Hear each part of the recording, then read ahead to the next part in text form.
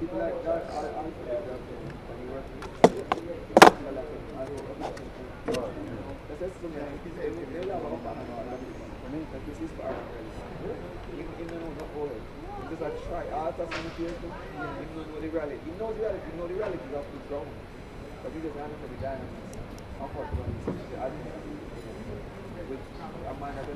Good morning, and I welcome my sister and very good friend, Carol.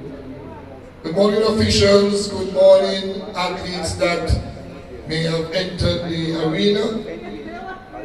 And good morning to any early spectators that may be here, as well as those from the media, and especially those helping to keep track and field alive in the social arena, hence the streaming teams, courtesy of the JAAAs for this, the 26th CARIFTA Games. Welcome.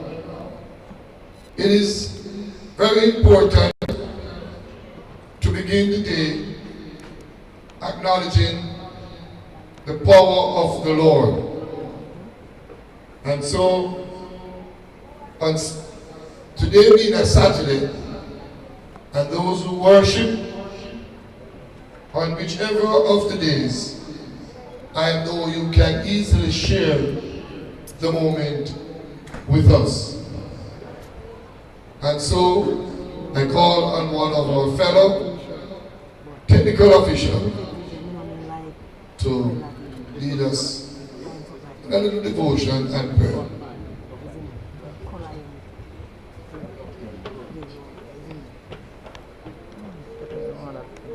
Good morning, everyone. We're going to sing the prayer chorus. Reach out and touch the Lord as He passes by before I pray.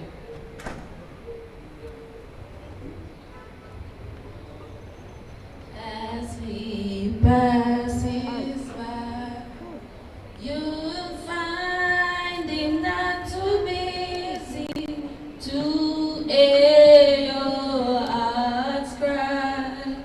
He's passing by this moment, your needs to reach out and touch the Lord as He passes. One more time, we're singing like we are not alive today.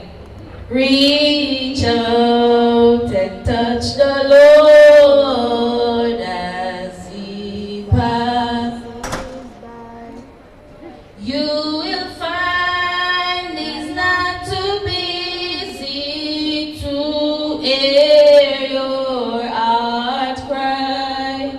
He's passing by this moment, your needs will supply. Reach out and touch as He passes. Okay, I'm going to pray. Father, I stretch my hands to Thee. No other help I know. If Thou wilt do Thyself from me, or whither shall I go? God, we want to thank You for waking us up this morning and putting us in our right mind. Father, I thank You for the breath of life for our second day of CARIFTA. I pray, God, that You may touch the athletes, coaches, parents, sponsors, officials that are working very hard. I pray that You may bring us throughout this day healthy, injury-free, and help us that we may have a good day. Set us in our right mind as we may focus on You today. Guide and protect us and help that everything go according in Your will and Your way. These and other mercies we ask through Christ and holy righteous name we pray. Amen. I want to thank her. I'm not going to tell you her name, but each year she continues to journey to Jamaica, back to Jamaica, and give of herself to track and field. So I want to thank her and thank all others who are like her, who continue to give back to track and field, not asking for much. Persons like her, we salute you. And other officials who give of themselves year in, year out. The JAAA is a very grateful association. Thanking you. And we see athletes now making their way over, and so we ask all JAAA officials, please take up your respective post positions as we get ready to begin day 2, CARIFTA Trials 2026 here at the National Stadium. And how could I not big up Mr. Nesbitt and his team for their wonderful, or the service they also provide to keep us informed. Carol, you want to say a word? Thank you, guys. Good morning to everybody. Good morning to all the athletes, coaches, management.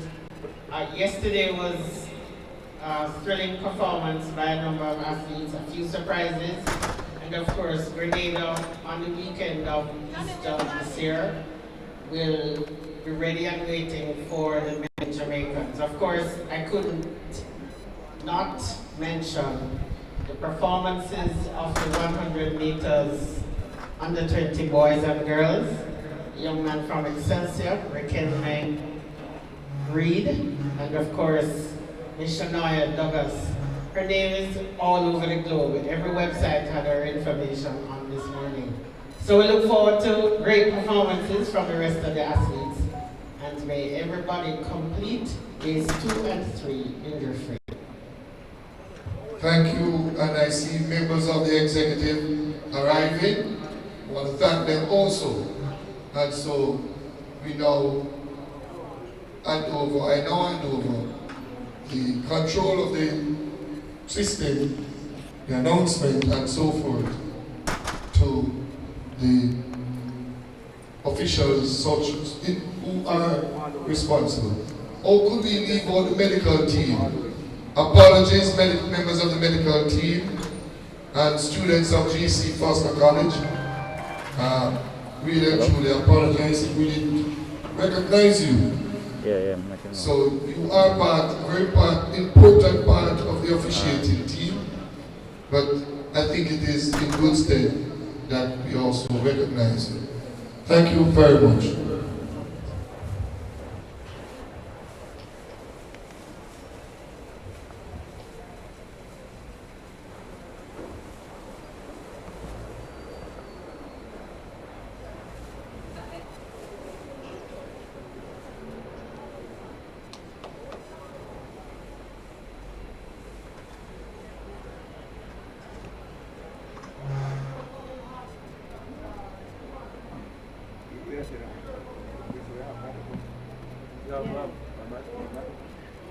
I have a microphone now record stadium audio. The other mic there. So, yeah, this is so wire? Long enough? Is one piece out? Just a single one? Now one here, something with what you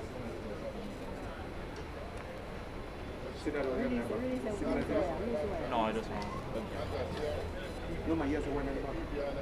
No, this side up there.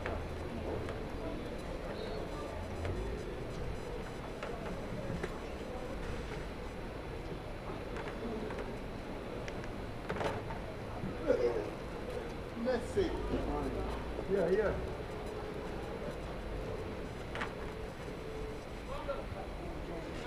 Roger, mic check. Mic check one now. 2, 1, 2, 1. Yeah, we're good.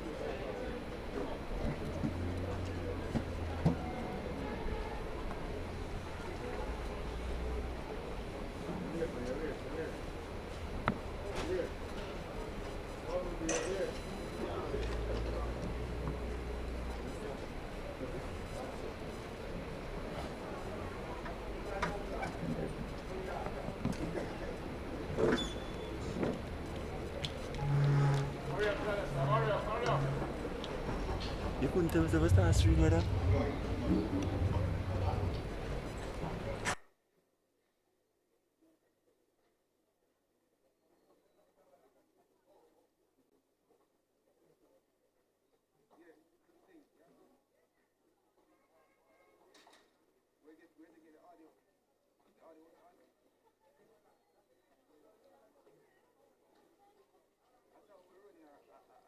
Good morning, National Stadium, and welcome to day 2 of the CARIFTA Trials 2026. The first event on track, the 100 meters for the Octathlon boys. That event scheduled to start on track at 10:30 a.m. We're just getting ready for that event, so please be patient with us.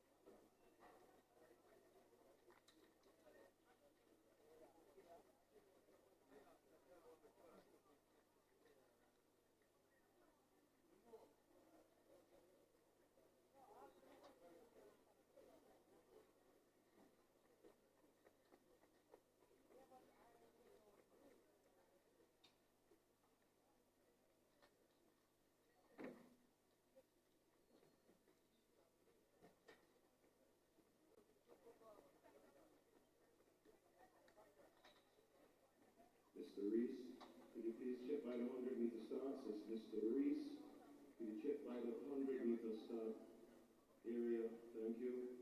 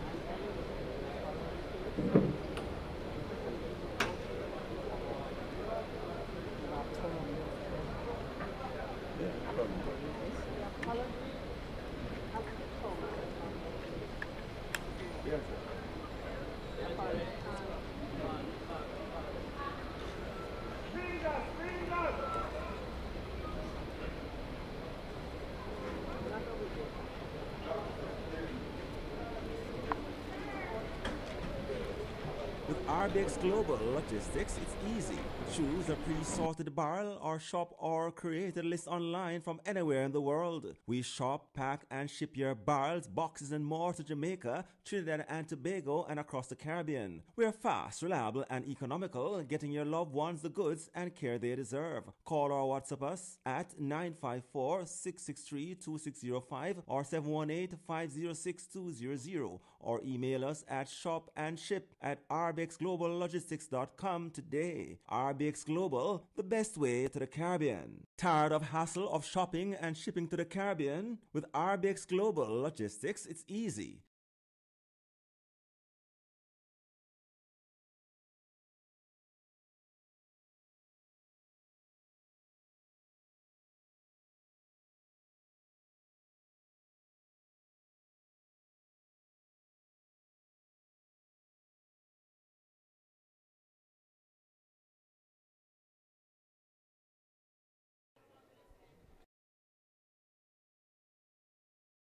Jamaica and the entire Caribbean region. We are proud to offer a secure platform with seamless shipping solutions, both by ship and air freight. We leverage innovative technology to deliver a value service, ensuring our clients' satisfaction through professionalism and attention to detail. Our dedication to innovation and client satisfaction have earned us rave reviews and loyal customers across the Caribbean. Our team of trained customer service representatives ensure enhanced client satisfaction, and a professional delivery team guarantees prompt delivery, ensuring that each client's needs are met with unparalleled customer support. With our dedication to excellence, we offer competitive pricing, speedy delivery, and reliable communication to ensure every transaction.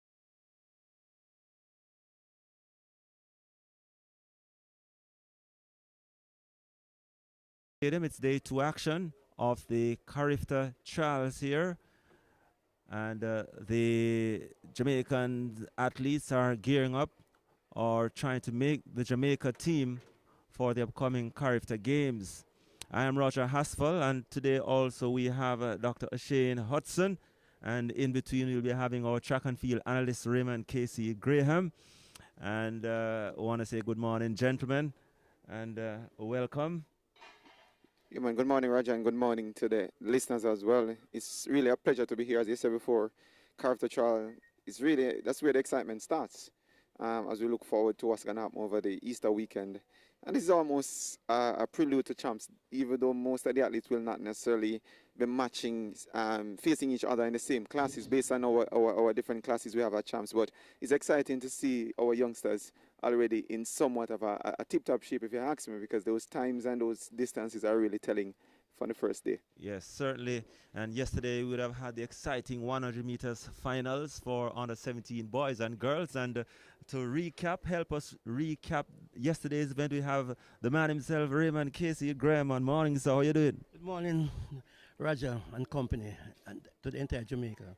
Glad to be back here doing something what I love, passionate about track and field. And what I saw yesterday, the tone has been set for the next 2 days. We saw some exciting event. How can we forget the under 20 100 meter? What Shania did was unbelievable. 11:06. The girl going that fast was Alana Reid. She ran sub 11. This is how she destroyed the field. Remember the person that came second ran. It was not pushed, and I expect her at the champs to be. She wants redemption. I spoke with her. She lost. She doesn't know how to lose, but she lost earlier this season to Alex Henry, and she said to me yesterday she wants to redeem herself, and I can't wait.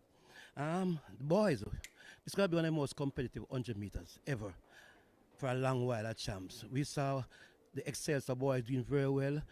Recommend read, and you have Malik Nugent coming up, and you have young man from Seymour from William Nib, Sanjay Seymour. You have Jamal Stevenson who got hurt yesterday in the prelim, didn't finish. We have Wade from Casey, Nairo and Wade.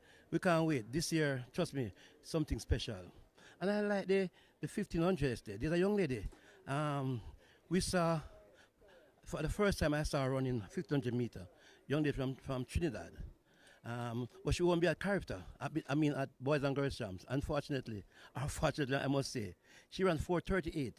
She ran much faster than under 20. Cause we saw Kevin J. Fuller winning in 4:39. That girl is talented, and she can run 4:8:15. We saw the boys. We saw 4:9 among the boys. Under 17, we saw the young man from Eden Allen doing 4:00. Joel Morgan, who is a cinch for the double.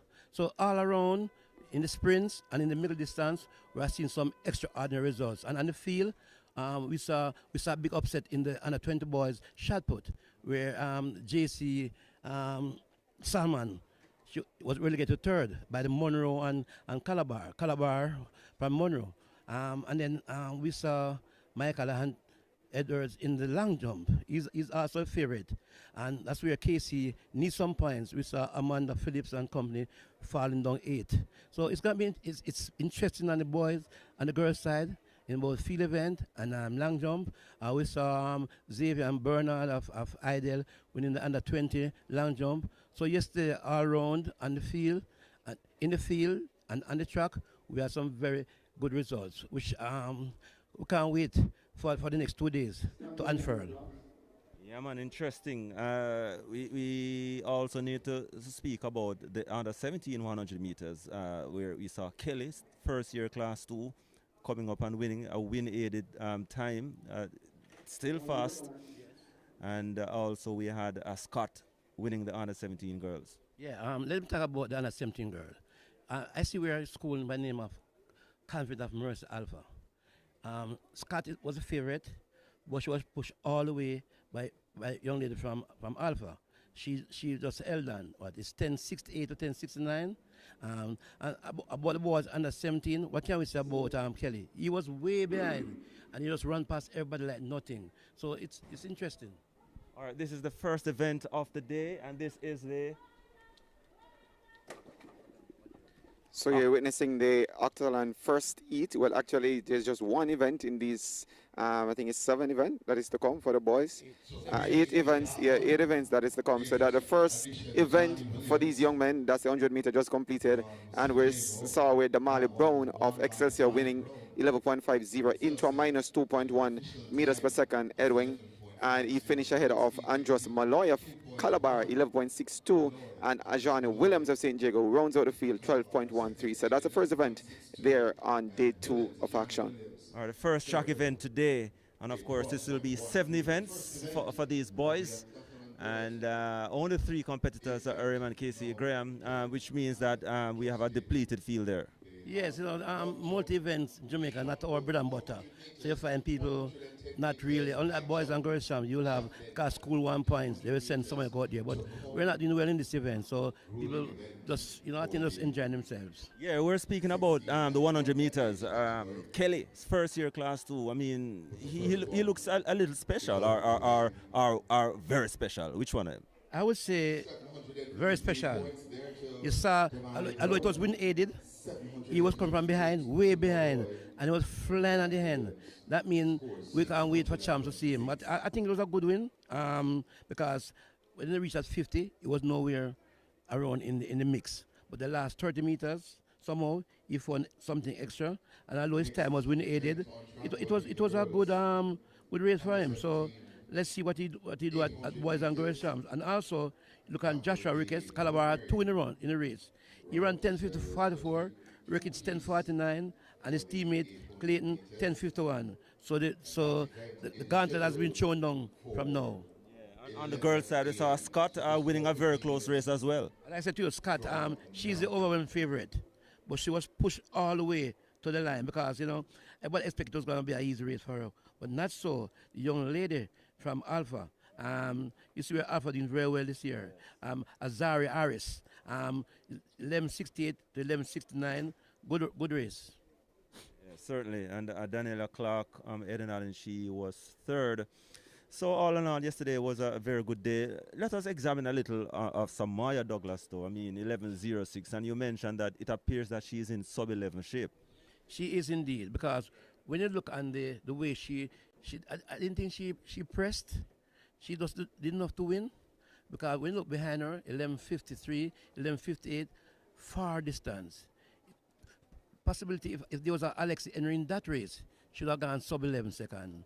And this, I'm not surprised, based on what she has been doing all season. She has been running indoor. She broke the 300-meter indoor national record. She ran 52.60 in the 400-meter. She has. I am certain if she could have run 3 events at champs, she will be the 100, 2, 4. Nobody can beat her. And I'm looking forward to the rematch with she and Alexi. But I think she now has the beaten of Henry because 11:06 is no chicken. No, definitely that's a serious time. And what was so amazing, she when I spoke with her, she was so excited. She was over the moon. She said she can't believe. She said, I feel like crying. And she pointed on things. Said, I really ran that. So she can go further. Remember, she's the defending Rural Under 20 200-meter champion. She has class. And this year, if she goes 1-2, I think she can win both of them. She has a very interesting double here, though, because she'll be running the 400 meters. No, well, she well won't just to correct you, Roger. I think that was a big debate on that person's side that she was entered for the 100 and the 4, but subsequent to that now, she has been reflected for the 200. And there's an interesting matchup, as Casey says it.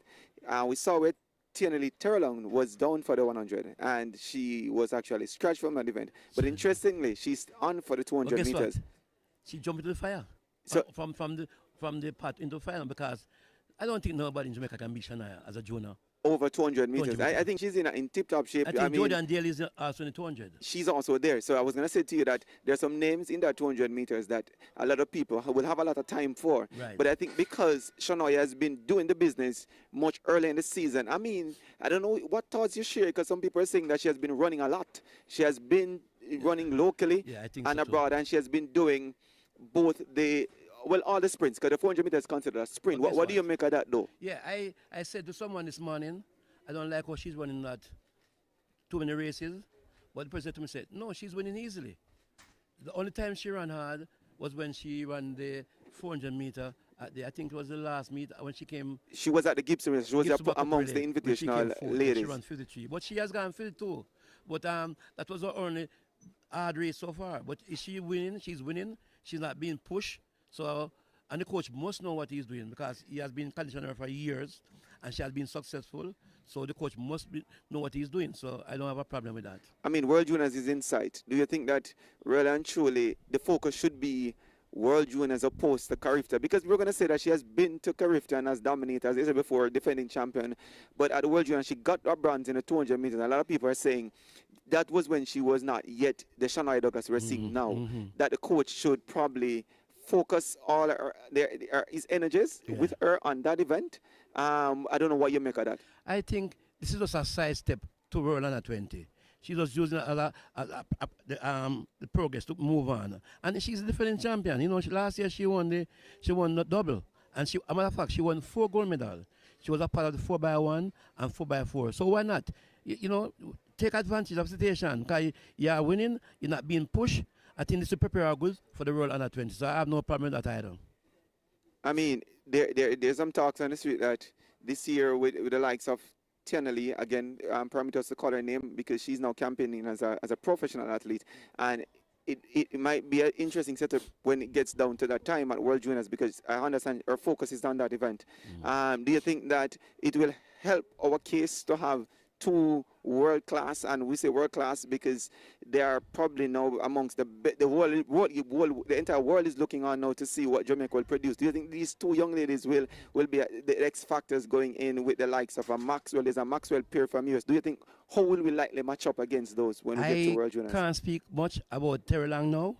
She has not competed yet, so let she compete first, then I will speak, because she has only running at 60 meters, so she has not gone 200 meters. When we see her today, then I will see what kind of shape she's in. But I can't speak much about her. I can only speak about Shania Douglas. She's in immaculate form, and I expect her to go much faster than what she did a couple of years ago.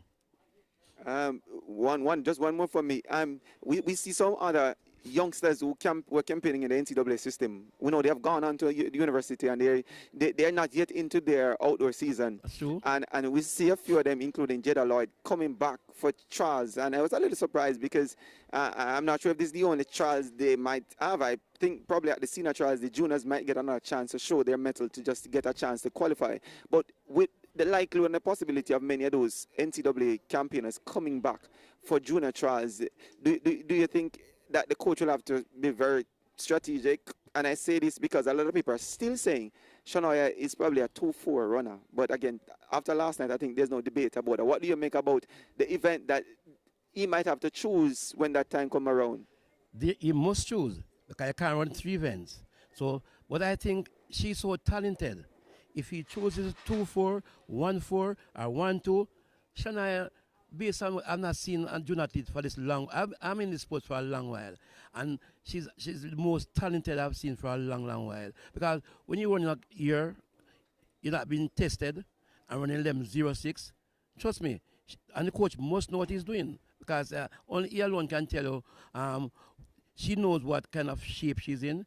He knows what she can do from what she cannot do. So I leave everything in the coach and he has guided her good since she has been with him. So I think he knows the best. So I just let the coach continue to do what he's doing. And trust this thing. Right. I mean, I was watching the stream last night. I was not here. But I don't know how come that many persons are asking who is the coach for Shania Douglas. And I was like to myself, this gentleman, and I allow you to share with the listeners a bit more about this gentleman, Mr. Smythe, which I think has been doing it, not just with Shania, because his son also. And there's the Holland program. I see a young lady, McLennan, I think that's her name, doing well in the jumps. Just let the listeners know what Mr. Smythe, the pedigree that he has and how he has been doing it and how he has been transitioning through the high school ranks. Okay, Mr. Smythe has been around a long time. If you're in track and field, you know him in that region. But he has been at different schools from the West. And remember, he went to Mushet. Was that Mushet? He was the one who brought the program to where it is now with Shania and company. Now he has moved on because he's at Alan now. People don't understand Alan not a new name in track and field. But Shania is now making the school name call. So he's no stranger. Including his son too. Yeah, his son too. His son is also there. He used to coach at the senior level with the clubs. I know him a long time. I've been coaching for years.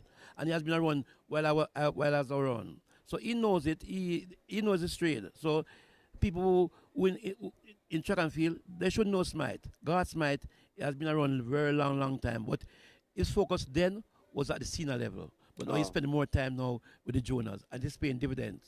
Do you think that's an advantage for the schools in the West? Because not only Mr. Smythe, but we're seeing other schools, Mount Alvernia, to name, William Nib. States has really been there. William Nibs, they have always been there. Green Island in the past had really some outstanding coach and some outstanding athlete. I mean, the West has long been ignored. A lot of people saying that the West is underserved.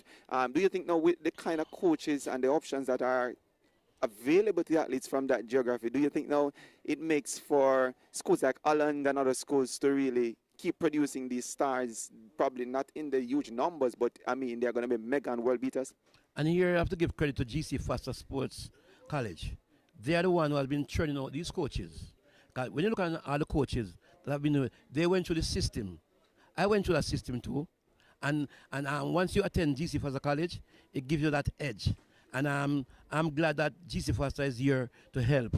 And it's no problem. The talent is in the West. Once you have good coaches, you're going to get these athletes to run fast. Or jump far, or throw far. So that's not a problem. Absolutely. So I agree with you there, Casey Graham. Just to let listeners know, there's not happening on track at the moment. The next event comes up in a few minutes. It's going to be the 800-meter preliminaries. So that's why we're spending the time to really talk, because a lot of people ask the questions in the chat, and it's about bringing the entertainment, bringing the fun, but it's also educating persons about track and field. Because when we get to these levels, when we're producing the stars, it shouldn't be that you're ignorant to where they're coming from. So as soon as we get the 800-meter preliminary for girls on track, then we go to that live action. I have the preliminary. They're gonna have the top 8 will go to the finals. In the first seat, Yeah.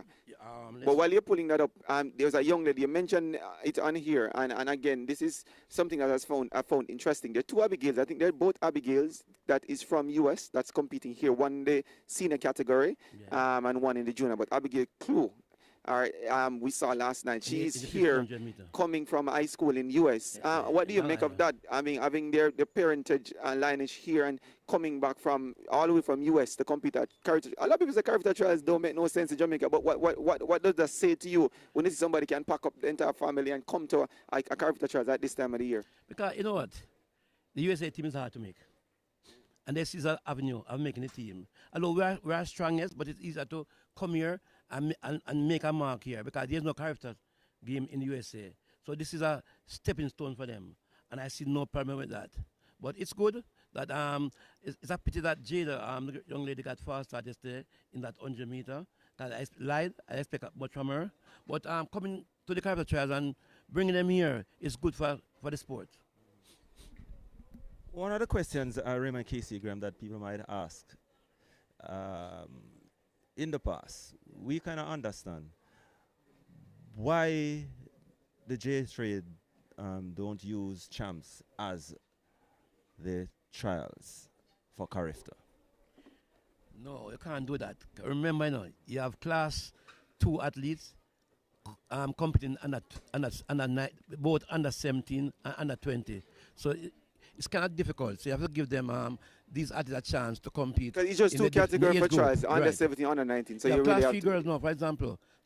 Some of the class 3 girls are coming under 17. You have class 2 girls coming under 17. So you have it's a CARIFTA game is a age under 17 and 19. It's best for them to compete amongst their age group. Absolutely. And before we head into the first race on track today officially, there was an interesting event yesterday. Marla K. Lampard from Clarendon College. She was second. We thought maybe she should have been the winner, but she was defeated by Abel Deborah out of the University of Minnesota, 14.38.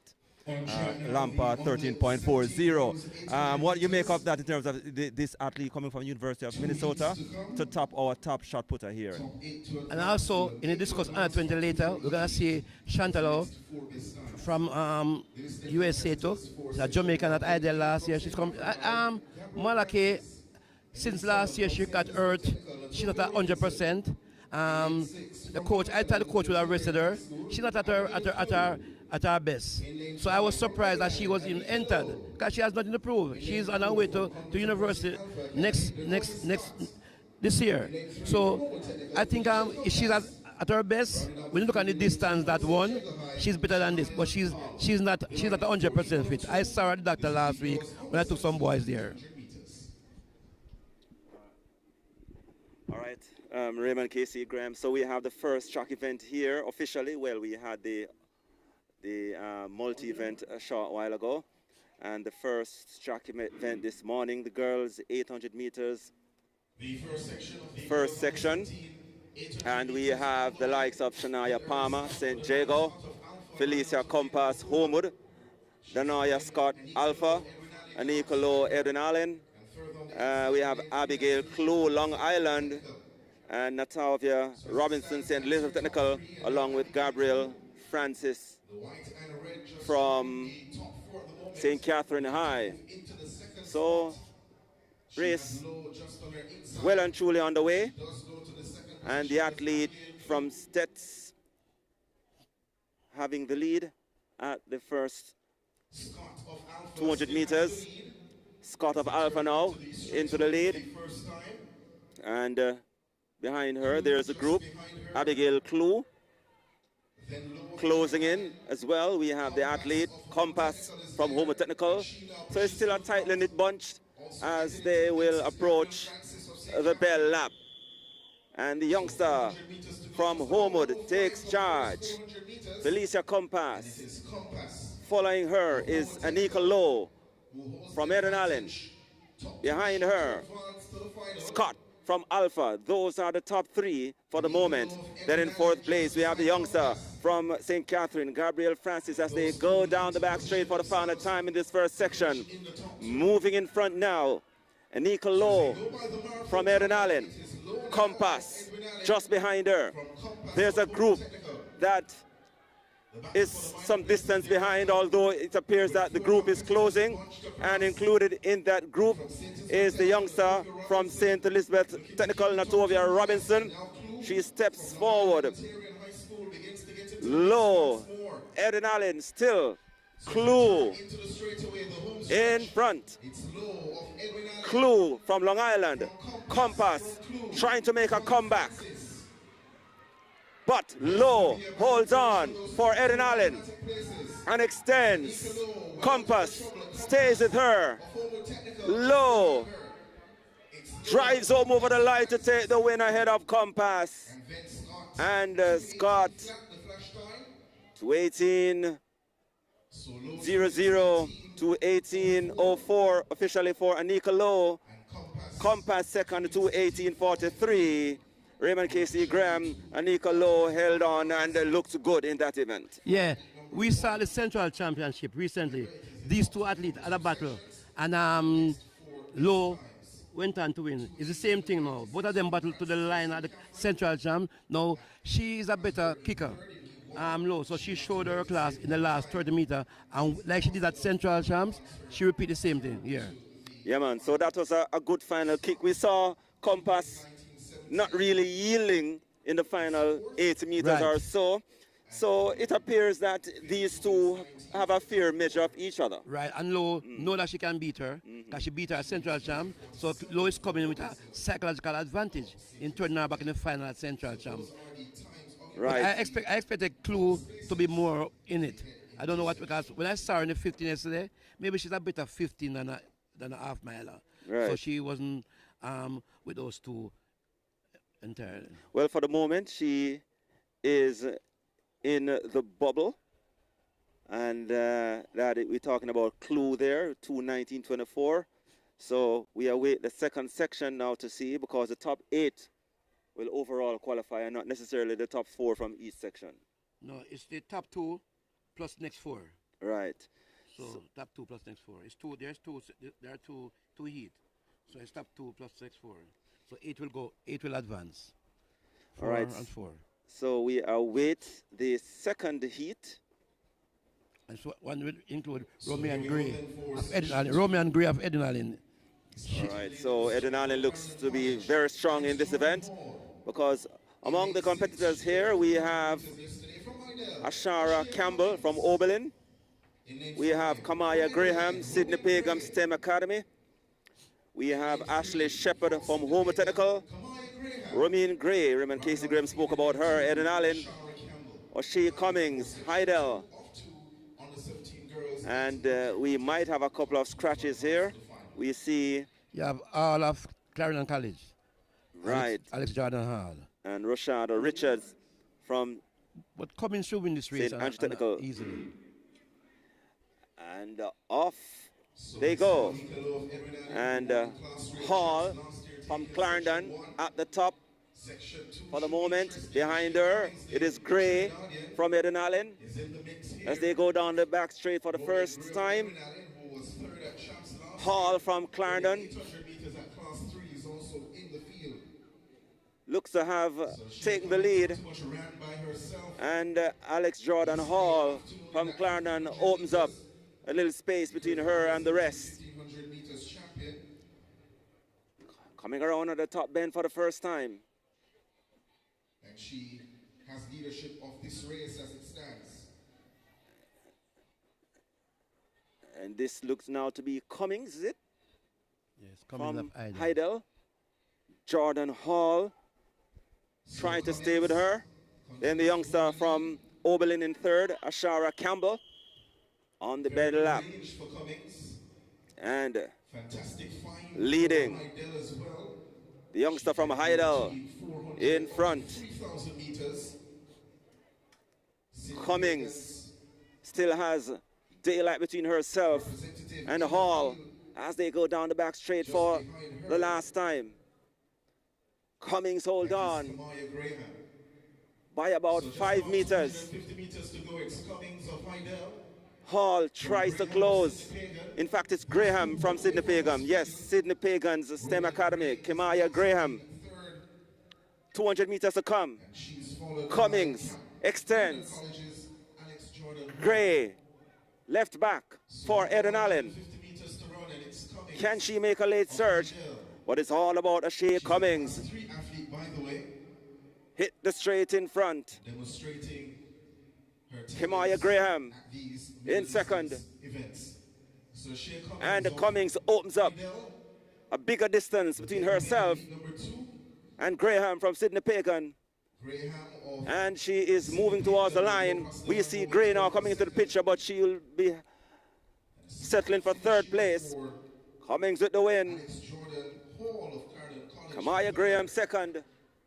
And coming in third now, it is Romaine Gray from Eden Allen. 2:13.55 for Ashay Cummings with the win here. Raymond Casey Graham, the best time of the two heats. Yes, she is a class above these athletes. We have seen what she has done all season. From the first time she stepped on the track at the JC Pure Water, we see this young lady here of Trinidad. The good thing for these girls in Jamaica, she won't be at the championship, but she'll be at the CARIFTA Games because she's the defending champion in the 1500 meter. But she has talent. She's very good. You have to give her credit. She's a class above these athletes, a cut above these athletes. All right, so 2:13.55, as you said, a cut above the rest. Graham, Sydney Pagan, second 2:17.96. Anika Lowe, Eden Allen 2:18. These are the qualifiers. We are telling you, Anika Hall 2:18.04. Felicia Compass, Homewood 2:18.43. Gabrielle Francis St. Catherine 2:18.96. Damoya Scott, Alpha 2:19.17. Abigail Clue, Long Island 2:19.24. And Alex Jordan Hall from Clarendon College 2:19.93. Those are your qualifiers to the under 17 girls 800 meters final. Yes, the final will run off tomorrow. Okay, we have Cummings won't be in the 8th because she won't run in the final. She's like a guest athlete. So you take it from there. You start from going on Graham to Lowe, Compass, Francis, Scott, Clue, Hall. And then Robinson will come into it now because she's not Tovia Robinson from St. Elizabeth Technical. Okay. Because the ideal lady is out because she won't be coming in the final. She's a guest appearance athlete here.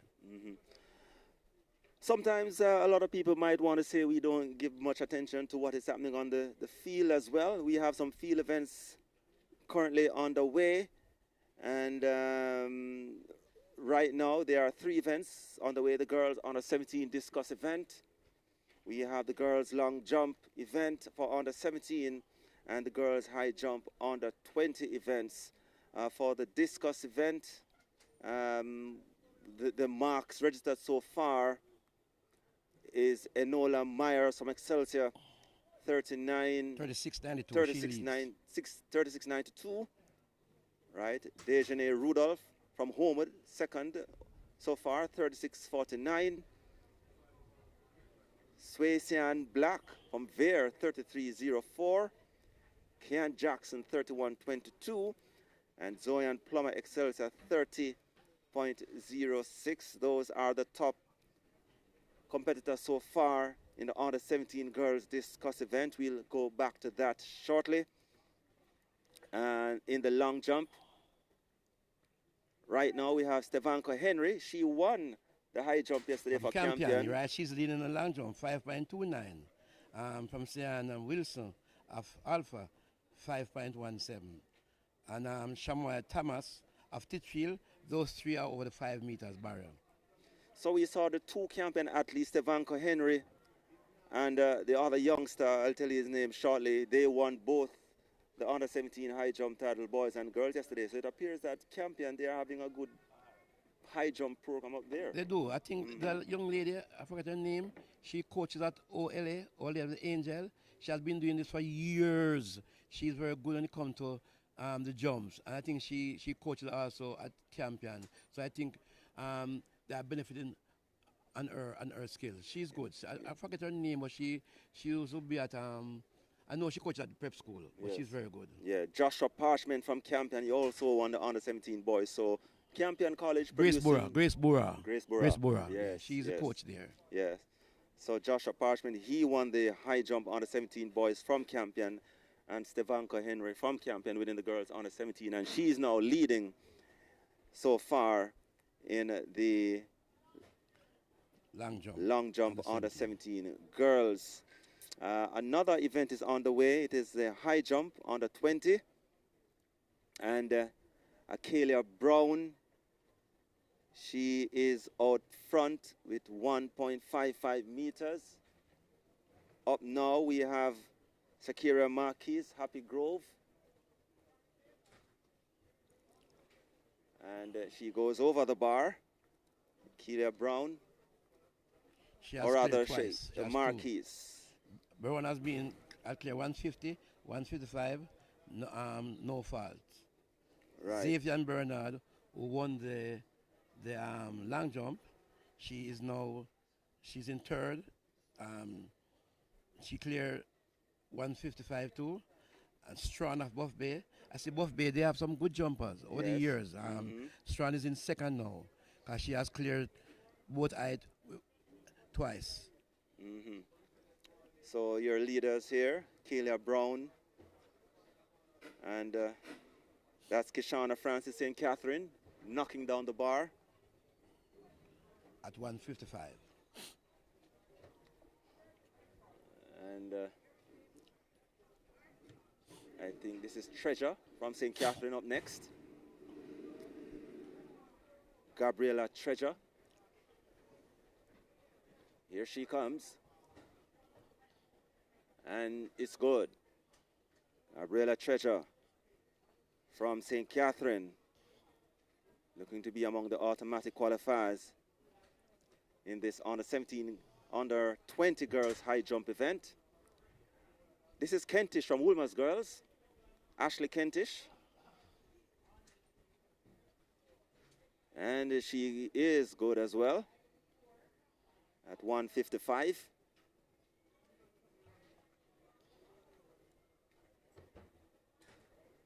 And we are witnessing the under 20 girls high jump event.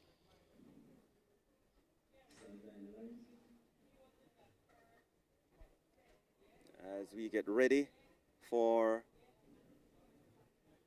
the other event on the track, it is the under 17 boys 800 meters. Under 17 boys 800 meters. And among your competitors, lane 1, Adrian Taylor, St. Catherine. Lane 2, Diamond Brand, Calabar. Lane 3, Alfara Cunningham, Woolmer's boys. Lane 4, Matthew Belnavis, Charlemont High. Lane 5, Renento Tross, St. Elizabeth Technical. Lane 6, Luke Plummer. He should be the favorite from Sydney Pagan, Kemoy Lawson, Rough Cuts Track Club, and Malrick Thomas, Calabar. I think Luke Plummer, he has been outstanding last season. I think he's in the top 2 in the 800 meter. He should win this one. I don't, Alfara Cunningham of Woolmer's and Damian Bryan of Calabar should find out for the minor places. But I think Luke Plummer should take this one home. He's a favorite. He has been doing very good all season. All right, so they are getting ready for this event, the first section. First of 3, actually. The boys under 17, 800 meters. The winner will go through, and the next 5 best.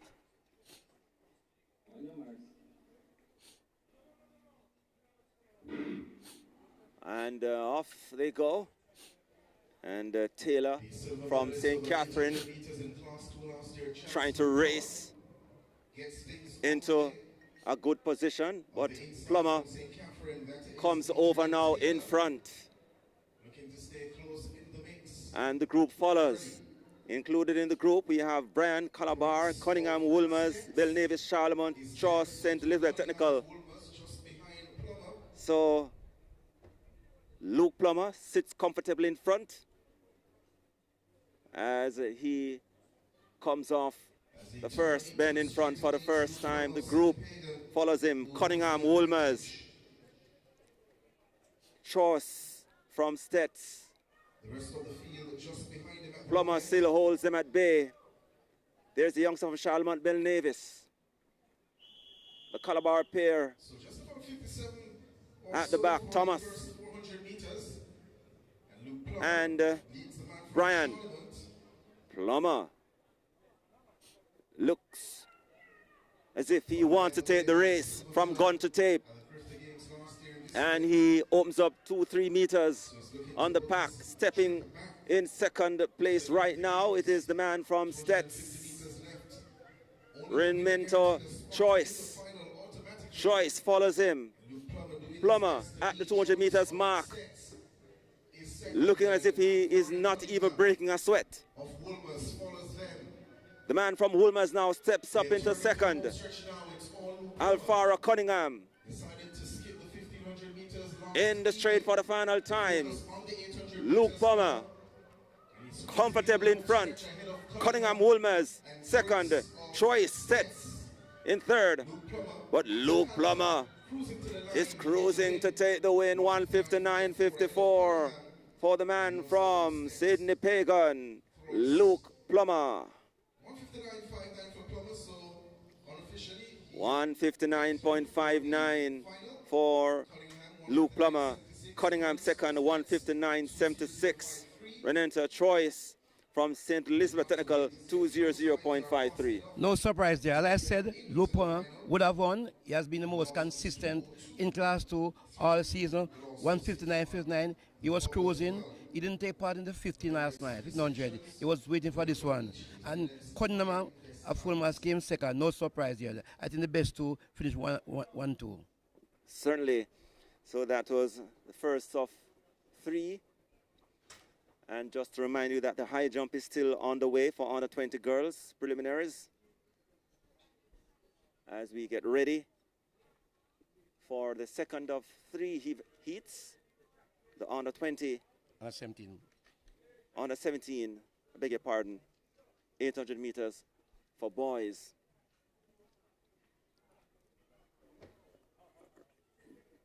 Among the events, as we mentioned, taking place right now on the field, we have the girls' long jump. And let us focus our attention a little to the long jump quickly. Over the long jump area, we have Shania Thomas of Titchfield lining up. And now we have a new leader in the long jump, Class 3, Joanna Pennant of St.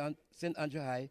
She has taken over the lead, 5:47, ahead of Dashanelle Clark of Ednalin, 5:35. The early leader of Campion, Henry, is now relegated to third, 5:29. All right, and this is Shania Thomas now. Here she goes, and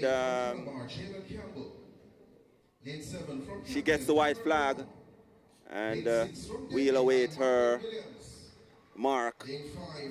4.9 for Shania Thomas. So the leader, as you said, Raymond Casey Graham, Joanna Pennant from St. Andrew High with 5.47 in the girls under 17 long jump event.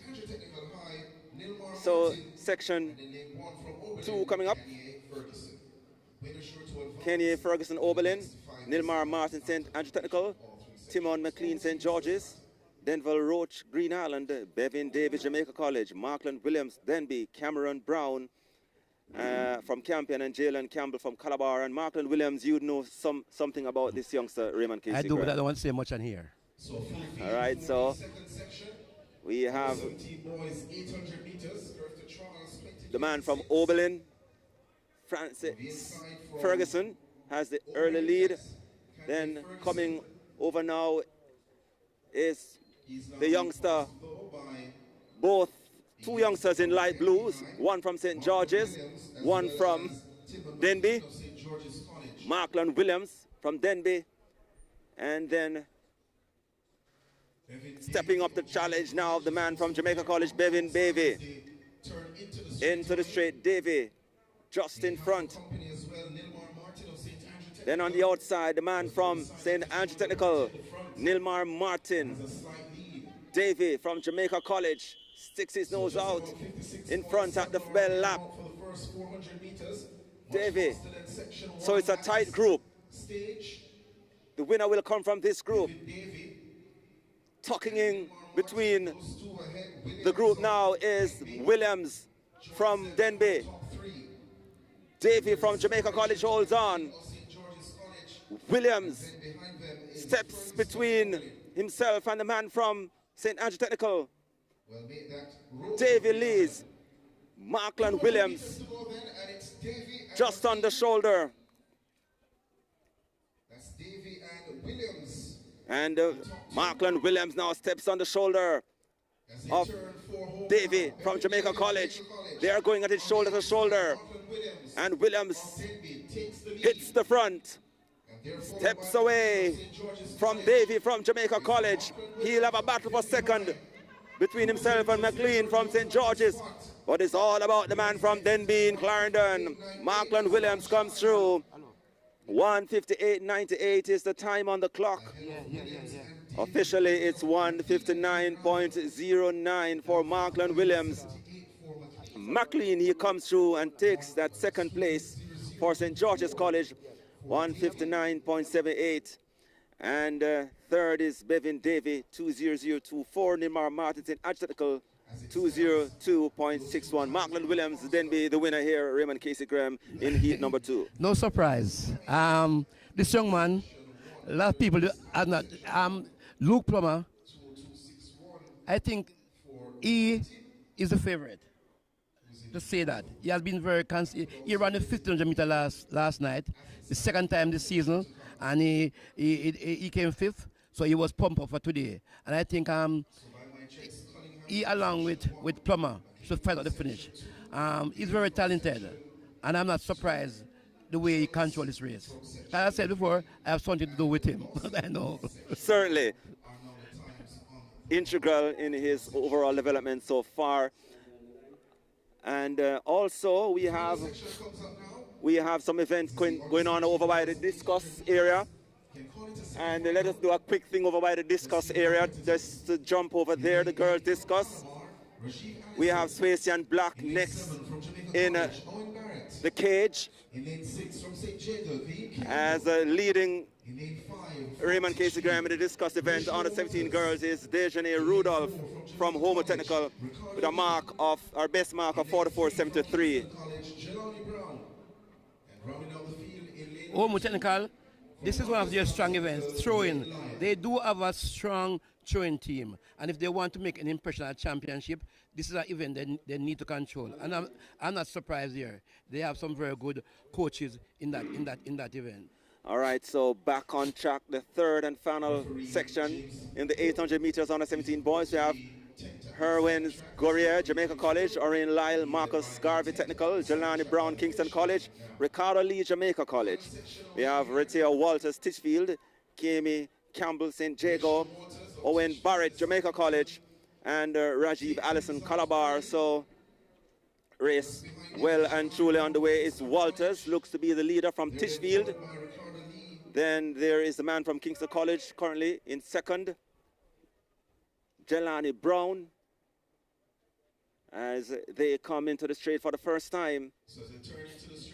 Ratio Walters from Titchfield, but joining him for company is Jelani Brown from Kingston College. And also in third place right now we have the man from Jamaica College. Stepping up into the picture, Campbell from St. Jago.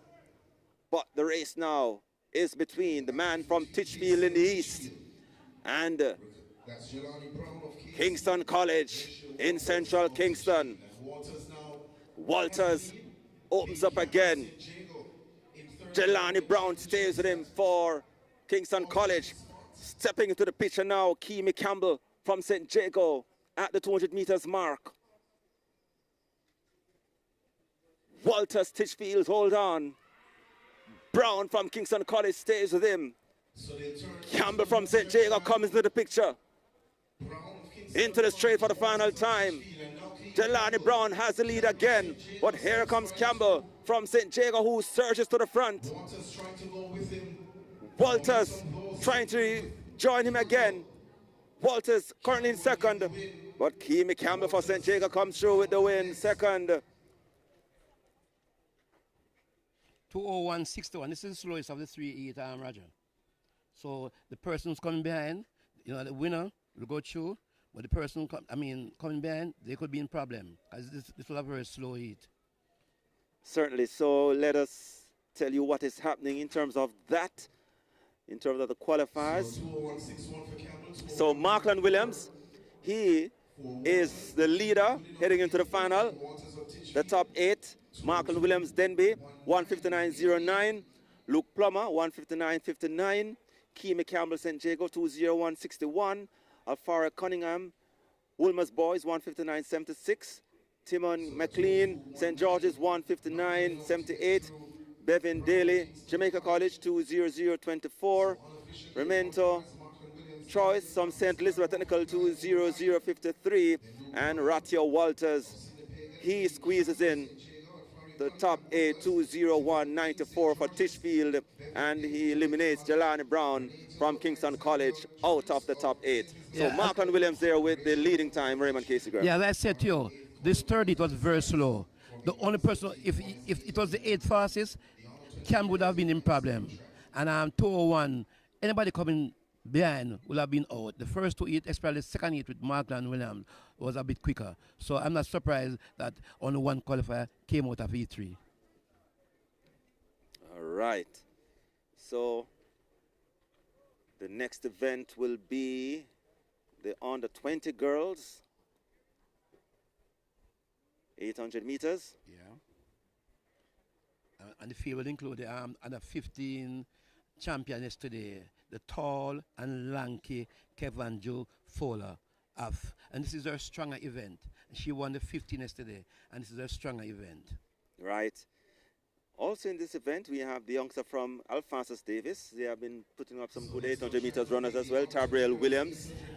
Yeah, but they have been playing second figure to this talented Kevanjo Fowler. She is a cut, I wouldn't say a cut above them, but she is just a little bit better than our rivals. All right, so your competitors here, Kevin Gay Fowler, Edwin Allen, Tabriel Williams, Alphonsus Davis, Kedra Coombs, St. Jago, Tracy and Evans, Homewood, Kaya Anderson, the Queen School, Shamika Dennis, St. Elizabeth Technical. Those are your competitors for this first heat of 3, the girls under 20, 800 meters.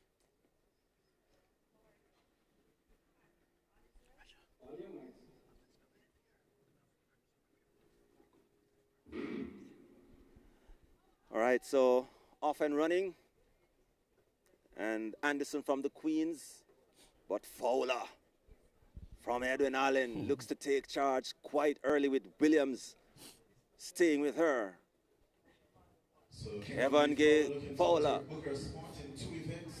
And the group includes Williams from Alphonsus Davis, Anderson from the Queens, and also Tracy and Evans from Homewood. Those are the top 4 at the moment, with Dennis from St. Elizabeth Technical just outside the top group. Hitting the straight for the first time. And Williams just in front. Anderson, the Queens, but Fowler so they come towards the clock for the first 400 jogs her away slightly ahead at the bell. And Fowler and Williams. Fowler definitely having the range of Williams. Tabriel Williams trying to stay with Kevin Gay Fowler. There's Anderson from the Queens in third. And also up there in the group as well is the youngster from Homewood Technical, Tracy and Evans. Fowler though shifts another gear and has a lead of about 2 to 3 steps on Tabriel Williams and extends, moving away with every single stride. And the long-legged Kevin Gay Fowler using those to her advantage and steps away from the group, hits the front, and she is looking very comfortable in doing so. There's a group battling for the second and third and fourth places. Evans and Anderson battling for that, but it's all about Kevin Gay Fowler dipping towards the line, 2:12.28 on the flash. Anderson, the Queens, second. And third, Williams from Alphonsus Davis, 2:12.35 for Kevin Gay Fowler, 2:14.88 for Kaya Anderson, and Tracy and Evans from Homewood, 2:15.17 with Tarbell Williams, Alphonsus Davis in fourth. This young lady, she's poetry in motion. You see her height, her range. When she make one stride, the people behind her have to make 3 strides for one. She's so talented. She has quarter mile speed. So you realize what happened to the young lady from Alphonsus? She tried to stay with her. Didn't work. It didn't work. Kevin Jaffola, she is talented. She has speed. She has endurance. So it's hard for anyone to beat her in this age group. A very good athlete. And she could also run the 400 meters if she wanted. Yeah, because I think, you know that I'm not giving no secret about adrenaline, but I will not say anything. But she's a good quarter mile, I can tell you that. Well, one thing we know that she'll be running on the 4x4. I don't certain about that one. You don't certain about that? All right, let us see. That's how good adrenaline is. Adrenaline used 2 reserve and ran 3:37 and defeated the mighty Ormwood at the Gibson McCook Relay. My. We'll be having so much more discussions about what to look forward to champs, over time. I know you'll have to leave us very shortly, Raymond Casey Graham, to come back a little later on. So when you're not here in Raymond Casey Graham, you'll have to leave us. As you know, this is a well-rounded individual. He'll also have to do his writing. Yes, I do my as coaching a journalist, too. reporter, and then he is doing his coaching as well. Prepare my 400 meter hurdles, both male and female, for the first round. All right, so Raymond Casey Graham will have to leave us now. And I will be also stepping away for a while after this event, as Dr. Ashane Hudson will take charge among your competitors here. In this second section, we have Rihanna Morgan, Heidel, Abigail Richards, Dillard High School, Sushana Johnson, Eden Allen, Jovi Rose, Homewood, Jada Fletcher, St. Jago, and Victoria Ned, Veer Technical. And Interveer running. Only 5 of the names you heard us competing. And Rihanna Morgan from Heidel, slightly in front of Sushana Johnson from Eden Allen. And Morgan steps to the front. We have Fletcher from St. Jago, currently in third. So, Rihanna Morgan, Heidel, in front.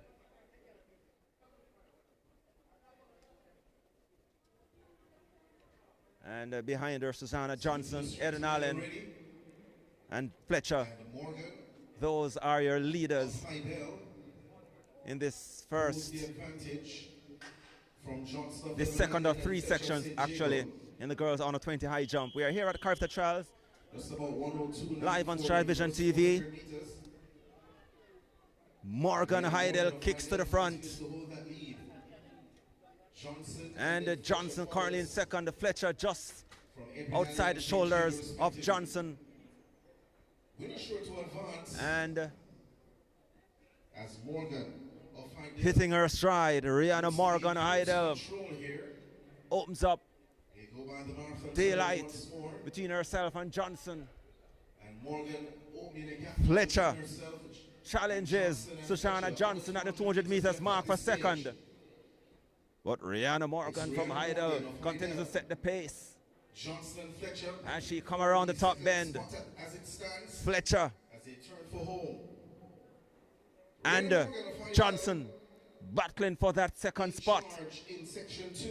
Rihanna Morgan from Heidel looking good. Johnson opens up on Fletcher. from St. Jago. But Rihanna Morgan comes over the line. 2:11:31 on the flash. Shoshana Johnson second. Eden Allen and Jada Fletcher from St. Jago in third. 2:11:43 for Rihanna Morgan. Heidel. Shoshana Johnson, Eden Allen. 2:13:67. And the third is Jada Fletcher, 2:14:78.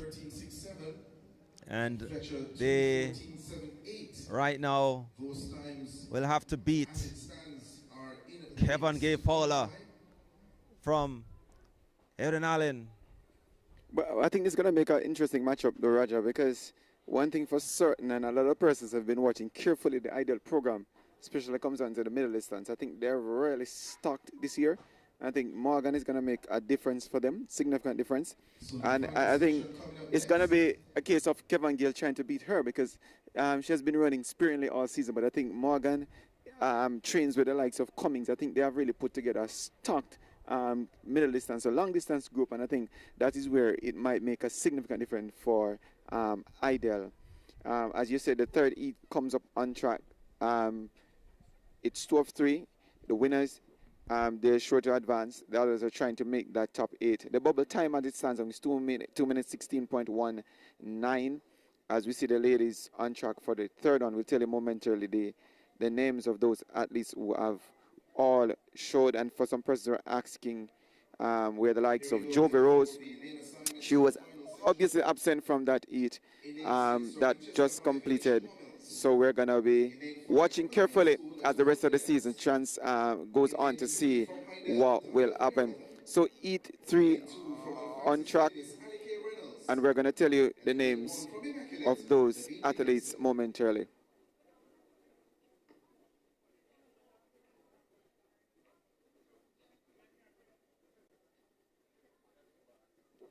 So heat 3 of 3.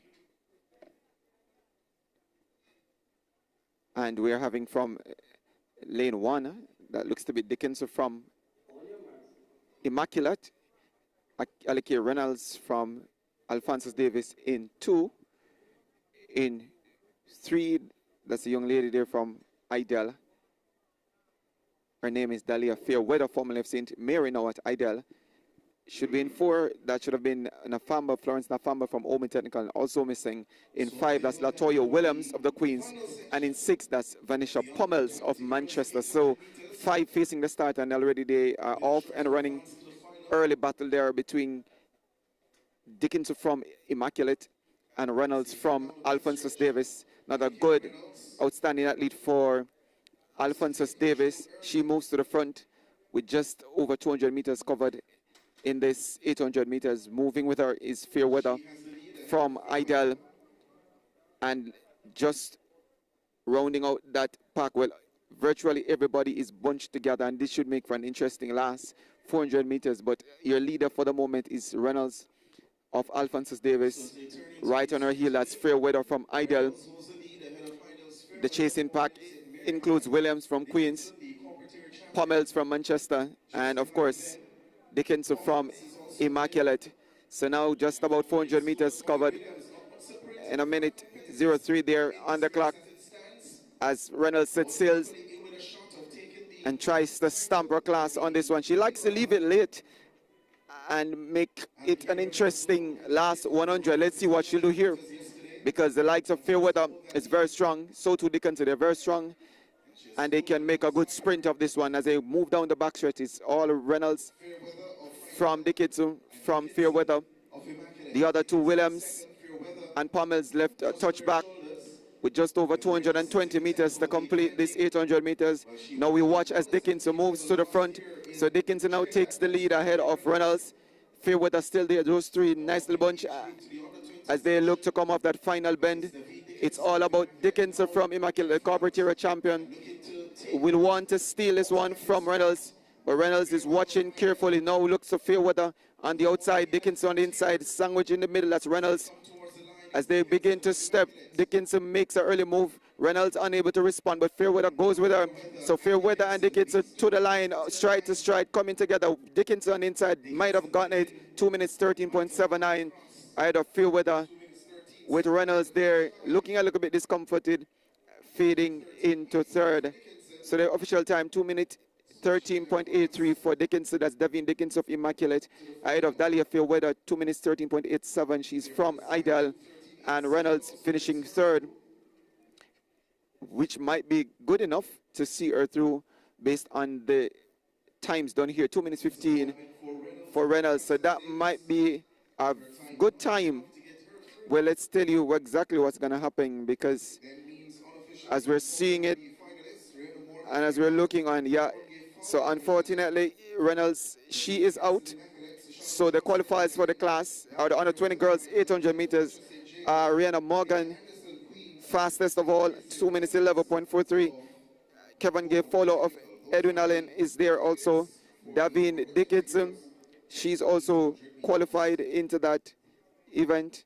And we're looking down the order to see, yes, so there we can confirm that indeed Alikia Reynolds just misses out of this one. Tabrel Williams, she also misses out. So somewhat disappointed for those two young ladies from Alphonsus Davis. They've been doing well all season. The rest of the field sees Dahlia Fairweather, Sashana Johnson, Jada Fletcher, Kia Anderson, Tracy and Evans. Those are your other competitors who have advanced to the under 20 girls 800 meters. That should come up tomorrow afternoon. So that rounds out the qualification for girls in the under 20 categories, and now we move to the boys equivalent, and there should be 4 each, with the 8 to advance coming through this process. Top 1 are the first from each heat plus the next 4 best by time. So only the winner of the 4 heats are sure to advance, with the next best 4 times compiled across all sections when completed. So in the first heat, we should see from lane 2, that's Cavell Nooks from Jamaica College. Rashid Price, also from JC, runs out of lane 3. Seth Regard from Monroe College in 4. Jaquim Miller from Stets is in 5. Kylie Reed from Stets in 6. Justin Webb of Calabar in 7. And Isaiah Ali from Jamaica College should be in lane 8. So we look at the field at the moment, and yes, we're seeing just about all the competitors there for this, the under 20 boys preliminary. And for those who are asking also, I'm not aware that in these events you're going to see some athletes who are not necessarily Jamaican. They are competing for high scores in Jamaica, but they are from other Caribbean countries or other parts of the world. Yes, they're allowed to compete in these championships, but not beyond the first round. So once the first round proper has been completed, then they'll be removed from the advancing pack, and to allow for a national, or Jamaican rather, to move forward. And that is what you'll see with the likes of Cummings from Trinidad. She was scratched after the first heat, or her name appears at the bottom of the list, suggesting that she has not advanced only because she's not a Jamaican national. So heat 1 on track, only the winner will advance. And this one is loaded with some outstanding athletes from Jamaica College. Calabar is also there, courtesy of Justin Webb. Stets as an outstanding campaigner in Miller. Reed of Stets not showing for this one. And the rest of the field all looking to see what they can achieve from this. These events and meets are built up to boys and girls championships that should come up a little later, and CARIFTA Games comes up over the Easter period, the Easter weekend rather, and you can be sure to see and follow what Jamaica will do. So the gun now sends them off. This is heat 1. We look to the likes of Webb from Calabar, starts well. So to Regard from Monroe College. Price from Jamaica College is there. Nooks yet to get into his running, but Webb from Calabar, based on what we're seeing from the stagger, looks to have the lead. Yes, he now leads. So that's Webb. And on the very outside, that's Ali from JC, also there at the front. So the JC athlete, Ali, leads. Now trying to challenge for that is Miller from Stets. So Miller from Stets and Ali from JC are your early leader. Ali on the inside, Miller on the outside. Those two there, but nothing to separate the field. Webb, Price, Regard, Nooks, everybody's just right about there. Miller will take them into the final lap as the leader, just about 55 there on the first 400. So Miller from Webb, those two doing much of the running. Regard trying to hang on to them. So to Holly, Nooks and Price will have a lot to do from here on as they're lingering at the back. So it's Miller from St. Elizabeth Technical. Now look to Ali on the outside. Now begins to advance again. And Price on the outside takes charge and begins to motor with just about 200 to complete. It's all about Rashid Price that begins to step. Webb tries to go. Regard will have to put in his all to get there, but it's all about Rashid Price. Rashid Price of Jamaica College turns for home. Now opens a 5-meter gap on the field. Miller rallies for second, but it's going to take some catching to get back to Rashid. So Rashid Price of JC begins to spump, begins to move and runs away with this one for sure. He comes across in the line in a minute 53.22 ahead of Miller from St. Elizabeth Technical. Webb having to settle for third. So your winner there, 1 minute 53.22 for Rashid Price of JC. Official time 1 minute 53.25. So 153.25 for your winner. Ahead of Miller, 1 minute 53.85. So Miller will have to sit by now and watch as the next 3 heats are completed to see if his time will make it into the top 4. So to Webb, 154.99 for third there. Are all going to be times on the bubble. And just about 1 minute 56.33. That's the bubble time. For those who are coming up, they'll watch carefully on the clock to see what they need to do. If they're not ahead of the pack or winning the heat, they will have to ensure that their times are at least in those 4 times just completed from heat 1. Good running from the young men there. Price of JC, Miller, also familiar to him, and Webb from Calabar, all outstanding competitors over the years, and we look to see what they will do as they move into the championship. Comes up just about 2 weeks or so inside the National Stadium. That's the Boys and Girls, ISA Boys and Girls Championships, and that should be a very interesting one. We are really delighted to be here with you, and here we bring to you the CARIFTA Trials, Jamaica's CARIFTA Trials 2026, and made possible by our kind sponsor, you yourself, providing good internet services, connectivity, so that we can broadcast for you, and we're really grateful for their partnership. E2 is on track, and this one should feature from lane 3, that's Siobhan Kenyon, HSGTC Hurdles and Sprints, that's the track club he runs for. In 4, that's Alejandro Palmer of KC. 5, Nashan Ruto runs out of lane 5. He's from KC, but not from Jamaica, so he's also one of them allowed to compete at this championship, but will not advance beyond the first round. Delana Brown of St. Elizabeth Technical in 7. St. Elizabeth Technical rather in 7, and in latest Raquelme Johnson of Belfield in 8. So Johnson, Raquelme Johnson of Belfield in 8, Delana Brown of St. Elizabeth Technical in 7, Nashan Root of KC in 5, Alejandro Palmer in 4, he's from KC, and Siobhan Kenyon from HSJTC Hurdles Sprint Track Club. So 5 to face the starter in this, the second heat of 4 of the boys under 800 meters. So they're going to send them off, and already we're seeing Palmer from KC, so to Ruto from KC, and on the outside, the young man from Belfield, that's Johnson, trying to stay with them. Brown from State is also there, and Kenyon, he's on the inside, left a touch back, as we see Palmer from KC takes the early lead ahead of his teammate Ruto, and both young men from Kingston College defending boys champions at the ISA Boys and Girls Champion.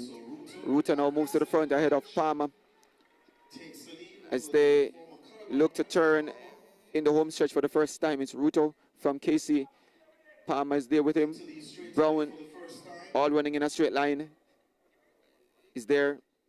Kenyon is also there, but Ruto leads this field, opens up about 3 meters on the field now. Kenyon moves into second, but it's all about Ruto at 55 seconds. He moves to the final 400 meters. All about Nashahan Ruto, being chased now by Kenyon. Palmer fading a little. We'll have some running to do. Brown is also there. But Ruto heads down the backstretch with a sizable gap. Kenya now sets chase. So too Brown, so too Palmer. But it's all about Nashan Ruto, outstanding athlete for Kingston College. He's been doing this for some time now.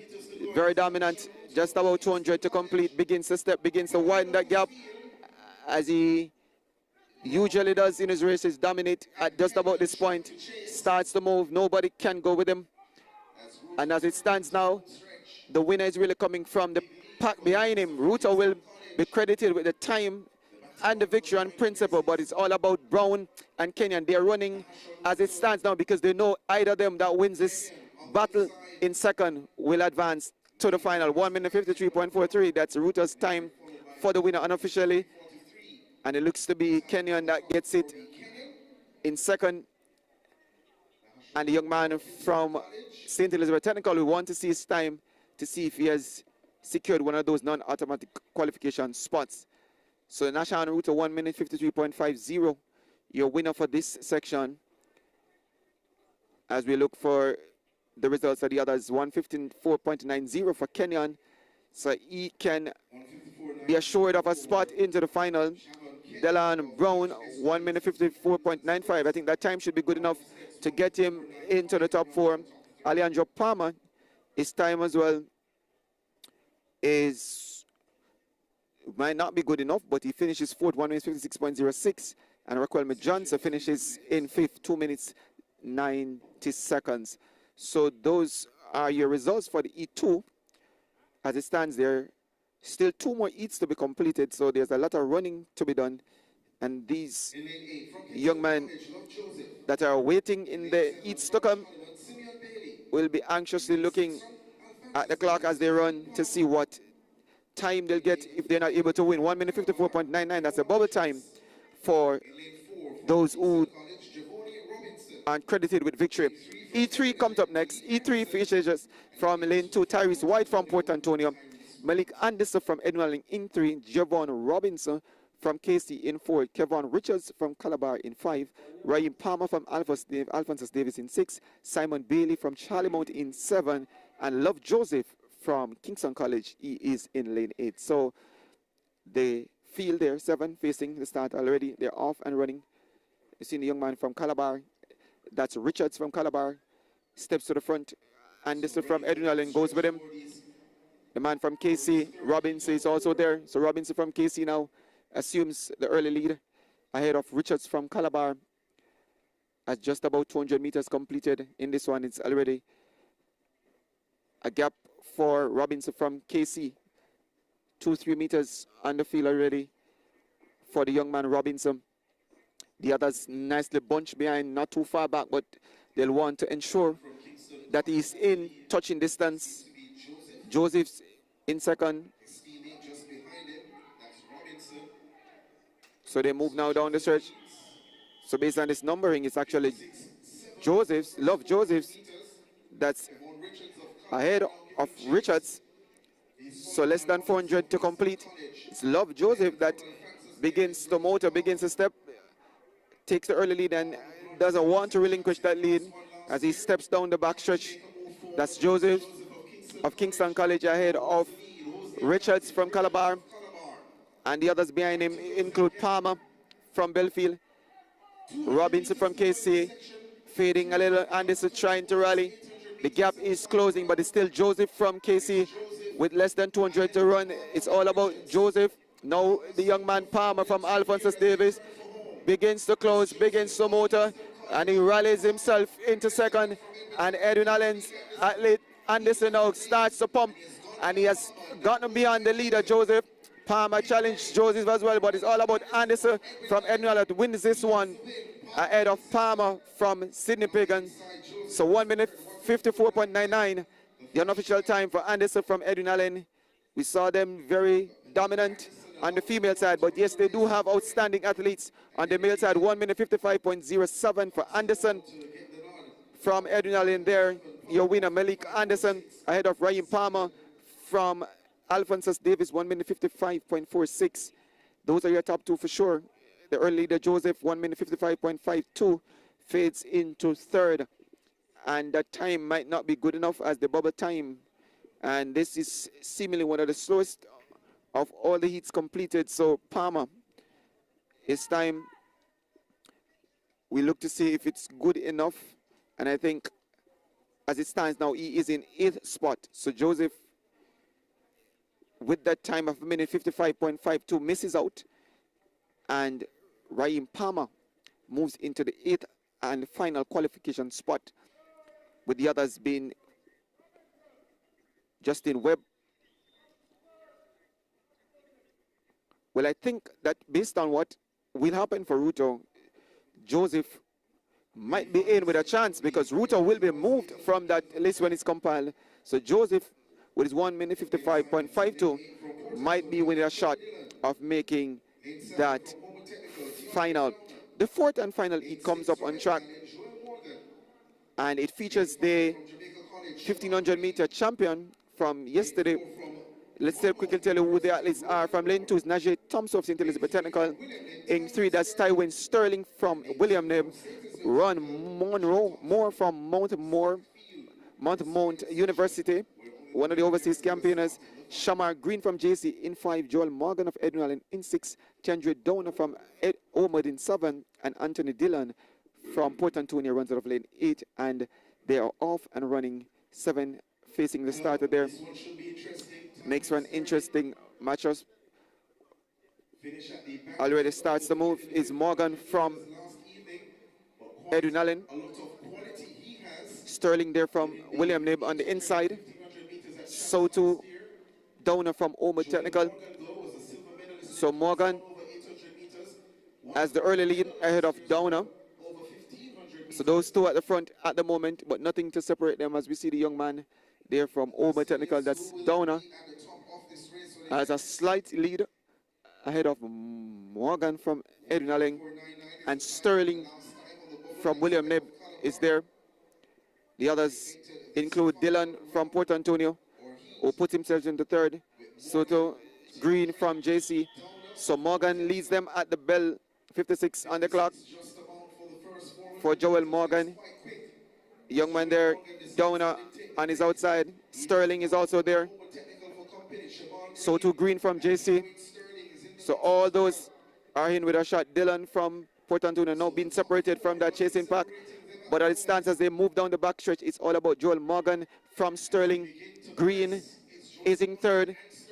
But it's a nice battle being developed between the early leaders. Morgan against Sterling with less than 200 to run. It's Morgan versus Sterling. Edwin versus William Neb. As they look to turn for home, it's all about Joel Morgan of Edwin Allen on the inside. Sterling on the outside. He's from William Neb. But Morgan has the advantage and pulls himself separate from Sterling and will win this one courtesy of an outstanding run, 1:52.99. Joel Morgan from Edwin Allen unofficially credited with 1:52.39 as the winning time ahead of Sterling from Twin Sterling from William Neb, 1:52.59. So those two really made it an interesting race. Keen battle between those two, 1:54.09 for Shamar Green. That time should be good enough for him to advance. So fastest heat of all that we have seen in the boys under 20 800-meter preliminaries, 1:55.92. Anthony Dillon in 4th. Chandra Downer from Omad Technical fits into 5th, 1:56.39. And Najee Thompson from St. Elizabeth Technical finishes 6, 2 minutes, 28 seconds. So based on the results compiled and the 8 that qualifies into the final are Joel Morgan from Edwin Allen, Rashid Price from JC, Nasha Ruto, he's from KC, but I think he's gonna be moved from that list. Malik Anderson from Edwin Allen also qualifies. Tywin Sterling from William Neb, he's also in with at the moment. Jaquim Miller from States is also there. So too Shamar Green from Jamaica College and Siobhan Kenyon at the moment are 8 qualifiers based on the list compiled, but Delana Brown from St. Elizabeth Technical should get that 8th spot when they have removed Nashahan Ruto from the list compiled. So some interesting 800 meters we just saw there, and I tell you that the final is going to be even more interesting, listeners, because these athletes really find the 800 meters, especially when they look somewhat off over the 1500 meters. The 800 meters seems to be a magic event for them. So let's see what will happen for that event when it comes. Let's just give you an update on the events happening on the field. We have the girls under 17 discus. Your leader there from Omer Technical, Danja Rudolph, 44.73, and she has really taken this event away from her competitors. Palmer chases her, that's Zoan Palmer from Excelsior with 41.65, and we're gonna tell you what round they are. I think the 6th round has been completed for most of the throws, so Rudolph leads this one and should be able to hold strong to the very end. That's Dejanir Rudolph from Open Technical, one of their emerging outstanding throws. They're a program that knows how to produce good throws. The girls under 17 long jump is also on, and your new leader is Dashanil Clark from Ednaling, 5.63. She leads that event. Dashanil Clark from Ednaling, ahead of Joanne Pennant from St. Andrew's High School for Girls, 5.48. Savanko Henry in third with 5.29. So those are your top 3 for the girls under 17 long jump. In the girls under 20 high jump, so that event has really been completed, and we saw the young lady there from Ideal, 1:57.1.70, Xavier Bernard winning. That's the height that she was able to clear. She made 3 attempts at 1.75 to no success, but Xavier Brown, outstanding long and high jumper. Ideal has some outstanding jumper, and they're very good at the horizontal and the vertical jumps. When they come to these championships, they do outstandingly well. Akia Brown, 1.60 from Edwin, finishes second, and Gabriela Treasure from St. Catherine also tied for second with 1.60. So those are your field events for the moment. High jump completed. Discus throw is completing the final rounds, and so to the long jump girls. They are in their final set of jump from what I am seeing. 6th and final rounds. Wilson from the Convent of Mercy Alpha is on the long jump runway, and she currently sits in 6th place, trying to advance on her mark. 5.20 is the best that she has done so far in the 3rd round, and she will need to improve significantly to get to the lead. So the mark for Wilson, we await that mark to see what will be credited for her. She's currently in 6th, as I said before, 5.19. So just consistently jumping in that region, and she'll stay in 6th. Next on the runway should be Allen from Omad. That's Janicia Allen from Omad in 5th, 5.26 meters for Allen from Omad on her final jump, and she gets the white flag. Let's see what mark she will produce on this, her final jump, as the others will come up momentarily. So there's no action on the track at the moment. The next event should be the 400 meters hurdles. So 5.22 for Allen from Omen Technical, stays in 5th. I was saying to you that the 400 meter hurdles comes up next, the qualifiers for that, and it should be the boys. From what I am aware and understand, that the under 17 girls, based on the entry number, they should be a straight, what we call a straight final.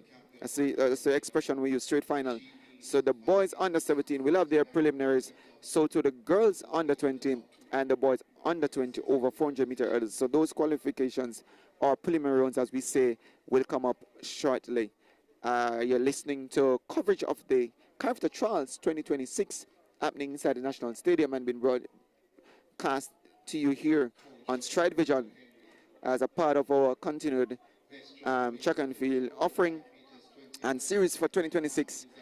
And it's an interesting place to be because you get to see some matchups that you'll not see at champs based on how the events or the categories are compiled for CARIFTA under 17 and under 20. So you'll have class 3s and 2s competing in some cases, and in other cases it's class 1 and 2 competing for spots to the national team that goes to the CARIFTA Games in Grenada, April 4th through 8th, I believe, or 6th, happening over the Easter weekend period. So be sure to keep your eyes open to all the action that will follow for the rest of today and into tomorrow. So there's 3 days of championship, and tomorrow being the final day. Today is the second day, and it is our pleasure indeed to be bringing this to you. So let's tell you where we sit in terms of the long jump girls. That was Pennant from St. Andrew High School for Girls, currently sits in second and made her final jump 5.17. So 5 meters 17 centimeters. That is, Pennant stays in second, and your winner from Edwin Allen, Dashani Clark, having done 5.63, will make her final attempt to see if she can improve on that. Otherwise, it's a good campaign for her. Outstanding siblings there from Edwin Allen. Her sister also competes for that institution, and they can sprint, they can jump, they can hurdle. Outstanding pair there.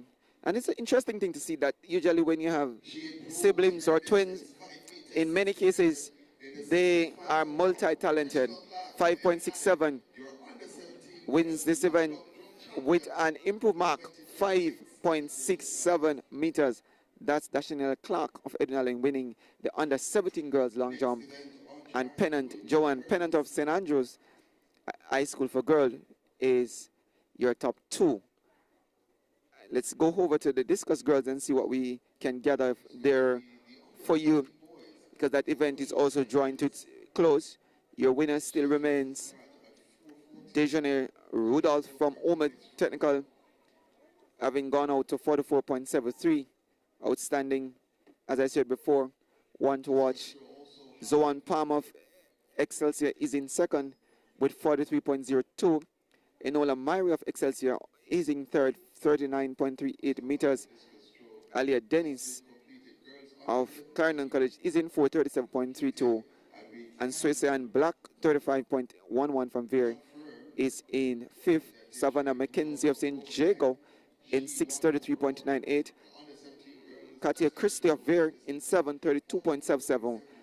And Tanya Sherman of Stets, 32.39, rounds out your top 8 throwers at the moment. So your winner, as the final throw has done her business, and now we can tell you the official results.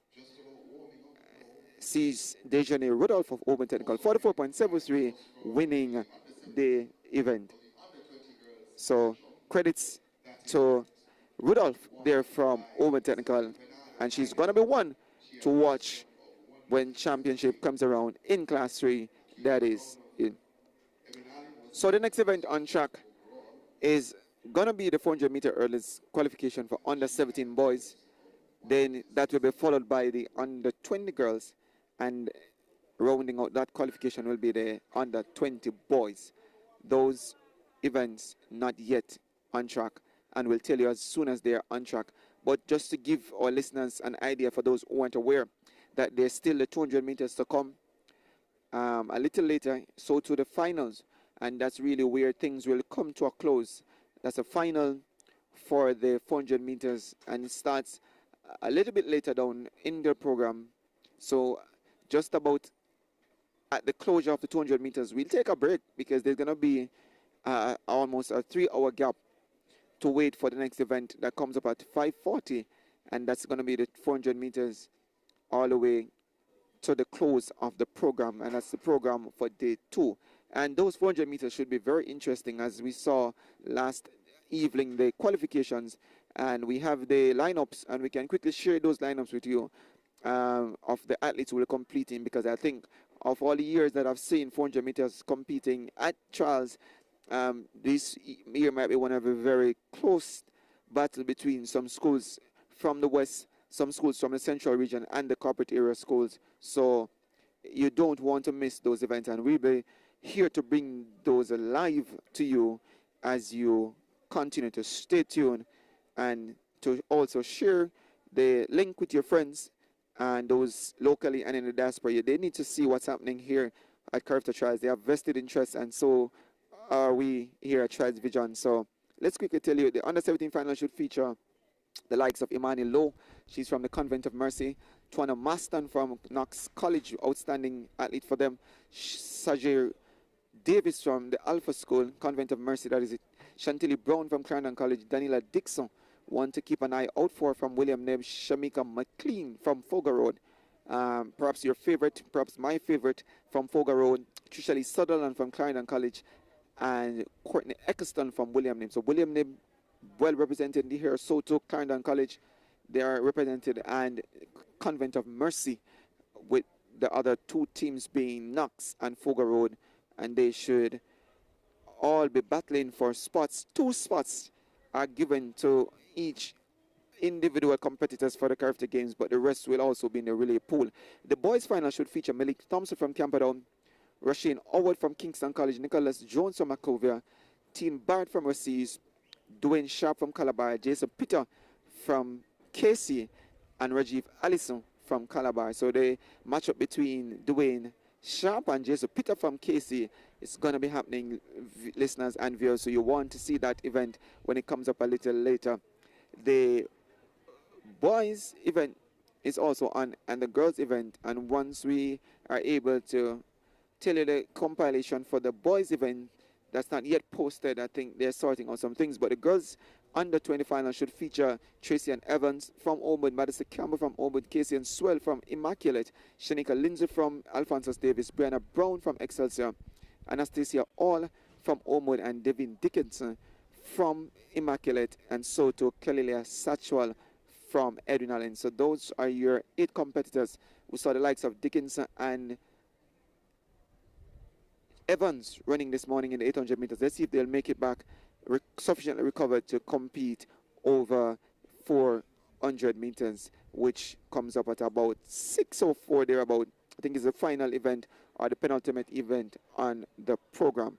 So that is what is happening now, listeners. And we think it's a good time for us to have some discussions. And joining me again is Roger Asphalt, who's been the man leading on the first leg, now receives the baton again for another leg. Roger, what's up? All right, thank you very much, Shane. And just to tell the listeners that, you know, the next field event, because we have to highlight what is happening over by the Discus event. We have the preliminaries of the girls Discus event currently underway, or are just about getting underway. And among the persons participating over there, we have 23 of them in this first, or rather in this preliminaries. We have the likes of Davika Lewis from St. Elizabeth Technical, Shanta Jello Williams from Northwestern State, Jada Francis Immaculate High, Ramona Fremantle Veer Technical, Sajay Cruikshank Alpha, Malake Lampard. She was the runner-up in the shot put under 20 yesterday, and she is coming back. As you heard, she would have had a slight injury which was hampering her all year, but she is here listed among the Discus competitors as well.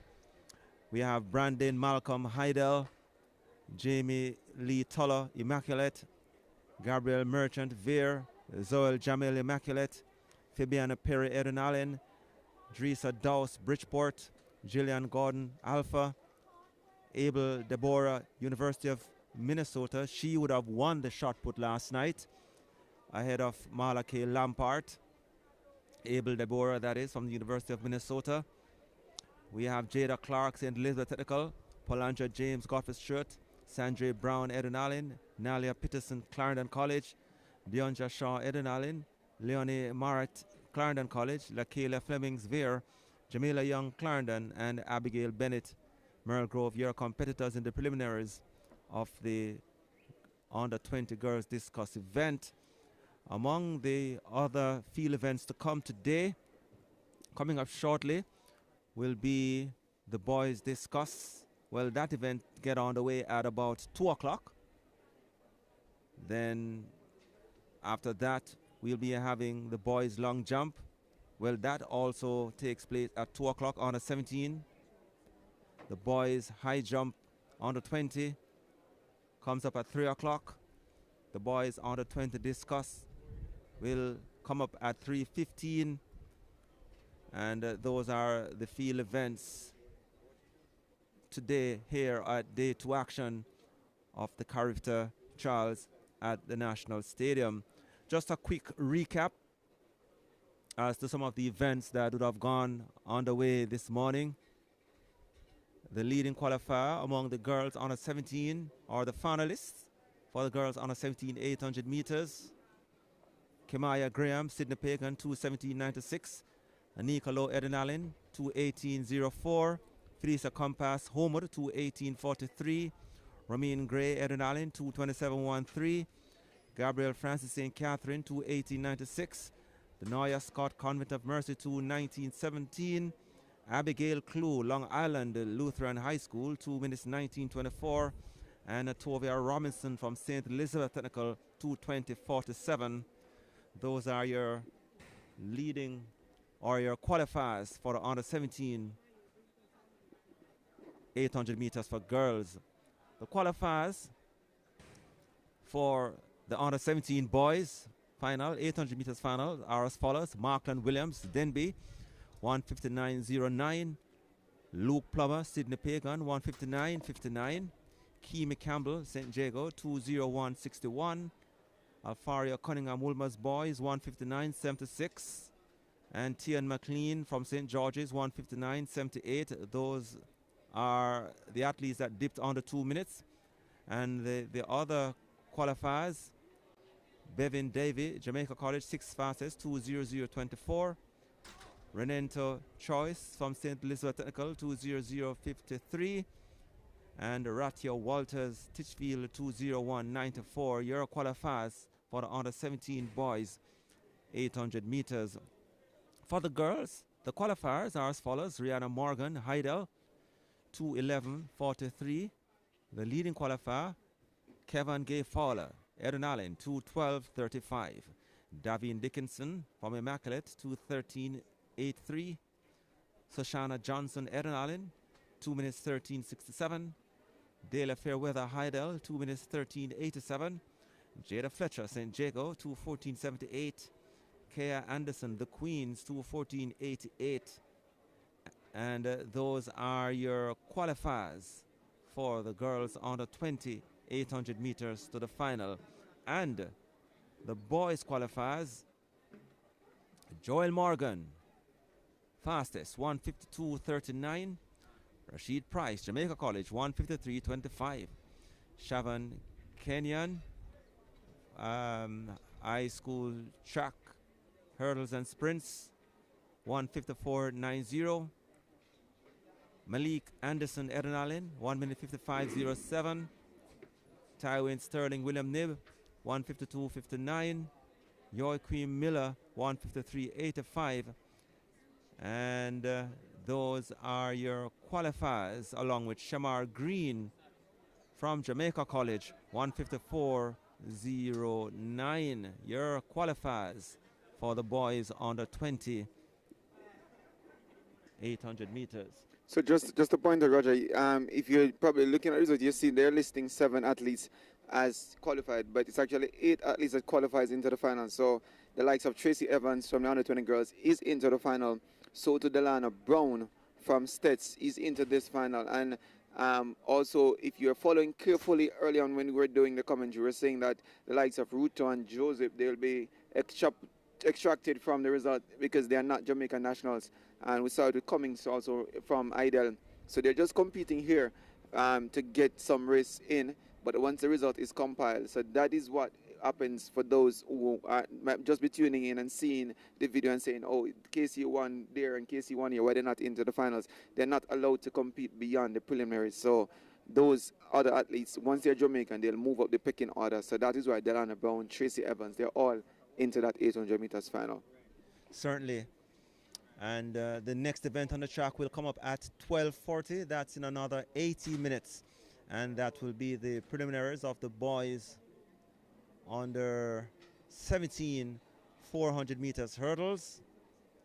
And then after that, as you would have heard, the 200 meters preliminaries for both under 17 and under 20s. And then we head on to the finals of the 400 meters. That event will come up at 5:40. All finals from there on in. And of course, the final event is set to end, or the final event will come up rather at 6:15 this afternoon. And of course, this is day 2 action. Tomorrow, day 3 action will also begin at the same time. And we'll have the schedule for that as time progresses throughout the afternoon. There's something, Roger, I want to also point out to the listeners. So a lot of people, we said it this morning whilst we were doing the build-up to the live commentary, that we have some overseas competitors who are competing in the NCAA system that are back here to compete for CARIFTA spots. And one name that you did mention was Abel Deborah. And I think that name is misleading a lot of people by how it's registered on the system, because Abel is actually known to be Abel Mills. When she competed for St. Catherine a few seasons ago, up to about 2022-23, she was at St. Catherine High School, outstanding throw for them, and she has now advanced to university. And I'm not surprised, but I'm pretty much surprised that in that sense that she's back, because she has not really returned for most of the qualifiers before. But she's 19, qualifies for CARIFTA games, or is eligible for CARIFTA games, and now she's back. So most people might know as Abel Mills, not Abel Deborah. Deborah is actually her middle name. I'm not sure what happens in the registration process. That's why she's listed as her. She's not a foreign athlete, for those who are asking. She's actually a Jamaican. Outstanding. She has improved. I think she has gone to about 51 in the discus. So yes, somebody to look out for. Yes, and she'll compete shortly. Of course, she won the shot put last evening over Marla K. Lampart. So both of them will be in the event at the CARIFTA Games, providing all is well. And then they also will try to do so here in the discus, which is just about getting underway. And the girls' discus event is actually underway. And we'll just give you an update as to what is happening there. And I think they are doing the preliminaries for that event coming up shortly. And while we await action on the track, we will be zooming in over there on the discus area for the under 20 girls event. And the top athlete in the field so far, let us see in terms of distance. We are seeing Marla K. Lampart from Clarendon with a mark of 50.89. So the leading mark in the field so far. And then Abel Deborah, or Mills, as is their real name, but apparently there's some mix-up, as the good doctor said. Abel Deborah, Abel Mills, University of Minnesota. She has a distance of 51.68.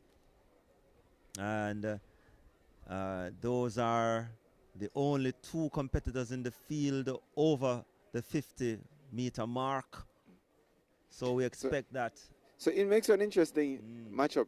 I don't know what you make, Roger, because I am pretty pleased to see 20-plus discus draws.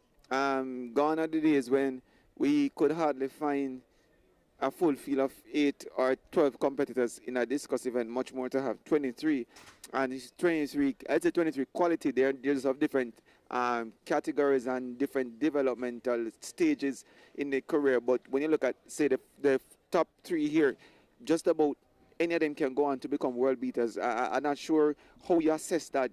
I'm seeing that Jamaica now is becoming more welcoming of field event competitors. So 23 on a day like today, how impressive is that? Yeah, well, we have the likes of Daniel Thomas Dodd leading the charge overall over the past couple of years.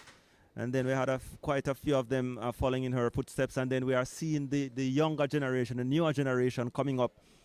And what we have noticed is that the numbers of these throwers, they have increased. And first time you used to say it was the big bulky girls that would have being the competitors. What we are seeing now, we are seeing smaller bodied girls competing and doing well, and it just shows maybe in terms of overall training and technique. I mean, the technique for sure, because what yeah. comes to mind, you talk about the likes of Valerie Armand. She's now at the pinnacle of discus throwing, and she's probably one of the smallest you'll see. But how she executes a discus throw, it's impressive. She has speed to kill in that second control. And I think that's what a lot of people now are understanding, that power is good, strength is good, but you got to get some speed there for that implement to go. And I think that is what the coaches have really introduced today, at least to change the narrative, that you don't have to be big and I say on the bigger side to just go out and throw. It's technique, because you can be very strong, but if you're not able to stay within the sector and properly execute a throw, it's going to be to no avail. Interesting you said something, Raja, because I remember a few Olympics ago, it could have been 2012, where we had, or before that, we had, I think it's 2012, I could be wrong, or 16, we had about 3 throws in the discus. That's long before we had Eva, the shot putter, Daniel, that has been on the scene for some time. But remember the likes of Shadil, Lawrence, Tarasu, Barnett, and I think it was Gleneve Grange. Those 3 that would have achieved qualification to the games. And we were saying this is where the turn for throwing happens in Jamaica. Because on the male side, they were doing it with the likes of Dekers, Morgan at the time was there, Travis Mickle. They were coming into the fore. But we saw same Chad, right? It was around that time. They were there, but we had 3 females, and I mean the maximum quota is 3. But then we saw that it went a little bit of a lull, where for the last couple of seasons we're not having anybody getting to those championships. Until last year, the young lady, her name slips me, but she made the final at the World Championship last year. She used to train here with the Chores us group. But she made it to the final. But just she was the only one. And now to see 23 at least now lining up for under 22, it means that they're closer to transitioning into becoming senior competitors. And I would really hope that we can find back at least a full quota of chores going forward to these games, because the males have consistently maintained that 3 or at least 2 going. We're seeing the sole shot putter. We had a shot put on the male side and on the female side. But I think Discus suits us as I hope for the likes of a Cedrica Williams. She was at Omer Technical a few years ago and has gone on to university and is doing outstanding for herself. You talk about the likes of Lampard. She's there.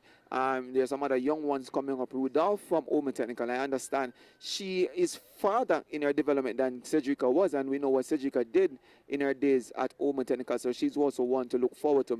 Abel Mills here is also on the trajectory. So I'm really happy to know that we have embraced the throws, embraced the discus throwing, and now Jamaica will have the title, the real title that a lot of times was given to us when we were not really the track and field powerhouse of the region or even in this hemisphere. I think we are really able to hone that now with some sort of respects. Yes, certainly. Well said. And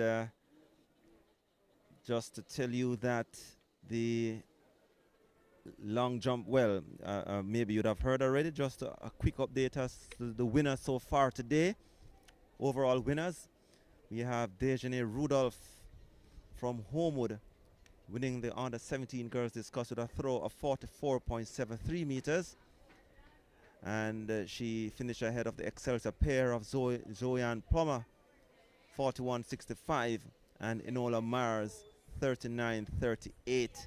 So Dejane Rudolph Homewood, the under 17 girls discus winner here at the CARIFTA trials. And another result, the long jump event, Dashnil Clark winning with a leap of 5.67 meters. Joanna Pennant, St. Andrews High second, 5.48 meters. And Stevanka Henry, she was the high jump under 17 winner last night from Campion College. She was third in 1.29 meters. Of course, she'll definitely be on the plane for the under 17, and she could very well be a reserve here for the long jump under 17 girls event. And the other result today, the other winner today, Xavier Bernard Heidel, winning the under 20 high jump with a leap of 1.70 meters. And she finished ahead of Gabriela Treasure St. Catherine, 1.60 meters. And third, Akelia Brown from Eden 1.60 meters. Those are your podium places competitors so far today. So, ladies and gentlemen, turn your attention to as the we discus throw area. stand by Have the finals of the under 20 girls discus for throw competition. the under 20 from discus event being currently introduced. As you would have seen the athletes on your screen. From Immaculate Conception High, Jada Francis. So Jada Francis move. Ramona Freemantle there stepping away. Alpha Academy, Sajay Cruikshank from Alpha stepping away. College, Malaki Lampard there near screen walking away. Brandon Malcolm from Heidel. Immaculate Jamie Lee Toller. Gabriel Merchant there. From Immaculate, Zoel Jamel from Immaculate. From Edwin Allen, Fabiana Perry, Eden Allen. From Bridgeport High, Drizana Dowse, Bridgeport. From Beside her we have Abel Abel Deborah Mills from University of Minnesota. Then there is Jada Clark stepping away for Stets. From Edwin Allen, Polanja, James, Natalia Peterson. Shauna Brown from Eden Allen. From Clarendon College, Leonie Barrett. From Veer Technical, and Michaela Flemings. From Clarendon College, Jamila Young from Clarendon College. And there is Abigail Bennett from Merle Grove High. And there are 20 competitors in this event in the final here. Of course, the top two will book a ticket to the CARIFTA Games as action will get on the way. As we stand by for action on the track in another 6 minutes. And that will be the 400 meters hurdles coming up. And that event will be... All right, so just to tell you that the field events will be on the way, the discuss, while the track event comes up now. And once again, we have the lineup for the 400 meter hurdles, under 17 girls coming up. So just before we get to the hurdles on track. So I think this might be the under 20 girls, because I think based on the initial numbers that we saw, the under 17 girls, that's going to be a straight final. I think it's just about 7 competitors registered. So this is the under 20 girls that will have their run over the preliminary round and then move into the final. Not many competitors, but because it's more than 8, you do have to allow for a preliminary round, even to eliminate just 2 persons. So that's what's going to be happening on the track. I think the under 17 boys was scheduled to before, but again, because of the hurdle difference, the height difference, it makes perfect sense to have the under 20 girls go first, and then the under 17 boys and under 20 boys will compete after. So there will be 2 heats for that, as they will all try to make the final here come tomorrow for this 400 meter hurdles under 20 girls. So after this, then we'll be having the under 17 boys and then the under 20 boys, as you would have heard, as they are well on time in terms of the meet so far here today. Of course, just a reminder that You're in tune to Stride Vision TV, and we say welcome to Sports TV, bringing you live and continuous coverage of the CARIFTA trials here from the National Stadium. Of course, the CARIFTA games will come up on the Easter weekend, the week after champs, and that event will be held in Grenada. There's something to note, Roger. Yes. And a lot of people probably not recognize that Ideal has really taken a very unpredictable route this year to the defense of their title, because they were noticeably absent on the girls' side of Central champs. And last year, they weren't at the CARIFTA trials because they were at Central champs. And this year, they're at the CARIFTA trials really with some strong contenders. And I'm really interested to see how they'll match up at champs. I think they might be using this as their check to see the checks and balance for most of the athletes going, because I don't think there's much meat, if none, that's for the juniors after this going into championship. So it seemed they have decided to use the CARIFTA trials to showcase most of their talents, even the ones who are ineligible to compete at championships. Right, so an unpredictable route, as you mentioned, and some unpredictable performances as well, because we expected them to do better at the Gibson relays last week. That wasn't the case. Yeah, I mean, a lot of people were saying that they probably should not have forfeited Central Champs, because the teams at Central Championships, the likes of Edwin Allen, Omewood, very technical, they came out looking pretty strong, despite probably running on tired legs for the most part, and people were saying they were somewhat sharp, having already peaked for Central Championships. They were able to sustain that for a few more days to compete at the Gibson relays. But Ideal has become the team now that you don't really doubt them when you see them underperform at certain meets, because even if they're not able to defend the title, I think they have just about enough athletes who are able to fight all the way to the end, and I'm not doubting the abilities of these young ladies. I mean, some of them would have sustained injuries before the early meets, the likes of Sashana Johnson, and I'm not sure where she is in terms of recovery. But yes, at Gibson, they were a little bit underwhelming for most people, because Ideal is also a really powerhouse, and I think that's where sometimes they make the boys and girls championships a very interesting contest, and sometimes steal it from their company. I remember one year they won the 4x4 and defeated everyone in the process by winning that event. So yeah, they were disappointing for some persons, and I mean, others are gonna say it was much ado about nothing, because they are gradually biting their way into being at peak fitness. But good to see them here, regardless of what happened before. They just have to continue to move forward and to look to defend as best as they can their title. So the first heat of the girls. All right, so the heats coming up on the 20 girls 400-meter hurdles, and the first of two sections coming up, and your competitors are as follows. Lane 3, Anika Carnegie Heidel. In 4 is Latoya Williams, the Queens. Lane 5, we have Maya Oakley, Home Technical. In lane 6, the very talented Nastasia Fletcher from Heidel, the best of the field so far with a time of 57.92. Latanya Dixon, 1:05.18. Well, she runs in lane 7 from St. Jago.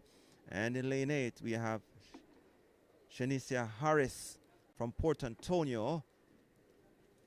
And these are your competitors. 6 will face a starter for this event. But when you talk about talent, you'll have to look to lane 6.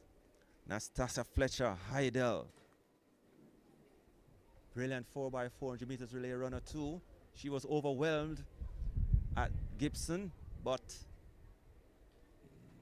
maybe we need not to write too much about that, because the big ones are coming up shortly, so we'll see here. Let's see how she looks here, though.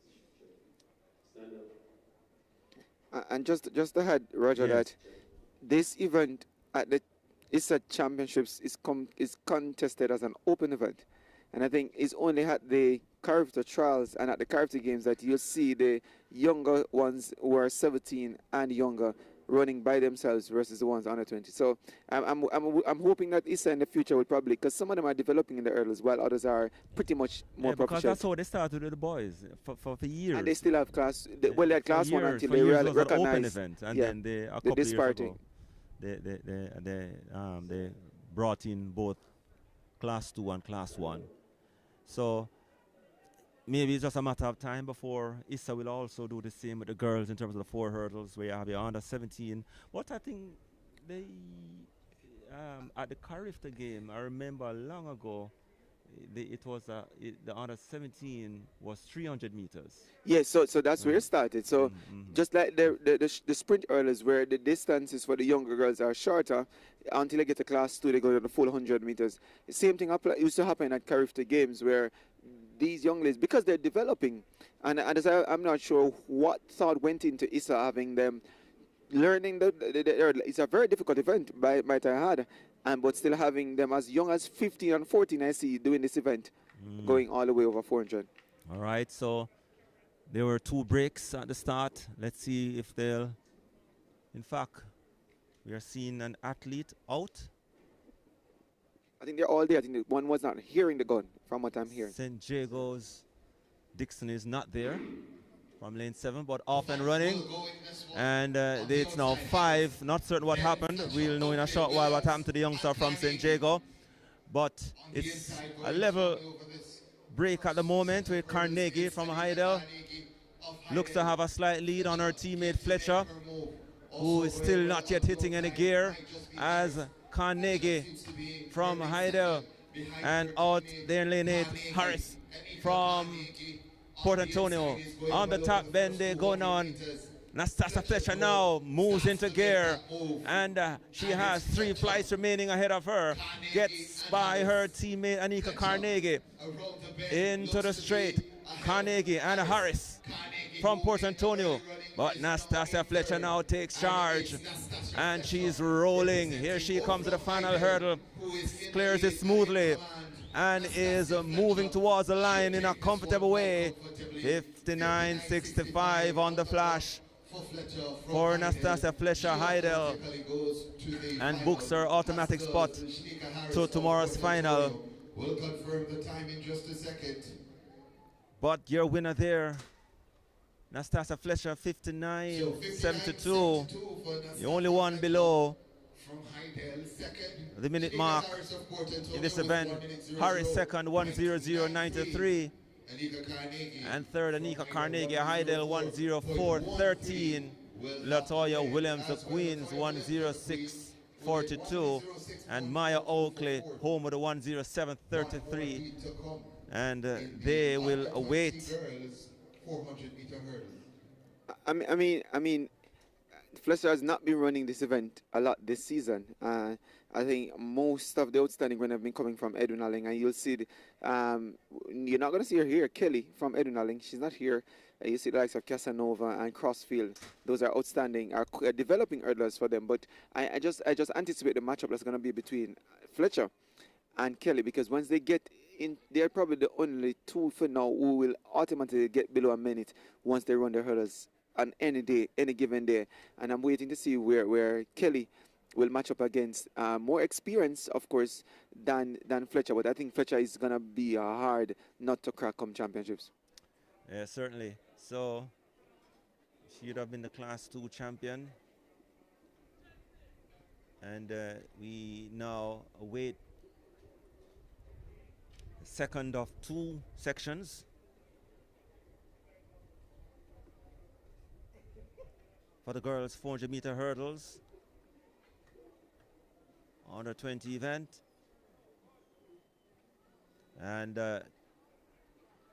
they are preparing for that. Then after this, ladies and gentlemen, we'll be heading over to the boys under 17s, and then slight adjustment for the Class 1 boys immediately after that, as the discus is currently on the way as well. As we mentioned, let us see what is happening over there. The discus event. No registered flight as yet. So we await to see what is happening over there, the girls on the 20 discus event.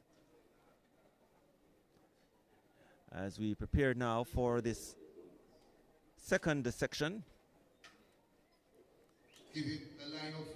And coming up, we have 6 competitors listed. Let's see if they are all there. So we have lane 3, Jedish Mirage, St. Ange Technical in 3. In lane 4, we have KCD Fuller from Alpha. In lane 5, we have Shani Casanova, Eden Allen. In lane 5. In lane 6 is her teammate from Eden Allen, Maria Crossfield in lane 6. Out there in lane 7, Alicia Smith from Homewood. And in lane 8, it's Shakaya Reed from Penwood. Your list of competitors for this second section. 6 facing the starter.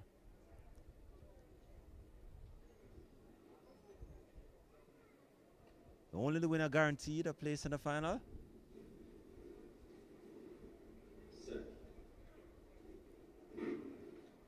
Away they go. And it's a level break. Let's see who hits the hurdle first. Looks to be Casanova. And she takes a slight lead. She has a step on her teammate, Maria Crossfield. Closing on the inside, there's Fuller from Alpha. Fuller from Alpha.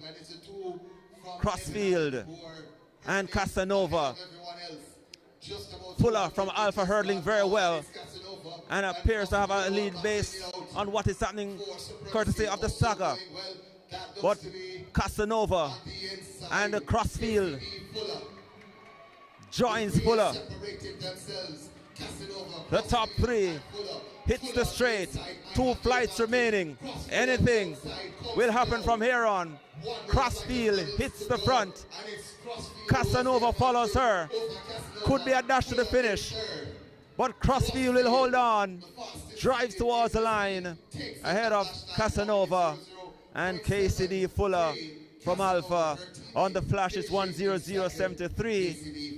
Let's see what is happening officially. 100.82 for Maria Crossfield. Shani Casanova 101.56. And KCD Fuller from Alpha 102.57. And we will have the combined time to see your qualifiers for the final. So the top 8 are as follows coming up. So your top 8, your finalists are as follows. Nastasia Fletcher, the only one below the minute mark in the heats here. 59.72, Nastasia Fletcher for Heidel. Then Maria Crossfield 100.93. Shani Casanova 101.56. KCD Fuller Alpha 102.57. And Nika Carnegie Heidel 104.13. Shakaya Reed Penwood 104.92. And Alicia Smith Homer Technical 105.58. Those are your finalists arising out of what happened here in the heats of the girls under 20 400-meter hurdles. Nastasia Fletcher, your race leader with 59.72. I mean, interesting to see the likes of Aris from Port Antonio. I mean, many persons have really not paid much attention to her all season, but I think she's going to be one of those athletes that should the big 2 make a mistake, I think she's just right on the verge of going below that 1 minute mark. And I like the fact that how consistent she is, Shanicia Aris from Port Antonio, and I'm really keeping my eyes out for her. And I think she's really in my top 3 for championships. But as I said before, any mistake made by the others, I mean, it's all hurdles, so mistakes can be made. She's going to be right there to probably snatch it. Certainly a good runner from Port Antonio. And, you know, has gotten herself in a position where she can make the Jamaica team to the CARIFTA Games. in another couple of weeks from now in Grenada with the third fastest time overall. So we'll be having 3 sections for the under 17 boys hurdles coming up. Let's give you the lineup for and the first heat of your the competitors, boy under we 17 have 400-meter hurdles. We'll start with 4 lane number competitors 7. In lane number 7, or from 5 competitors. Champion, that's here. We begin in lane 3, In KV lane and number Minot 6, from Jamaica Heidel. College, that's Neil Lawrence. In lane number 4, 5, it's also from J. Don College, Williams from York that's Castle. J.D. Campbell. In lane number Lane 4, 5, J. Dean York Campbell, Castle, Jamaica College. Jason Williams, and completing Lane the 6, lineup Neil in Lawrence, lane Jamaica number College 3, as well. from Heidel, And in lane 7, That's Zahir the lineup for the Naria first Singh heat of from the Campion under College. 17 boys. Your competitors for the under 17 boys 400 meters hurdles section 1. 5 facing the starter for this event.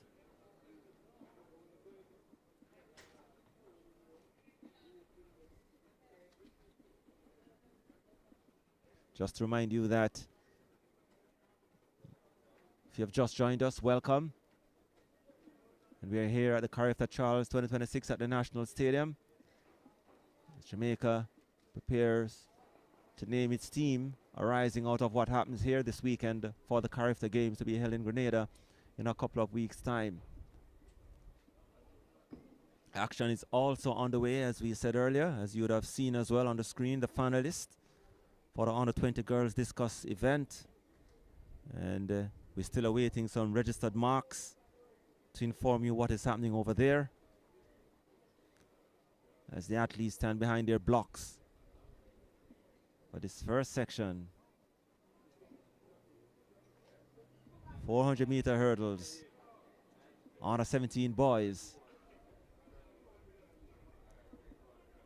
event here. We have 2 runners from Jamaica College. We have 1 from York Castle, 1 from Campion, and 1 from Heidel. Of course, throughout the course of the day, we'll be joined by track analyst Raymond K.C. Graham. Of course, he's doing a number of duties. Of course, you know, he's a coach as well. So he conditions his athletes as we speak. And when he's back, we'll recap some of the events that would have gone and analyze what is to come. You know, so we await that. Just to tell you that among the other field events to be contested today, here at the CARIFTA Trials, we have the boys under 17 discus. We have the under 17 boys long jump. We have the under 20 boys high jump. And we also have the under 20 boys discus event, where Joseph Salmon from Jamaica College, he'd want to redeem himself, having missed out on a place on the shot put podium, or rather missed out on a place in the top 2 yesterday in the shot put event, which was a bit of a surprise there. There's something I'm observing, Roger, and you probably the listeners probably hearing in the background that they started telling the athletes to warm up or keep warm. And I've noticed it. I saw it yesterday that the hurdles crew, they don't seem to have a full hurdles crew for these trials. And so at different sections, you have one probably hurdle person making an adjustment. And I think it's a little bit unfortunate for the athletes to be standing and waiting and having, because the hurdles have to be really double checked sometimes, triple checked to be there at the right spot, the right height. And we're grown so accustomed at the senior trials or at the trial that comes up in June, probably we have 8 persons checking 8 hurdles. Or if it's 4 persons in the race, you still have a full hurdle field. But now, to see the delay that is causing, if you look on the back stretch, you see 1 or 2 persons alone. They're trying to check the hurdles. I don't know if we're really thinking about the interest of the juniors, because we don't usually do it with the seniors, but I realize the juniors, they stand for a long period of time when technical checks have to be happening and all of those stuff. This is a trial. I don't really like it. Yes, and bear in mind, this is a very important event as well, because, you know, you remember a couple of years ago, we used to have the World Youth Championships by World Athletics. They have scrapped that, and they are using CARIFTA games, the regional games for the under 17 development or the youth development. So you have to take these things seriously. When you have events such as these, you have to have your officials out in their numbers and not just like one of those, development meets. Yes. Because this is something that is what the IAAF or what know as World Athletics, this is what they look for. Put yourself in a spot where we become the standard, probably not the gold standard for a lot of things, and how to get it done. But we're at least the standard of what basic things should be, and the world look on. I saw you see the amount of headlines I see about Shanoya Douglas and etc. But when the meet started, I was a little disappointed to see athletes standing for some 5-6 minutes waiting for a start of 100 meters. And those are things you don't want the world to think.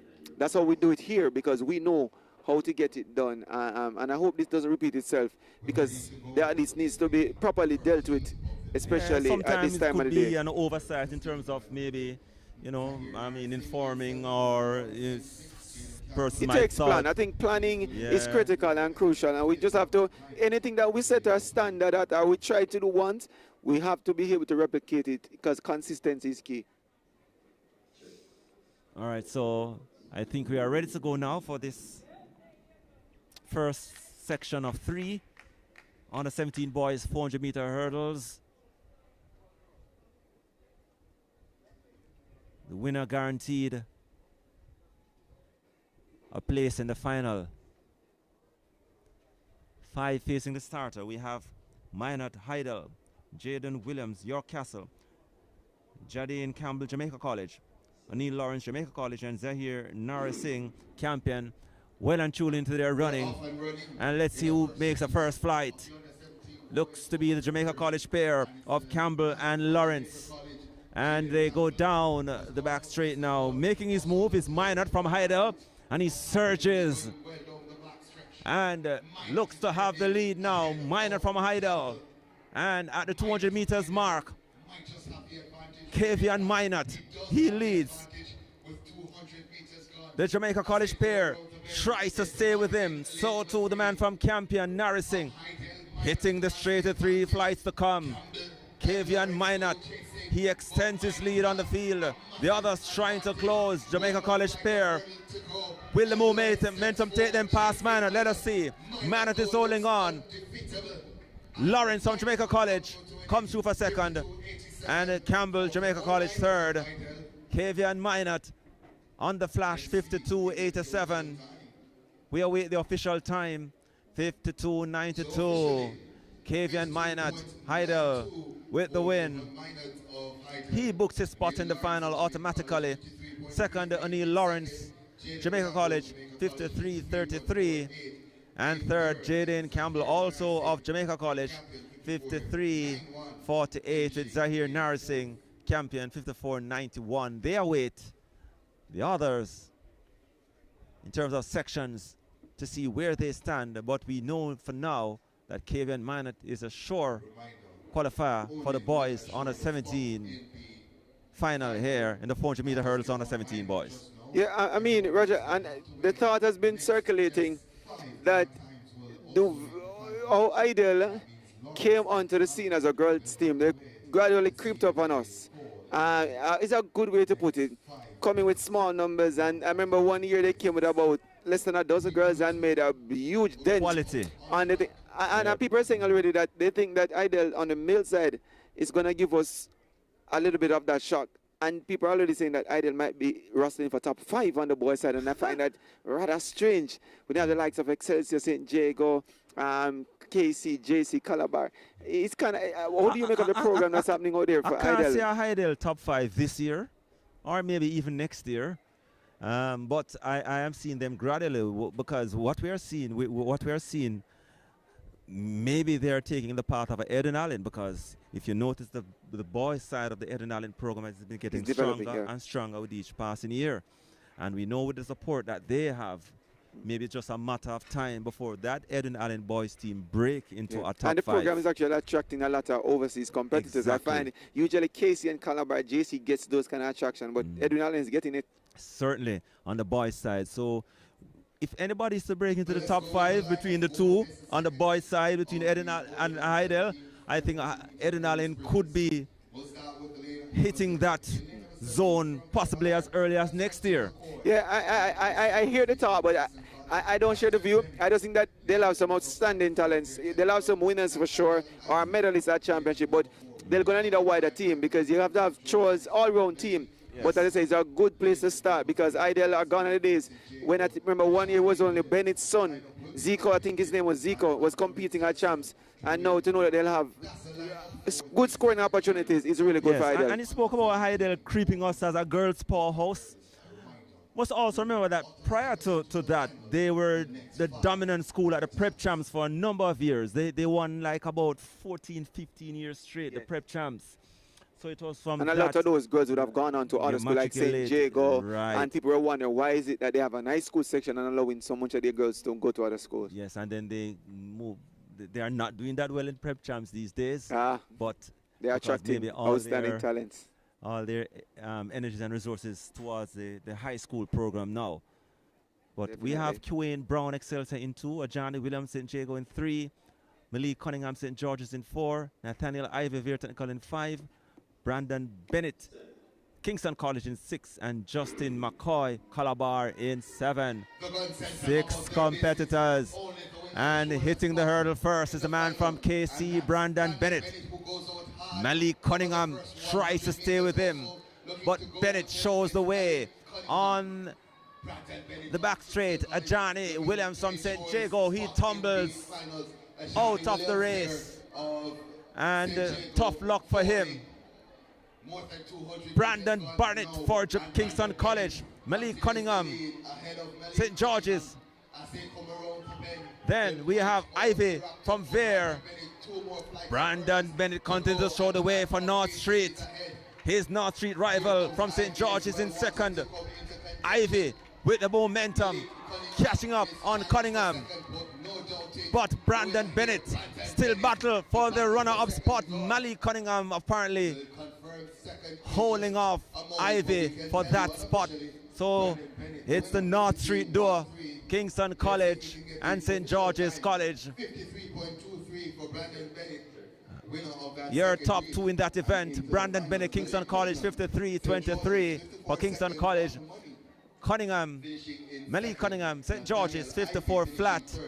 And Nathaniel Ivy from Vere, 54-04. So Brandon Bennett, he assures himself of a spot in the final under 17 boys 400-meter hurdles. I mean, there's something.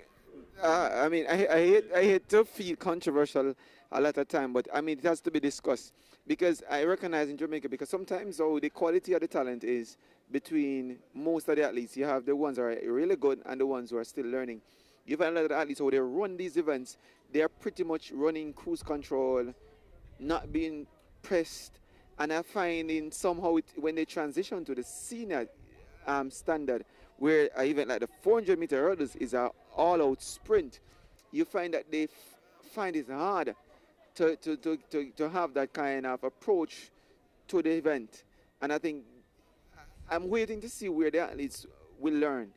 Because even in a competition, like sometimes they get for the last 100 meters, the athletes jogging. They may be winning, but they're not really giving their maximum to match themselves. Even at the World Juniors, they struggle sometimes because they get so accustomed to running within control. They go very easy over the first 2 and then try to sprint home, or they go hard and try to control. I'm not sure if I like that approach, especially at the under 20 level, because I know when you get from the World Juniors level, it is really a tough event, if not the most difficult event, because of what you'll have to be doing over 10 flight of barriers. Okay, the sprint endurance aspect, the endurance aspect and the sprint aspect combining, and it's how you control that event or that speed as we head into section 3. And we have 7 competitors listed. Jordan McBean Calabar in 2, Sanjay James Camperdown in 3, Malik Thompson Camperdown in 4, Ranil Burke St. Jago in 5. Kimali Fletcher, Calabar in 6th. And Tajik Dixon, St. George's College in lane number 7, 6, facing the starter for this third and final section, the boys on a 17 400-meter hurdles. On their marks, into their running, level break, and level as a tough luck there for James from Camperdown, but he recovers and tries to finish the race. But well and truly, Renil Blurk from St. Jago has the lead on the shoulders of Fletcher from Calabar. Fletcher stays with him, and they are going shoulder for shoulder around the bend. Behind him, we have Dixon from St. George's. So Burke and Fletcher separates themselves from the pack as they hit the straight with 2 flights to come. It's a battle between Malik Rennie Burke of St. Jacob and Kimali Fletcher. Those two, what the momentum says. Burke holds it, but Fletcher fights back. Burke, Fletcher, Burke takes it for St. Jago. On the flash, 53-33. 53-39 for Renil Burke for St. Jago.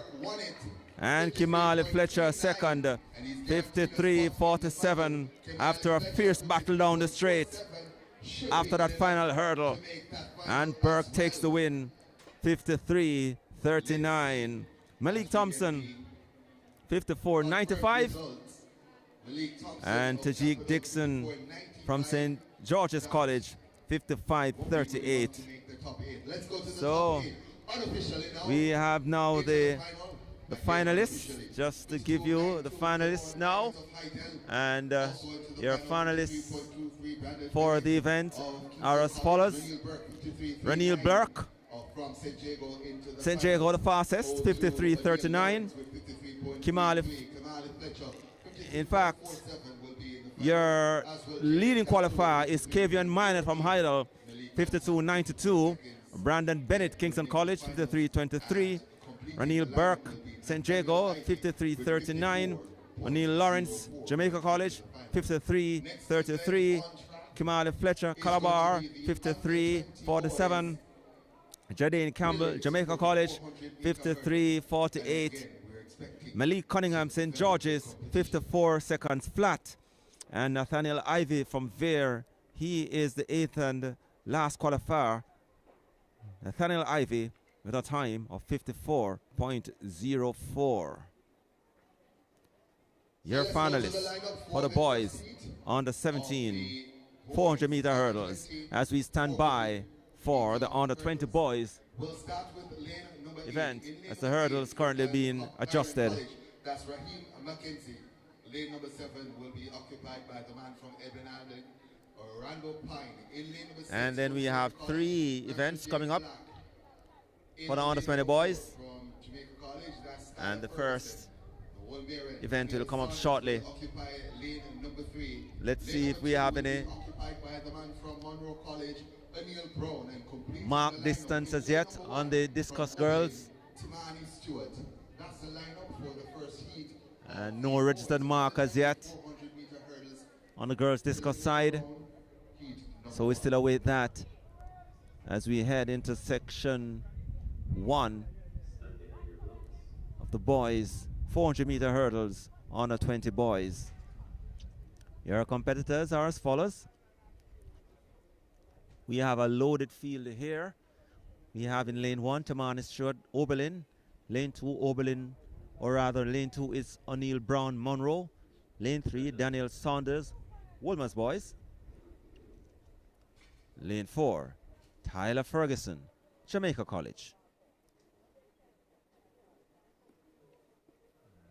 We are not seeing an athlete in lane 5, so we move over to lane 6. Roger Black, Jamaica College. In lane 7, Orlando Pine, Edwin Allen. And in lane 8, Raheem McKenzie, Clarendon College. Michael Willis from Calabar. He is a late scratch for this event.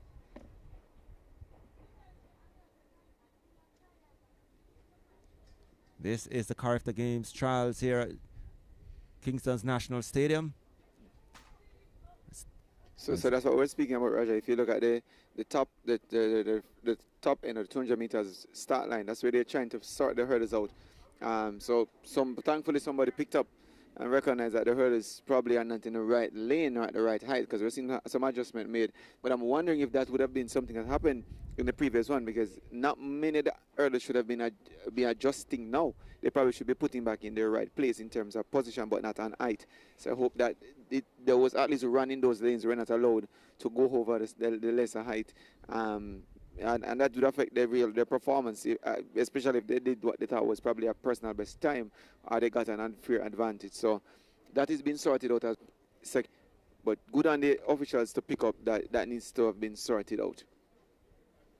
All right, so I think they're still giving those hurdles some attention over by the 200 meters mark, or the 210. So the hurdles in the middle. But this should be a very interesting matchup, especially in E2. Again, an interesting name that will come up. I mean, we don't want to preempt it, but that young man has really been a name people are talking about this year, and it's Robert Miller. So we talk about him when that it comes up a little bit later. Right, so we'll talk about him when that heat comes up. But in the meantime, they are all set to go again. Away they go. It's the first of 3 sections. And making the hurdle first is the man from Erin Allen, Orlando Pine. He goes down the straight, but Black from Jamaica College now surges forward. He is followed by his teammate, Tyler Ferguson. On the inside is Brown from Monroe, leaving them behind. It is Timeani Stewart.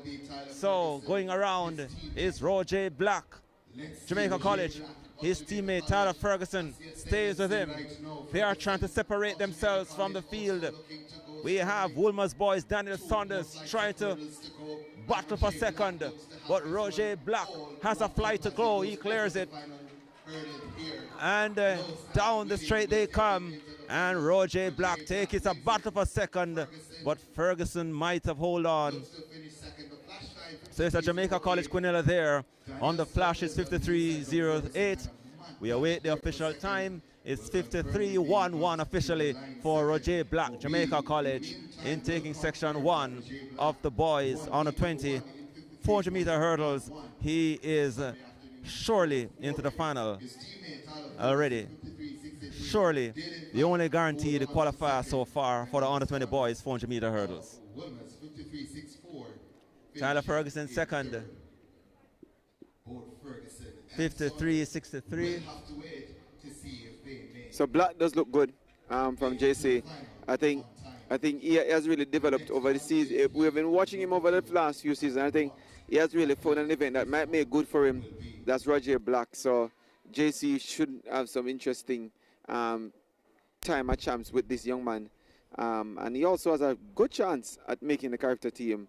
But we have to watch to see what the others will do, because he's not the lead favorite, but he's a good prospect for the team. So, section 2 coming up. And we have in lane 1, Ishani Porter. He's running unattached. In lane 2, we have Daniel Henry from University of Technology, UTech. Lane 3 is Shavoy Thompson, Holland High. Lane 5, Ruhim McIntosh, Kingston College. Lane 6, Robert Miller, Heidel. Lane 7, John Mark Campbell, St. Elizabeth Technical. And lane 8, Cheslon Gordon, Jamaica College. DeAndre Gale from Jamaica College is a non-starter for this event, so we have 7 facing the starter.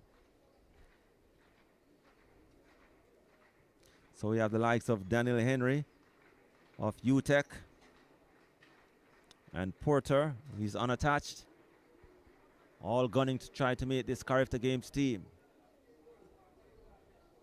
Late addition to the field now, Ishani Porter competing unattached finished third in And the under-17 boys category last year. Roger Black, the only guaranteed finalist so far from Jamaica College, winning section 1 of 3 as we head into section 2. Going to their marks.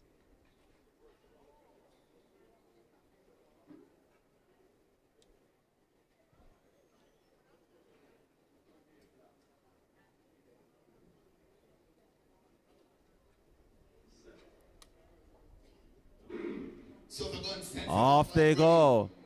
Level break. Gordon from Jamaica College out there. McIntosh Kingston College running very well. Robert Miller. Heidel. We have Daniel Henry from UTEC. Out there, it's the man from Sets, John Mark Campbell. Looks to have a slight lead. Can the man from UTEC reel him in? So too Miller. Heading into the straight now. And Daniel Henry from UTEC. Here comes Robert Miller now. He surges. And with a flight to come, he takes charge. And he is rolling over the line comfortably. 51.88 for Robert Miller from Heidel. 51.92 officially. Daniel Henry, UTEC, 52.57. And Chavoy Thompson, Holland, 52.64. Robert Miller, your winner, 51.92. Formerly of Calabar, was among a group of those making the exodus from Calabar to Heidel. A number of athletes really made the exodus from Calabar last year, which I think would have affected their chances for the championship this year. What I'm certain of, though, is that you have the Calabar fraternity who are quietly confident that by saying that despite that, they do think they have a team to challenge for the boys' champs this year, despite the exodus of some of their runners from last year, including the one you just saw, Robert Miller. I mean, a lot of them will tell you, a lot of them will go out on the line to tell you that they have enough firepower and they have replaced good replacements to challenge. I mean, I'm not doubting, but when you have a competitor like Robert Miller, I mean, if you look at the race just now, Roger, he's the smallest of the competitors there we saw just now, but to me, he looked the easiest of all of them running 51, and I think he's an outstanding talent, and he can go over the shorter hurdles. He can go over the, as you say, over the long hurdles. He can also do 400. So yes, you might say you have good replacements, but you lose a multi-talented athlete like that now. It's gonna be a huge gap of void to fill. But let's see. I mean, Ideal is gonna be smiling because again, if he does 2 events or 3 events as is permitted for the senior boys, he might be able to score big points for them, and they are going to be banking on him. We saw him winning at Central Championships, and a lot of people are like, Ideal winning some events at Central Championships on the boys' side.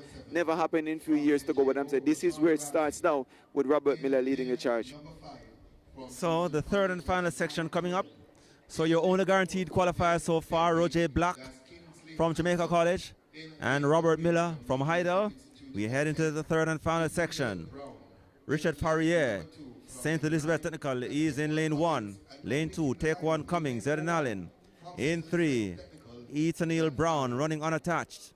Lane 4, Kingsley Hansen, Denby. In 5 is Jafari Tyrrell, Kingston College. Lane 6, Francisco Williams, St. George's College. Lane 7, Roshan Ramsey, St. Jago. And in lane 8, Jaron Jones, Green Island. So Williams is an early scratch there. He's from St. George's. Many people's favorite, but he's not sure. He has not shown for this one there, Roger. So Francisco Williams out. 7 will now face the starter.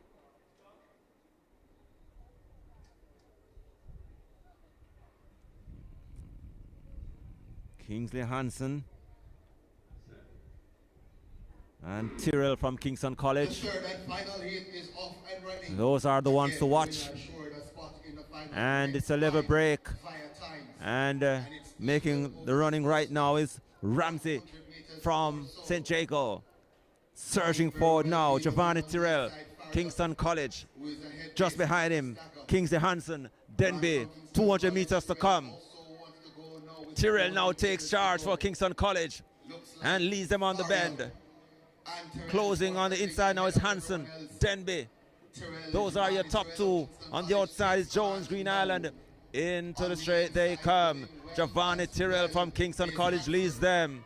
Kingsley Hansen from Denby.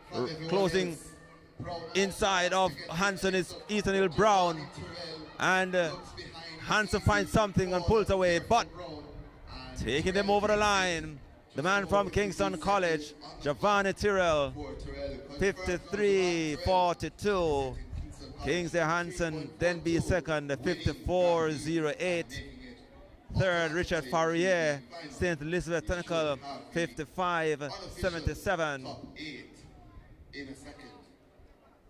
And you're on your screen, you're seeing the results there with Giovanni Tyrrell, Kingston College.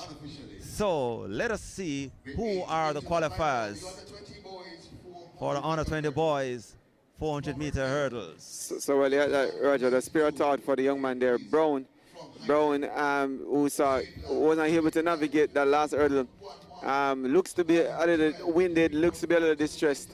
But again, he would have learned from very early that you can't spend all your monies over the first 300. I think he went out pretty hard, and I saw it there, the legs were pretty dead. And at that last hurdle, when Ante challenged him over the final barrier, he was lucky to stay on his feet going over the barrier, but thereafter we saw where he really had a disaster clearing that last one. So that's a measure of the 400-meter hurdles. All right, so the qualifiers to tomorrow's final 400-meter hurdles under 20 boys. Robert Miller lead them all at 51.92.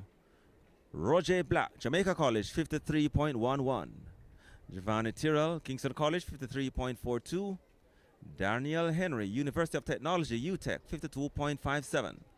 Shavoy Thompson, Holland, 52.64. Roheen McIntosh, Kingston College, 52.86. John Mark Campbell, St. Elizabeth Technical, 52.86. And the eighth and last qualifier, Tyler Ferguson from Jamaica College, 53.63. Those are your finalists for the under 20 boys 400-meter hurdles. I mean, Robert Miller going back to defend his title. He usually does well at the CARIFTA games, makes huge statements. So I'm expecting nothing less this year from Robert Miller. And so far, as I said before, he's heads and shoulders above his competitor in terms of both the time and the manner in which he does that 400-meter hurdle. Certainly. So we will now have a short break as we prepare for the preliminaries of the 200 meters. And as we speak, the girls under 20 discus is still currently on the way, and we are still awaiting the registered marks from this event. But we'll take a break and run some commercials, and we'll be back for more from the CARIFTA Trials 2026, live here from the National Stadium on Stride Vision TV. Welcome to Sports TV.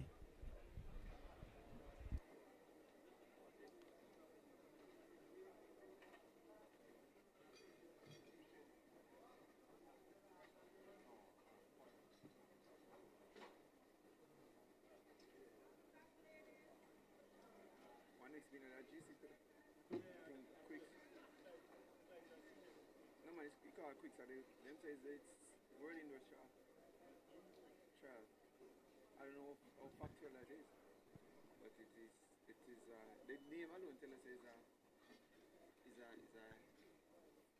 The bulk freight. You can rest assured that your goods will arrive swiftly and safely with our trusted logistics partners. Our company has been lauded for our seamless integration of technology and our commitment to providing the ultimate client experience. We offer competitive pricing, speedy delivery, and advanced customer support that sets us apart from the competition. At RBX Global Logistics, we remain committed to the highest standards. Our dedicated team and industry-leading technology technology guarantee that your package arrives on time and in excellent condition. So why wait? Partner with us today. RBX Global E-Commerce, simply the best way to the Pre-sorted barrel or shop or create a list online from anywhere in the world. We shop, pack and ship your barrels, boxes and more to Jamaica, Trinidad and Tobago and across the Caribbean. We're fast, reliable and economical, getting your loved ones the goods and care they deserve. Call or WhatsApp us at 954-663-2605 or 718-506-200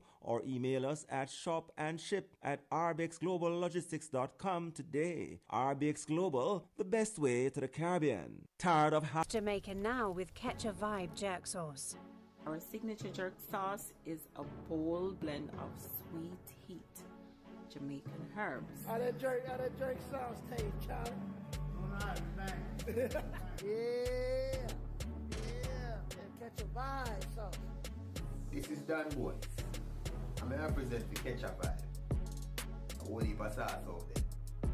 But we have the better vibe. Ha! Taste Jamaica now with Catch a Vibe jerk sauce. Our signature jerk sauce. Shopping and shipping to the Caribbean with RBX Global Logistics, it's easy. Choose a pre-sorted barrel or shop or create a list online from anywhere in the world. We shop, pack and ship your barrels, boxes and more to Jamaica, Trinidad and Tobago and across the Caribbean. We're fast, reliable and economical, getting your loved ones the goods and care they deserve. Call or WhatsApp us at 954-663-2605 or 718-506-200 or email us at shopandship@rbxgloballogistics.com today. RBX Global, the best way to the Caribbean. Tired of hassle? Percent to 80% off regular prices. Perfect. God, thank you for sunshine. Thank you for rain. If you're fixing up your home, stop paying full price. Come to Treasure King, located at 228-05 Linden Boulevard. We've got appliances, vanities, kitchens, bathrooms, flooring, pallets, all your home improvement needs in one place. Why pay retail when you can save 30% to 80% off regular prices? Perfect. God, thank you for and shipping to the Caribbean with RBX Global Logistics, it's easy. Choose a pre-sorted barrel or shop or create a list online from anywhere in the world. We shop, pack and ship your barrels, boxes and more to Jamaica, Trinidad and Tobago and across the Caribbean. We're fast, reliable and economical, getting your loved ones the goods and care they deserve. Call or WhatsApp us at 954-663-2605 or 718-506-200 or email us at shopandship@rbxgloballogistics.com today. RBX Global, the best way to the Caribbean.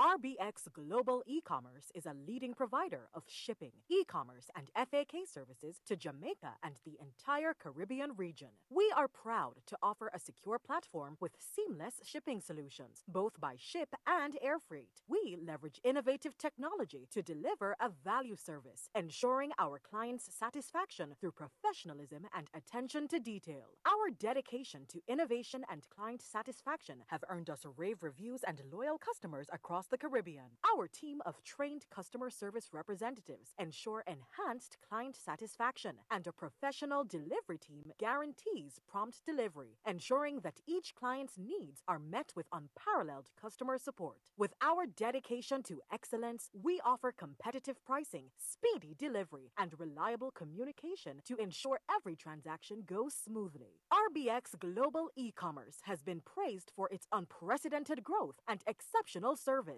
We have cemented ourselves as the premier provider of shipping, e-commerce, and facility solutions for the Caribbean region. From a single package to bulk freight, you can rest assured that your goods will arrive swiftly and safely with our trusted logistics partners. Our company has been lauded for our seamless integration of technology and our commitment to providing the ultimate client experience. We offer competitive pricing, speedy delivery, and advanced customer support that sets us apart from the competition. At RBX Global Logistics, we remain committed to the highest standards. Our dedicated team and industry-leading technology guarantee that your package arrives on time and in excellent condition. So why wait? Partner with us today. RBX Global E-Commerce, simply the best way to the Caribbean. RBX Global E-commerce is a leading provider of shipping. Bold blend of sweet heat, Jamaican herbs. How that jerk sauce taste, Charlie? Alright, man. Yeah. Catch a vibe sauce. This is Dan Boys. I'm going to present the ketchup vibe. A whole heap of sauce out there. But now we have the better vibe. Hot!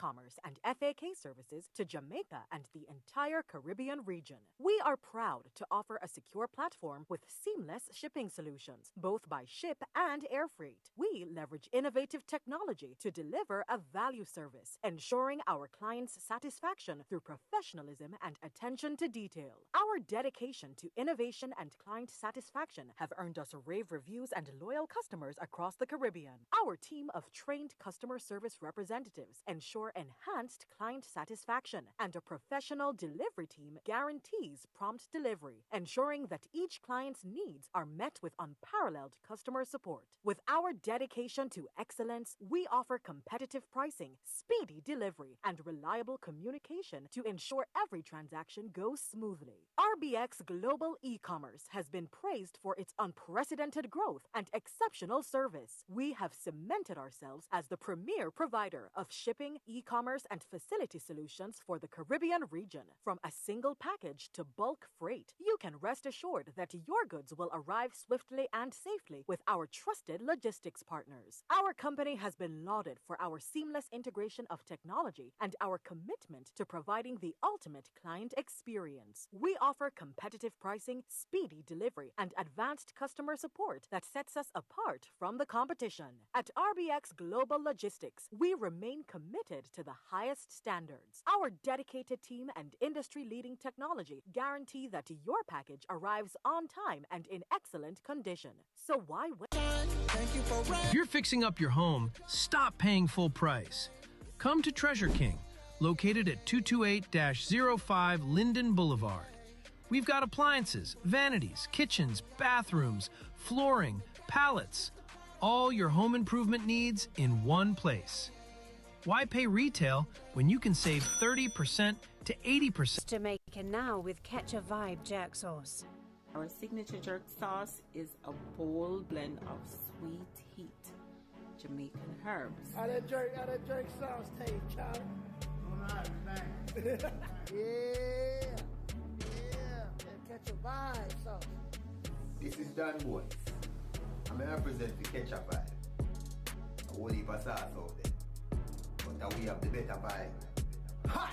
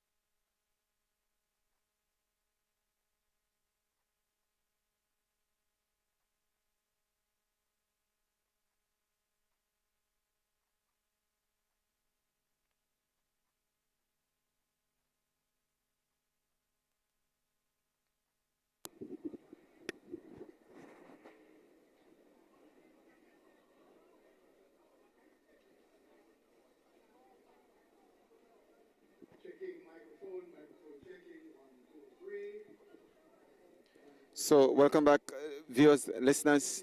This is continued coverage of the CARIFTA trials, Jamaica CARIFTA trials, happening inside the National Stadium. This is day 2, and we are delighted that you have joined us here on Stride Vision as we continue to bring to you live and ongoing coverage of this meet. And you're just in time for the under 20 girls 200-meter preliminaries that should come up momentarily. We have just about 4 heats, and let me just double check to ensure.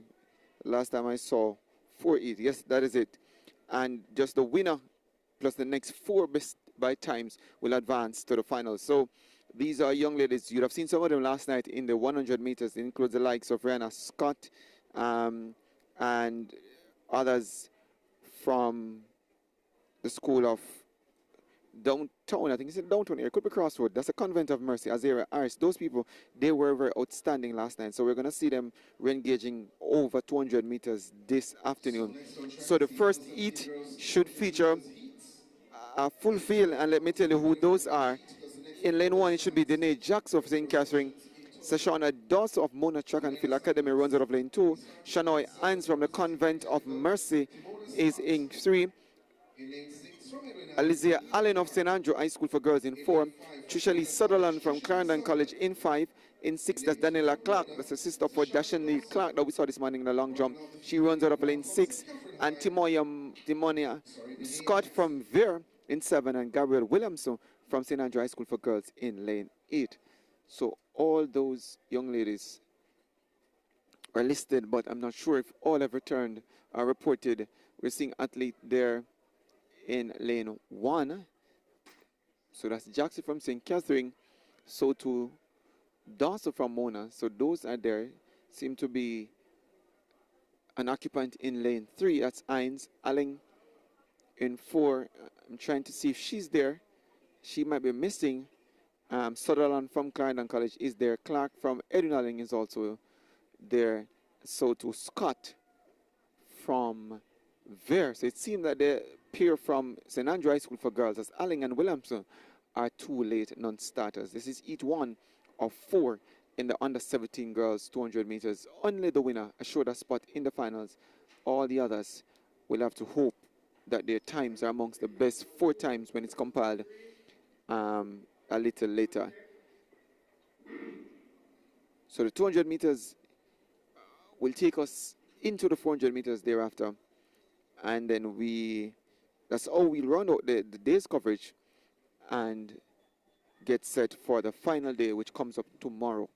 We're very grateful that you are here with us, and also thanks to our sponsor, USF, for being our broadcast sponsor and giving us technology and internet access enough to be on the ball with regards to coverage, and doing so, I'd say, without much glitch. So thanks to those at USF. So the starters are waiting and trying to sort things out. All the final checks are being made to ensure that the athletes are all on equal terms in terms of hearing what is being said from those speaker box, so they can respond accordingly and be afforded a fair opportunity to execute their event without any encumbrance. So this Heat 1 is on track, as you're seeing live action from inside the National Stadium. This is the girls 200 meters for under 17. We wait to see if they are ready for them now. And based on my glance, it seems like most things, if not all things, have been sorted, and we should get going momentarily. First of 4, second one comes up, should also be a loaded heat, and that's usually the situation in the sprints.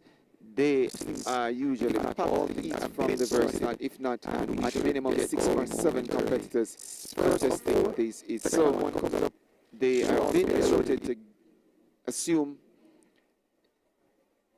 the position of getting on their marks.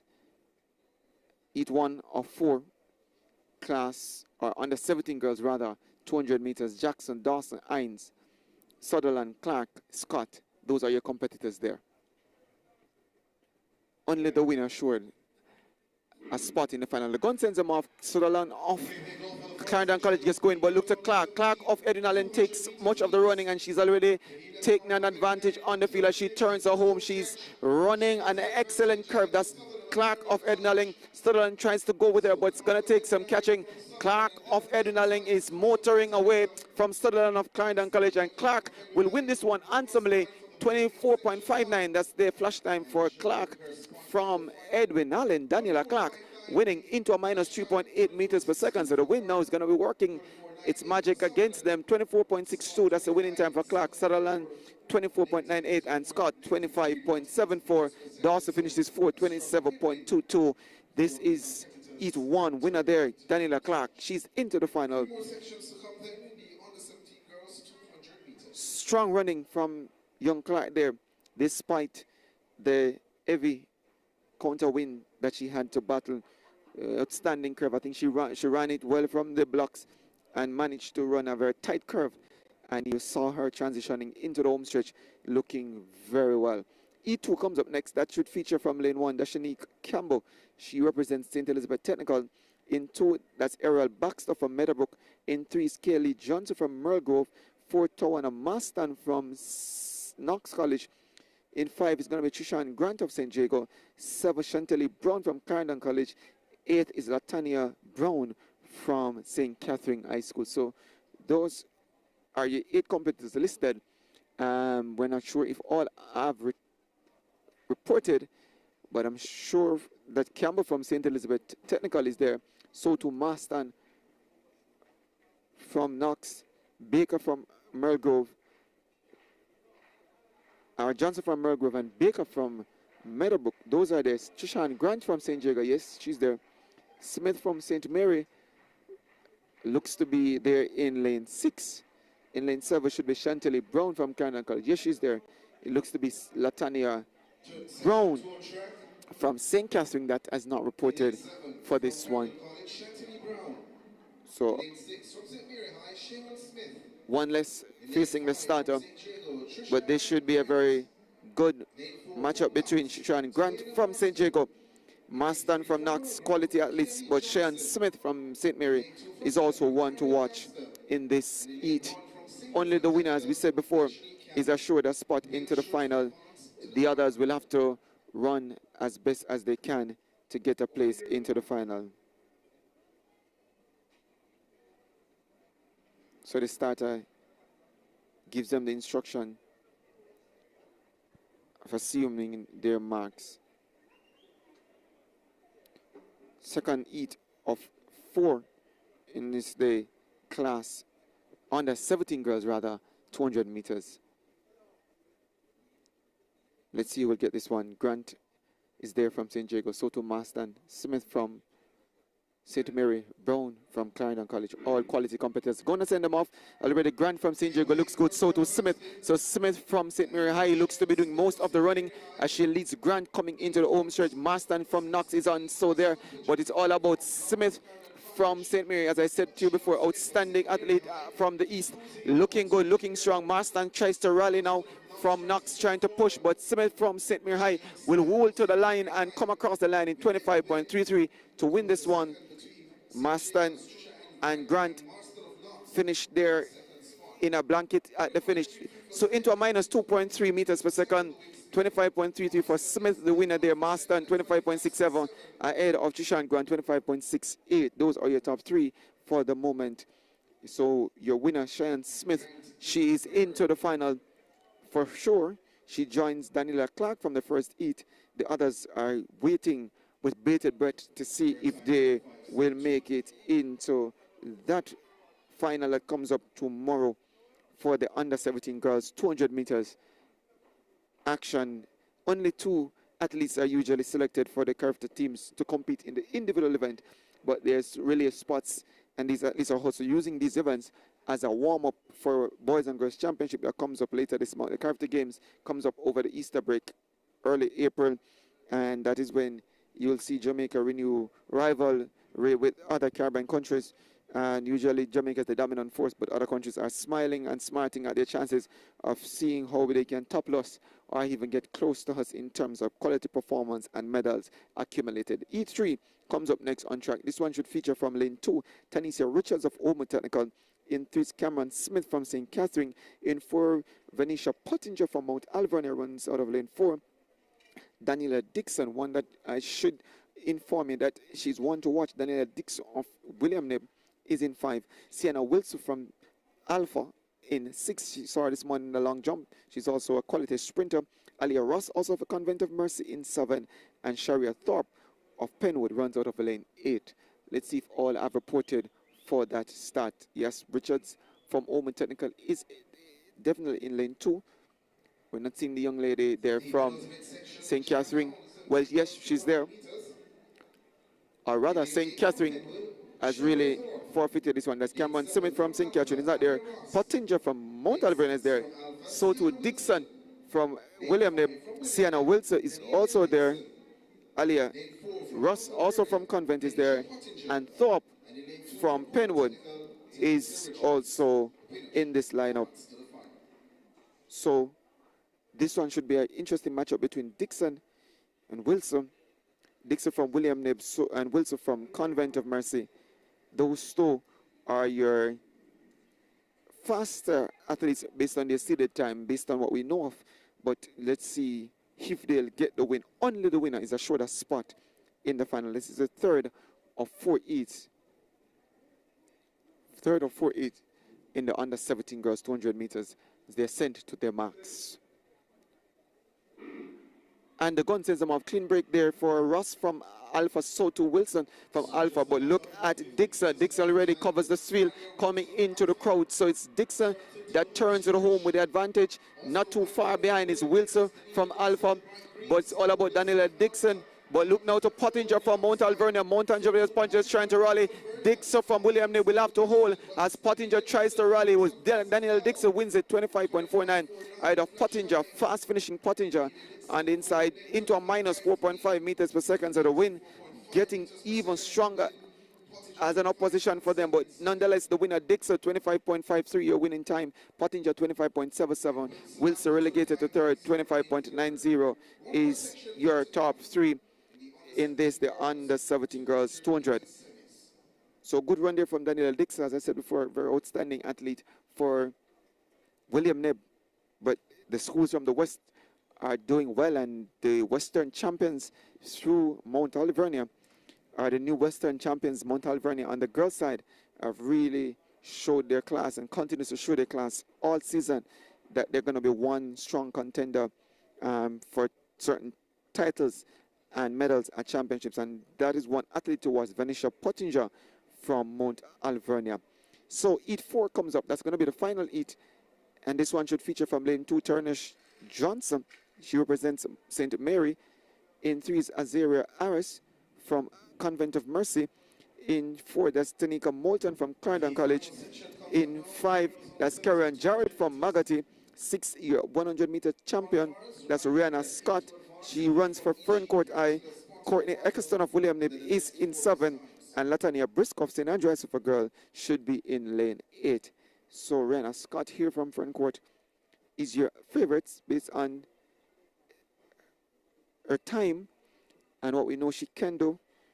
But the likes of Jarrett from Magati should be a good competitor. So to Harris from Convent of Mercy, young lady from St. Andrew High School, Briscoe, is not there, so that's an empty lane there.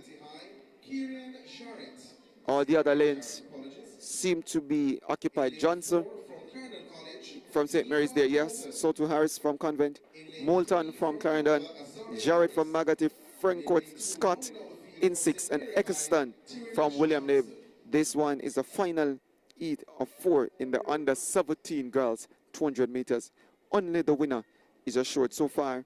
Daniela Clark, Dixon from William Nib have secured spot. Smith also from St. Mary secured a spot. The others will want to do so in this, the 4th and final heat, as the starter calls them to their mark. and they're off and running, outstanding. Moulton gets a good start. So to Rihanna Scott. So Rihanna Scott from front court has still a march on the field. So it's Moulton on the inside, but Scott on the outside has the advantage. Rihanna Scott begins to press. Moulton on the inside is trying to go to Harris. Harris from Convent of Mercy now steals a march on Rihanna Scott. Saw her last night in 100 meter. Now look at her going in this one. It's going to be Azaria Scott. 24.72 wins it ahead of Rihanna Scott. So somewhat of a redemption there for Azaria Scott. Azaria Harris into a minus 2.2 meters per second. Azaria Harris 24.74 ahead of Rihanna Scott 25.18, with Eccleston finishing third 25.59. Those are your top three. So Harris making another statement run here.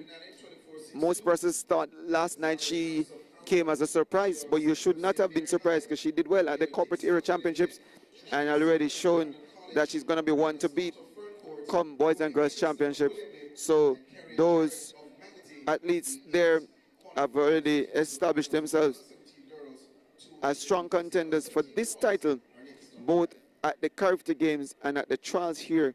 So you should not want to miss that tomorrow. Let's look at the 8 that have made it into the finals. Daniela Clark of Edwin leads all qualifiers ahead of Azaria Harris of Convent of Mercy, Sharon Smith of St. Mary, Daniela Dixon of William Neb, Trisha Lee Sutherland of Clarendon College, Rihanna Scott of Ferncourt, Courtney Eccleston of William Neb, and Kerry-Ann Jarrett of Magothy is your final competitors. Those are your 8 that will contest the girls under 17 200 meters on the final day that comes up tomorrow for this, the CARIFTA Trials 2026. So the next event on track should be the boys under 17 preliminaries. 4 such races are listed, with 8 advancing top finisher from each heat plus the next 4 best by times. First heat features Tavoy Green from Cornwall in lane 3. In 4, Ajani Kelly. 5, Nathan Bryan from St. George's. 6, Mario Ross. Keshawn Stevenson from William Nib in 7, and Anthony Rochester on Titchfield in 8. And we see an early move there from the young man. Looks to be from Titchfield at Rochester from Titchfield. Let's see what will happen. Obviously, early move. The field seemed to have been reduced to 2. We're seeing Mario Ross from Wolmer's. All the others, Cornwall's Green, Ajani Kelly are absent. Nathan Brand, also from St. George's College, should have been there, is absent. So it looks to be Mario Ross alone will do business over this one. Interesting. I guess this is going to be a stroll in the park for him, considering that the winner is assured a spot. At least that's what I would have done. No competitors to go with me, and they're going to send them off. And this is Mario Ross from Wolmer's. And I mean, knowing this young man is not going to stroll, he's going to give his all, and as he's doing at the moment as he turns to home. And look at what Mario Ross is doing, giving every bit of his all as he runs down that home stretch. He knows no other way of competing but doing his very best. 22.40. I guess that's a training run somewhat for Mario Ross, but you'd not be aware that he was the only competitor in the race into a minus 1.7 meters per second, 22.47. Only competitor there, but ensuring that he gave himself an honest display and gets into the final as the winner and the only sole competitor in that heat. So E2 comes up next, and E2 will be much more, or should be much more than just one competitor. I mean, it was 2. One athlete got disqualified for a false start, so the others that did not show made it easy for Mario as well. He made a running of that to show that he'll come back strong for the final. E2 is next on track, and this one will give you the lineup as soon as it becomes available. And this is the boys under 17 section that is happening inside the stadium. 4 heats schedule, with the winner assured a spot. The others will have to run their very best to ensure that their times are amongst the 4 fastest losers, we call them, are those who finish outside of the first spot. So E2 is next. We're going to give you that start list. And that should feature from lane 3, Kevar Johnson. He runs for Charlemont. Jaden Lee of Tertius Schooling should be in 4. You had a little from Wilmer's Boys should be in 5. Javin Clayton in 6 is from Calabar. Andre Janus from Kingston College in 7. And Jerome Wellington from Oberlin should be in lane 8. So just about 6 schedule to face the starter. Let's see what will happen and if all have really shown.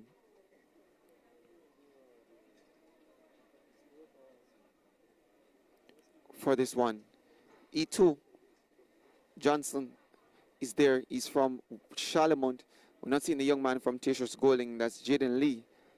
That lane looks to be absent. Little from Woolman's is there. So to Clayton from Calabar. We're seeing that one. Genus from Casey is also there. So to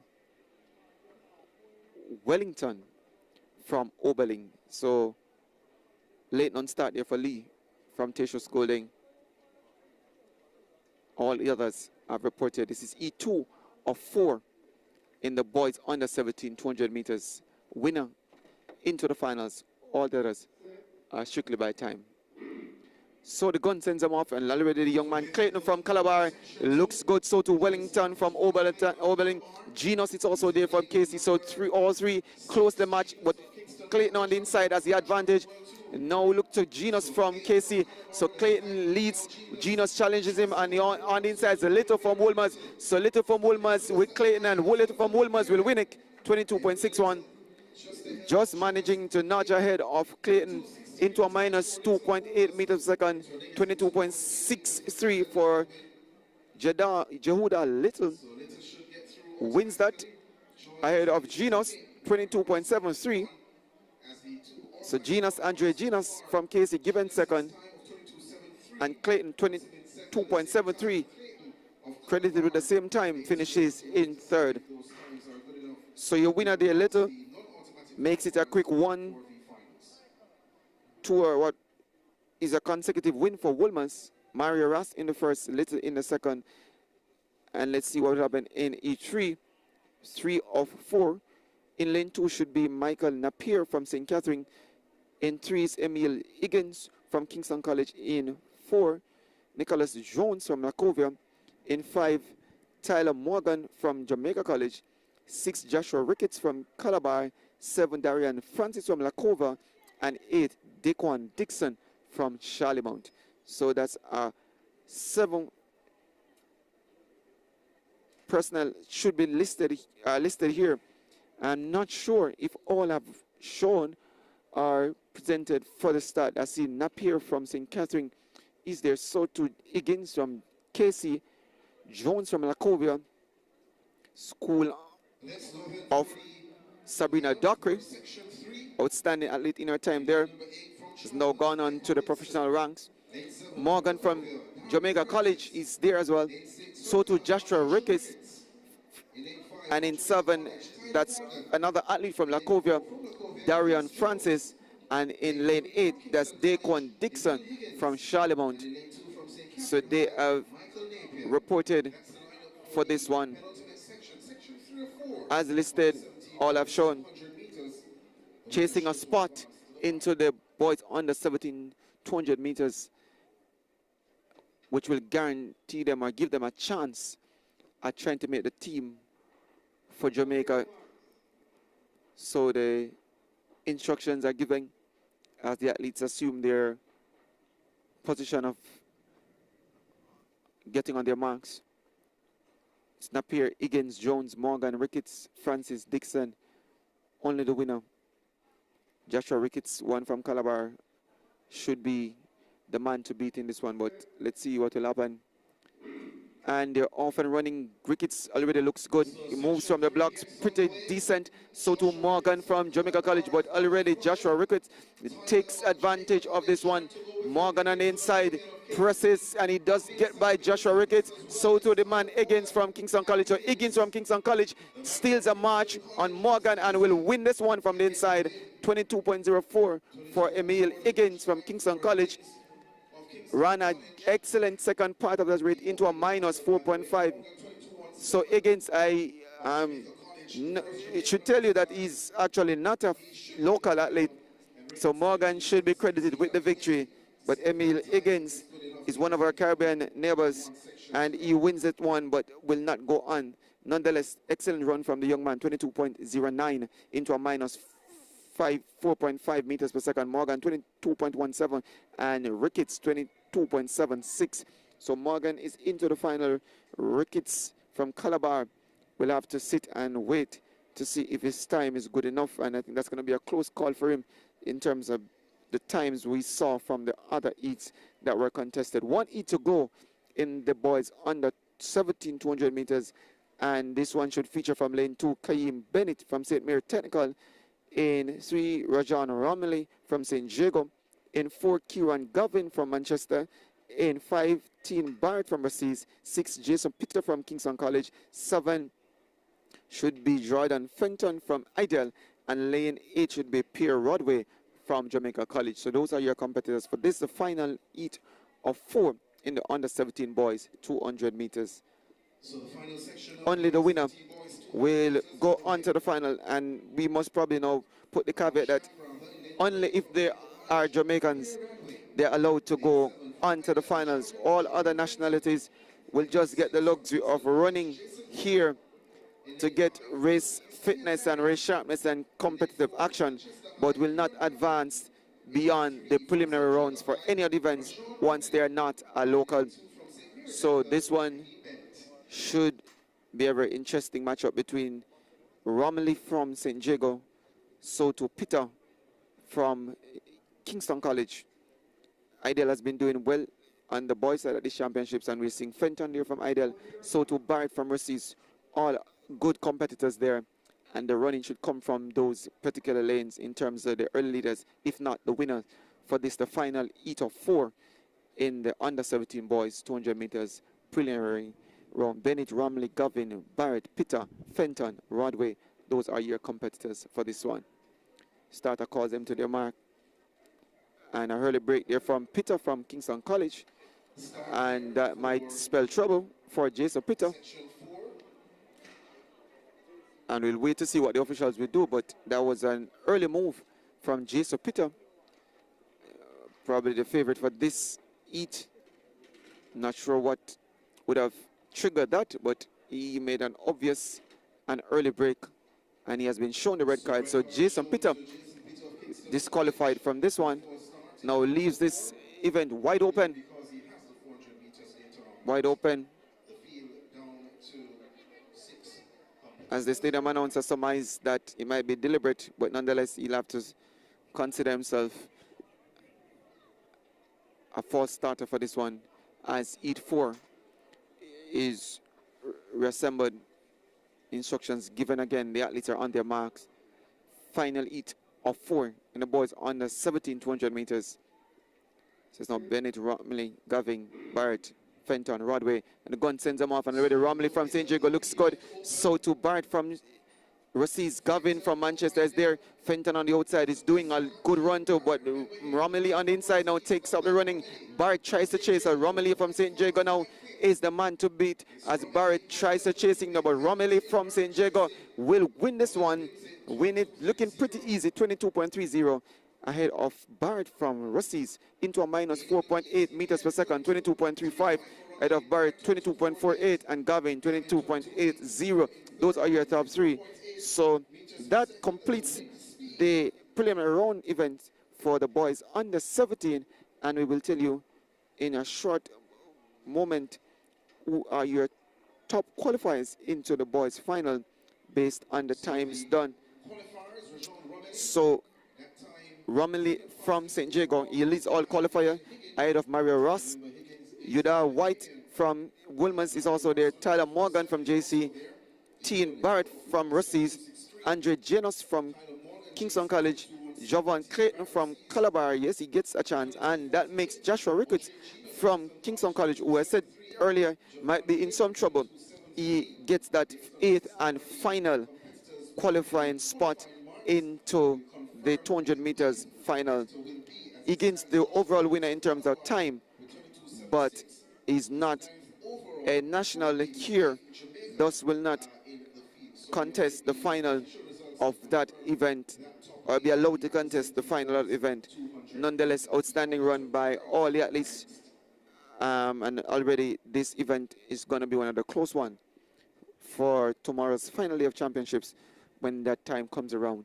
We move to the girls under 20 prelims, and this one should feature, I think, 2 heats or 3 heats rather. Make that 4, yes, 4 heats for the under 20 girls, and I am really excited to see this one.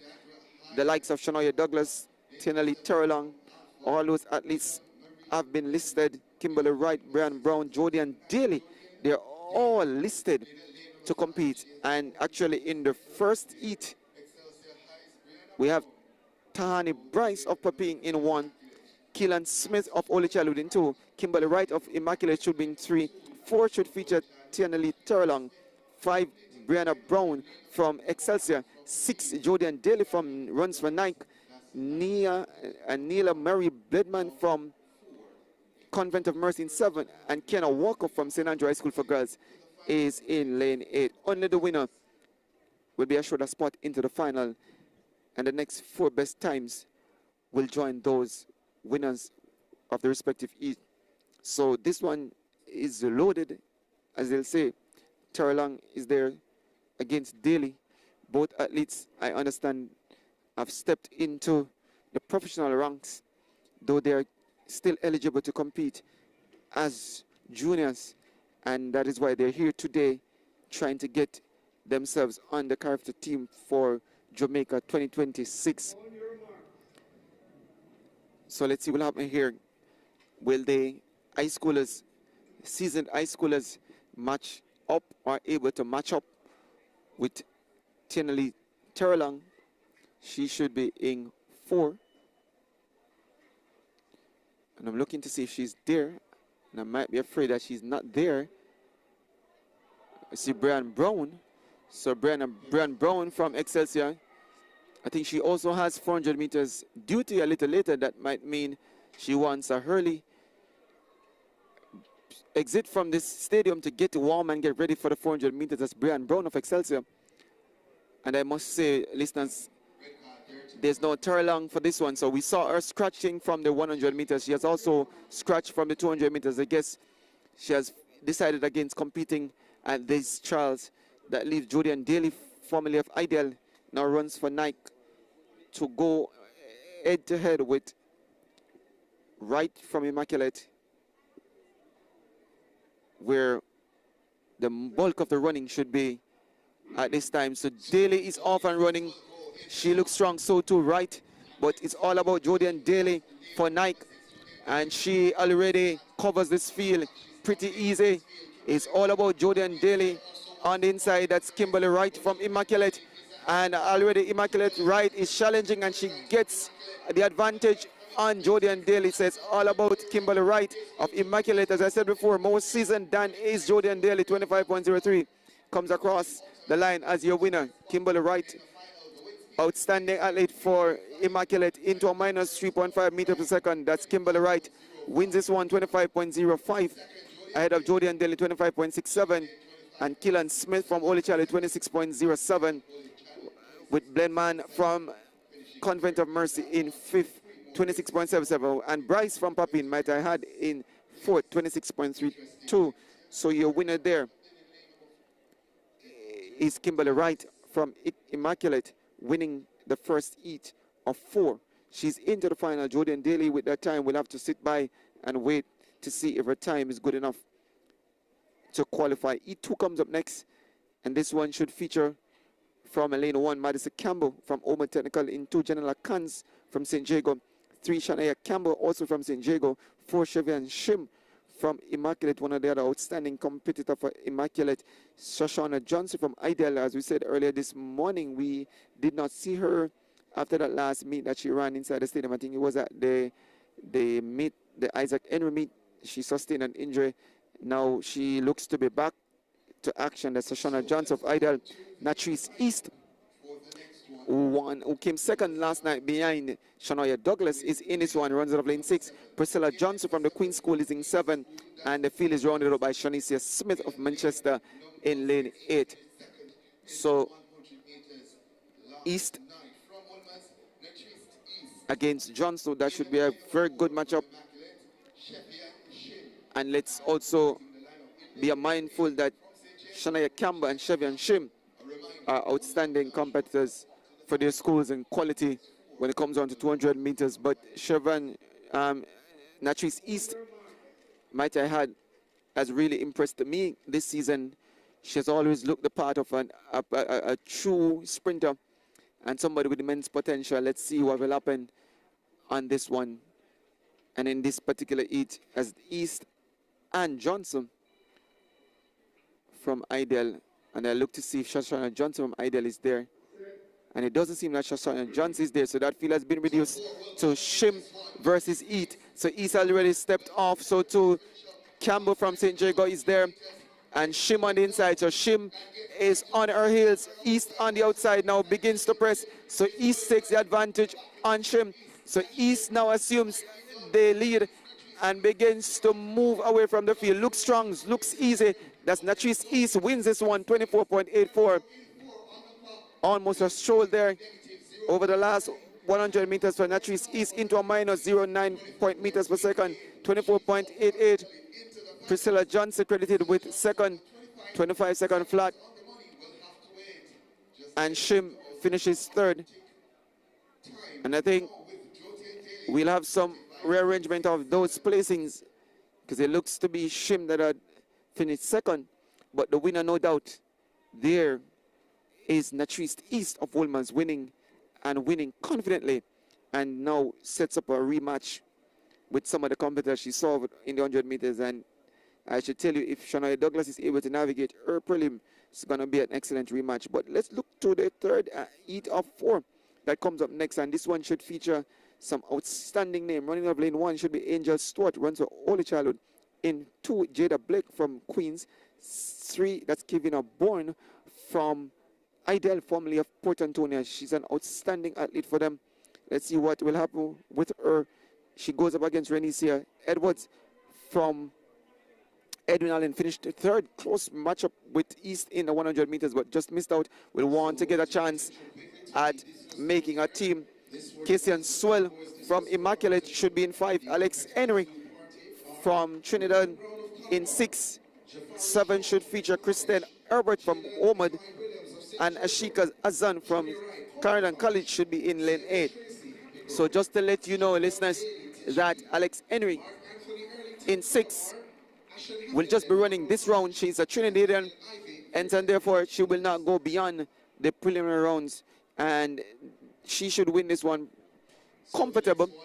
We're seeing the absence of the likes of Ebert from Omad, so to Edwards from Edwin Allen. So I guess they have decided against this one, and I want to believe that Bourne from Ideal also has decided against competing in this one. So Stewart from Holy Childhood is there, so to Blake from Queens. There's no Bourne, there's no Edwards. Swell is it from Immaculate in 5. Henry from Edwin Allen in 6.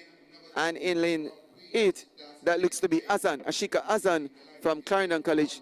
Those should be your competitors, with the absence of Edwards, Bourne, and Herbert. So the starter gives the instruction, 5 competitors in this one. Henry runs for the experience and also for the practice, but all the others will know for sure that even if they finish behind her, they'll have a chance at making the final automatically. Let's see who will take advantage of that. and they're gonna send them off. Henry already looks good. So to Swell. Swell is from Immaculate. She's on the shoulder of Henry, but Henry now begins to press as Swell keeps her honest. It's gonna be Swell on the inside. Henry now takes advantage. So Henry now begins to push, looks strong, looks fit, begins to open those the long legs and strides, and begins to pull away from Swell. So it's gonna be Alex Henry from Edwin Allen. Wins this one, comes across 24.95. That's a flash time for Alex Henry of Edwin Allen into a minus 3.5 meters per second. 25.03. That's the official time for Henry. Swell 25.70. So Swell is into the final as on 26.15, finishes third, 26.15. So those will have to sit and wait to see if their times are good enough for that final, particular final. But that was a pretty easy run there by Alex Henry in her less favored events based on my understanding. But nonetheless, she looks pretty easy. That's her second fastest time overall, though she'll not be afforded a spot to contest the final. So let's tell you who those likely 8 persons will be for the 200 meters under 20 girls. Natrice East, your overall winner, our lead contender, 24.88. Kimberly Wright is there. Priscilla Johnson is also there. Chevian Shim. Shania Smith is also there. Jodian Daly is also there. Those are your early leader, Casey and Swell. But we still have 1 E to complete the event. And that will make for an interesting 8 as the bubble time 25.67 remains. So Rosalie Gallimore runs out of lane 2, or should be in 2. No, Rosalie there. Jada Lloyd in 3. She's from the University of North Carolina or Charlotte. In 4, Shanika Lindsay from Alphonsus Davis. 5, Simoya Brown from Immaculate. 6, the outstanding Shania Douglas, winner of the 100 meters last night, will go into this one from lane 6. Britannia Bailey from Oakwood should be in 7. And Jenna Murray from Mount Alvernia runs out of lane 8. So 7 are listed. And I think the athlete there from Oakwood is also missing, Britannia Bailey. But all heights are on lane 6. That's Shania Douglas. And actually 3 competitors have shown for this one. And that looks to be Jada Lloyd, Shanika Lindsay, and Shania Douglas. So Gallimore from Oakwood Technical is a no-show. So too Samoya Brown, Britannia Bailey, and Jenna Murray. So all 3 athletes here will want to ensure that they either win this one or get beyond 25.67 to get a place. All 3 outstanding quality talent, if you ask me. Lindsay from Alphonsus Davis, Soto Lloyd from the University of Carolina, Charlotte is there. And I need not to say anything about Douglas. Douglas already gets going as the gun sends him off. It's all about Shania Douglas. Lloyd tries to press. So Lloyd tries to press. Lindsay pulls up on without even contesting 100. So it's all about Shania Douglas. Looking easy, looking strong. Jada Lloyd tries to take an advantage of the outstanding Shania Douglas. But Shania Douglas is not even pulling much, but has already separated herself from Lloyd. Looking easy, 24.11. Almost a stroll in the park there for Shania Douglas. But that's the measure of this outstanding athlete. She is really primed and ready to do outstanding things. Into a minus 3.2 meters per second, 24.19 for Douglas. And Lloyd finishes second, 24.85. That time for Lloyd should be good enough to get her into the final. As the event wraps itself up, Shania Douglas, your fastest qualifier, 24.19. Natrice East in second, 24.88. In third, that's Kimberly Wright, 25.05. Jada Lloyd, 24. Jada Lloyd is actually the third fastest qualifier, 24.85. Kimberly Priscilla Johnson, 20 seconds flat, 25 seconds flat. Kimberly Wright, 25.05. Chevian Shim, 25.21. Shania Campbell, 25.34. And Jodian Daly gets into the final, 25.67. So those are your finalists from the under 20 girls 200 meters that have advanced into the final that comes up tomorrow. All right, Shane, so update as to what is happening over by the under 20 girls discus final. And Abel Deborah, as listed here, she is in front with a best mark of 49.86 meters in the girls under 20 discus. And Marla K. Lampart, who was runner-up to her last night in the shot put event, she is in second right now with 47.49 meters.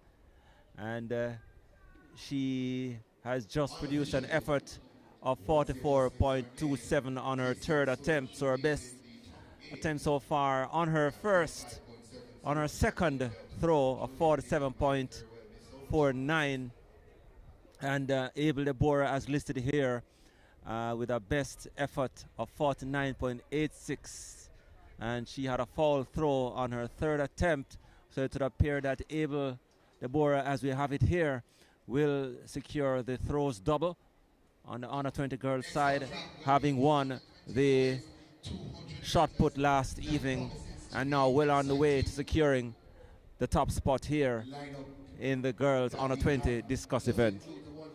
So that's an update as to what is happening over by the shot put area as we speak.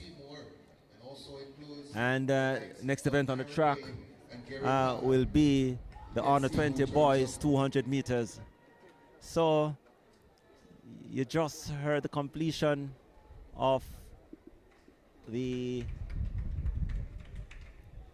200 meters under 20 girls, and your qualifiers to the final. Shania Douglas, you just saw her out front, leading the qualifiers with 24.19, and she is aiming for the sprint double, having won the 100 meters last night in an impressive 11.06 seconds. Nashees East, who was runner-up last night as well in the 100 meters from Woolmer's girls, she has a second best time heading into the final, 24.88. The third fastest time is Alexi Henry from Eden Island, but she will not compete in the final. As you know, she is a Trinidad and Tobago national, so she won't be competing in the final, but she had the best time, third best time of 25.03. Kimberly Wright Immaculate, 25.05 among the qualifiers. Jada Lloyd, University of North Carolina, fifth fastest, 24.85.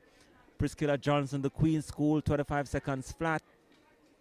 Chevian Shim Immaculate, 25.21. Shania Campbell St. Jago, 25.34. And getting the spot in the final is Jodianne Daly, formerly of Heidel, now running as a professional, I would appear, because I'm seeing Nike here as the team she represents, 25.67.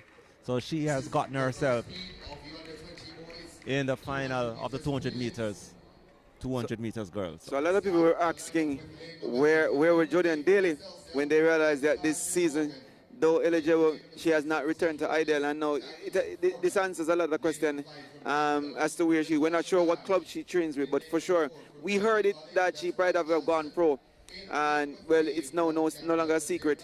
But let's see what she will do here. So said, so done. As we get ready for the 200 meters on the 20 boys event. So the first heat comes up on track. In lane 2 should be Usain Bernard from Petersfield. Nasir McMorris from Camperdown should be in lane 2. And the others should be Raheem Alice from Camden College in 4. Dequan Maraj from Camperdown in 5. Tyrese Foreman from St. George's in 6. Detarja Morgan from Excelsior in 8. And there's a late non-start for Tenny Daly and Azriel Allen from Kingston College. So those two should have been a part of the field, but they are fully rested.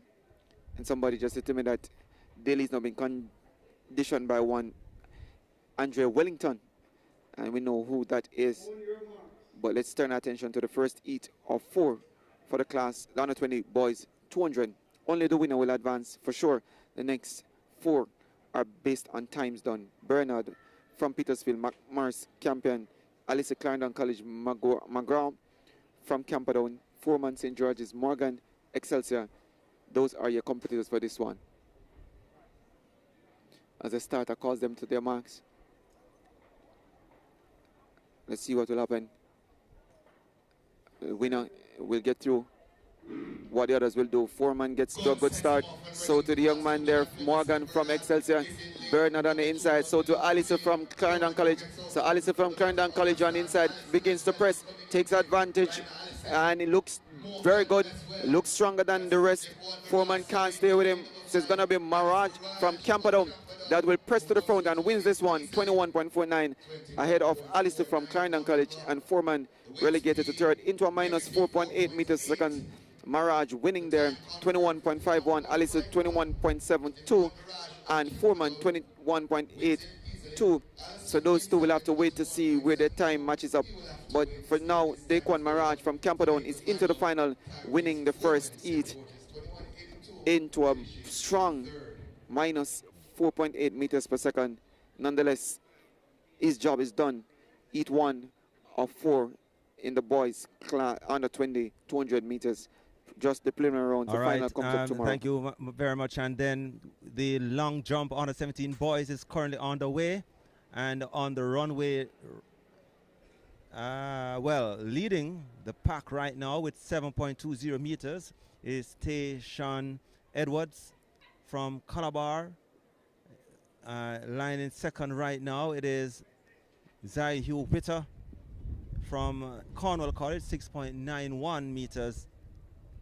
And in third right now is O'Dane Noble from Kingston College, 6.88. As we see.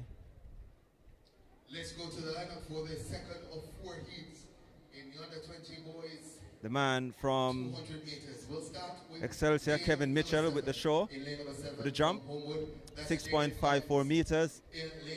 But right now it's Tayshawn Edwards out front in the under 17 long jump with 17.20 meters from Calabar, and in second is Zai Hugh Witter, Cornwall, 6.91. So E2 is next on track, and this one should feature some strong contenders as well, and we'll tell you who those at least are in Heat 2.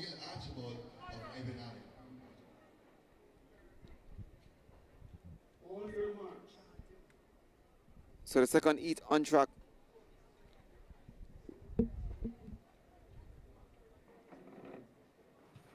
So this one should be Archibald from Edwin Allen, Bygrave from St. George's, Jervis from Green Island, Jackson from Kingston College, and Smythe from Allen, Seymour from William Nib, Jadon Collins from Ormond, Fitzgerald from Papine. Those are your contenders. Bygrave, a late non-starter. Let's will happen. Smythe gets good. He starts to move. So to Seymour from William Nib. Says Seymour from William Nib. But Smythe on the inside now begins to press, and Smythe takes the advantage on Seymour as they turn into the home stretch. Says Smythe from Seymour. Smythe and Seymour, those two from the west, battling neck and neck. And it's going to be Seymour from William Nib that takes this ahead of Smythe from Allen. Sanjay Seymour, one that a lot of people has a lot of time for, into a minus 4.0 meters per second. Seymour wins it 21.67. ahead of Smythe, who was thereabouts with him, 21.80.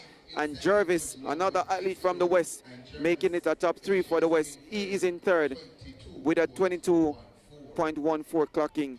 So outstanding run there from the peer from the West, Raja. Yeah, Trelawney, the Battle of Trelawney there. And I also suspect that it will be the Battle of Trelawney in the final. We're talking about Sanjay Seymour, the champion from last year. Usain Bolt School, William Nib, 21.67 seconds. And Johan Romaldo Smythe, formerly of Mushet, now of Holland. He is a training partner of Shania Douglas. So, you know, out of coach Smythe, rise it Johan Romaldo Smythe. And those are your top 2 out of this seat. But of course, only the winner guaranteed. So Sanjay Seymour making sure that he is in the final. And Rohan Romaldo Smythe will have to wait to see how things will pan out when the other times are tabulated. Interesting there. So we're on to E3 or 4. This one should feature from lane 1, Taim Thompson from Edwin Allen, in 2, Narrow and Wade from Kingston College, in 3. Yeah, the name Raquel Reed from Excelsior, and a lot of people now believe that he's the next big thing. Kenrick Sharp from St. Mary's Technical, outstanding athlete from the East. Nathaniel Martin from Jamaica College is in 5. Juna Gallimore from Ideal. Kimani Gordon from Calabar. And Raheem Collins from St. George's. They should be the competitors for this field. Let's see if everybody has shown. And if so, this is going to be a blockbuster of a heat. Thompson from Edwin Allen looks to have decided against this one. Nyron Wade from Casey should have been there, not seeing him. So we can tell you that Reed from Excelsior is also not there. Not seeing Sharp as well. So Gallimore, Gordon, and looks to be Martin are your competitors in this one. So a mass exodus on the field, leaving just about 3 competitors to battle from this one. Nonetheless, should be a quality field. Martin versus Gallimore versus Gordon.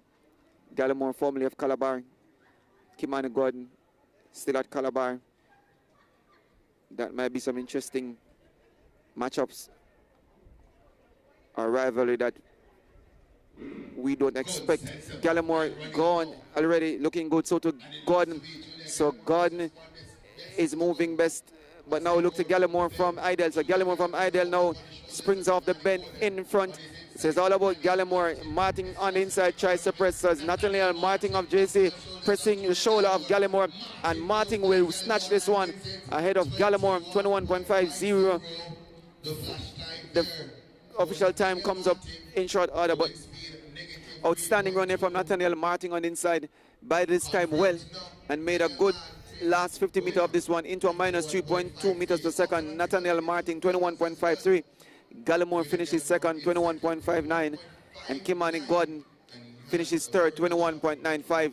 Fast race, so those 3 might fancy their chances of all advancing to the final. But that was outstanding competition from all, knowing quite well that only the winner is assured a spot into the final. And Martin seized the opportunity and won it there ahead of Gallimore. The 4th and final heat comes up next. This one should feature from lane 1, Dante Watson, representing Jamaica College. In 2, Tyreek Robinson of St. Jago. In 3, Elijah Michael from Jamaica College. In 4, Malik Dennis, also of JC. In 5, it should be Markel Smith of Kingston College. 6 should be Gary Card. And that's where I'm looking to see if he has shown. And from what I'm seeing, that looks to be an empty lane. Gary Card from the University of Technology. In 7, Kyle Budden from Kingston College should be there. Jamal Stevens, we saw him pulling up in the 100 meters last night. I'm not sure if he's here. Jamal Stevens, that is from Calabar.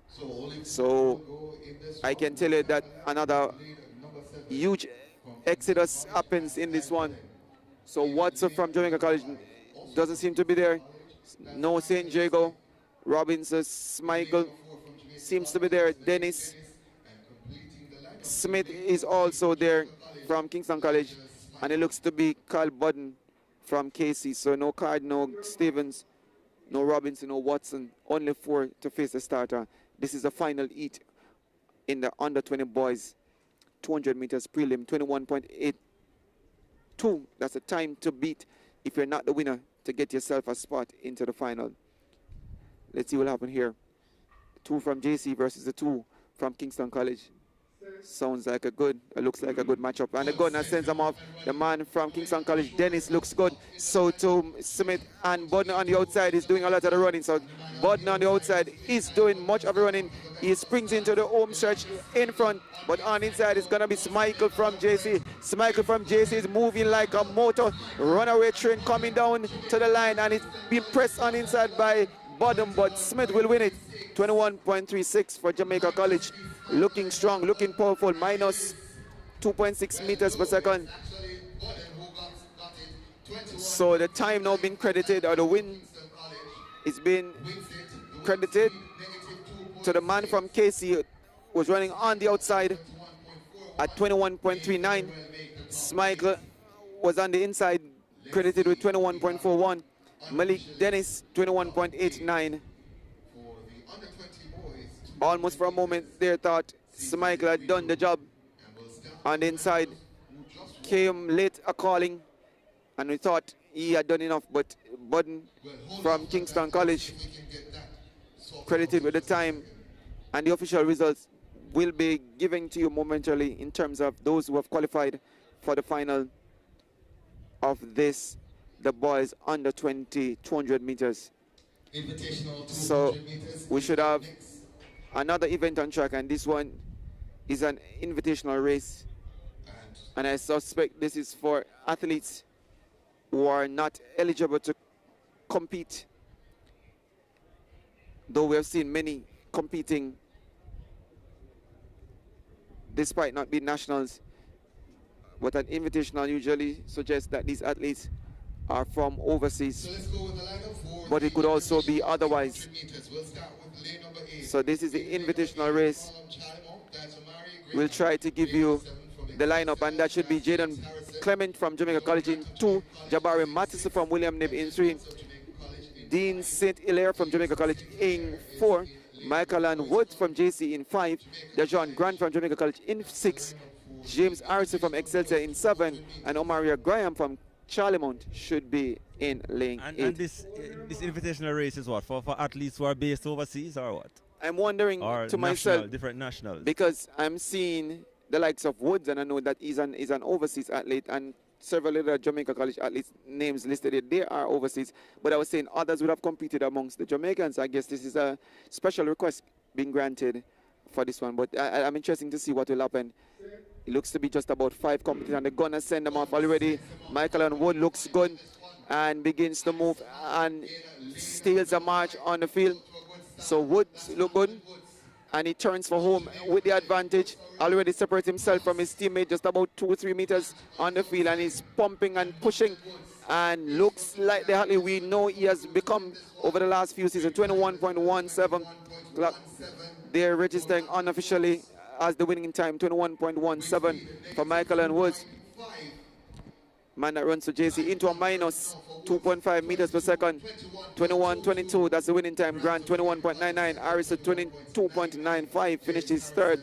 And St. Hilaire in fourth, 24.02, with Graham, the 5th competitor there, finishing 24.34 at the end, or the back end of that field. But interesting run for Michael and Woods. The rest of we are trying to figure out what this invitational is about, except we can say, or usually it is to facilitate athletes from other countries or other nationalities. Nonetheless, it's worth coming to the trials and getting a chance to run, even if you're not from Jamaica. So that wraps up the 200 meters qualification for under 17 girls and boys, so to under 20 girls and boys. And like we said this morning, it's now a long wait, almost about 3 hours before we see any more action, and that should be the 400 meter when that comes up next. I think the discus throw, and that's action on the track, so let's make that absolutely clear, because I think there's ongoing competition in the long jump and also in the discus throw for boys, with the girls already seal their competition for the day. All right, so as you'd have heard, the long jump is still on the way, and I think they are now down to the final. The finalists now will be introduced. And among them, we have Tayshawn Edwards from Calabar, Zai Hugh Whistler from Cornwall. So let's turn your eyes to the long jump area. And we have the top 8. The top 8, actually. The final round for the boys although we are only seeing 6 out there. We'll start with the athlete in 8th position. He has a best jump of 5.98 meters, representing Clarendon College. That's Omarion Chanteloup. All right, so in 7th position, he has a best jump. So your finalists, Omarion Chanteloup in the under 17 long jump, the best effort of 5.98. In 7th place is Deshaun Lewis from St. Mary, 6.44. Kevin Mitchell Excelsior, 6.54 meters. Shamar Shaw Calabar, 6.55 meters. Leonardo Green, St. Jago, 6.72 meters. O'Dane Noble Kingston College, 6.88 meters. Zai Hugh Witter Cornwall, 6.91 meters. And leading the pack in the final Tailshon Edwards from Calabar, 7.20 meters.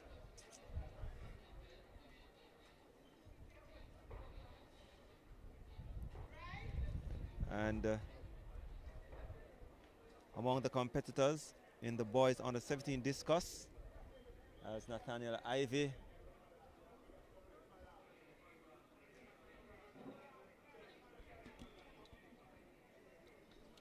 was the last competitor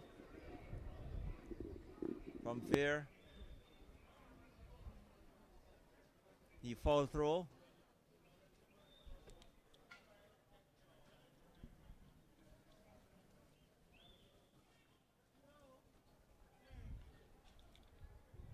And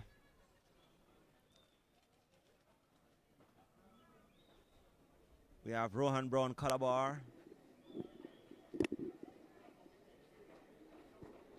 In terms of the discus event that is currently on the way, Jaden Williams from St. Jago, best so far 49.94. Xavier Tracy Happy Grove, 47.72. Ashan Haffenden Monroe, 42.83. Mark Anthony from Calabar, 38.66. Jafari Shaw, Jamaica College, 36.99. Rohan Brown, Calabar, 36.39. Nathaniel Ivy, 30.94 from Veer. And Jovan Daly Titchfield, 30.94. Your top 8 so far in the boys discus under 17 event.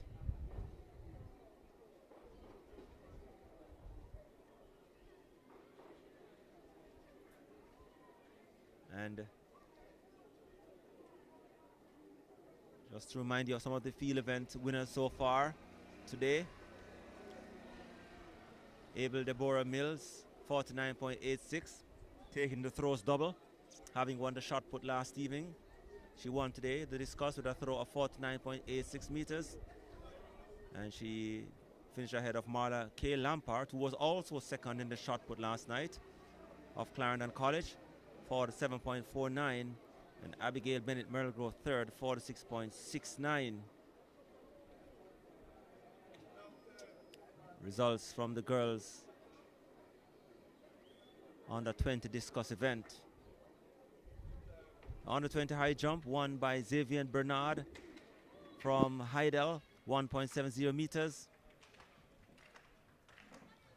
As on the runway now, the man from Calabar in the under 17 long jump picks up a foul. That's Shamar Shaw. So it's a foul throw for him, a foul jump for him, I beg your pardon. Testing, testing. And this is the final, the under 17 boys long jump.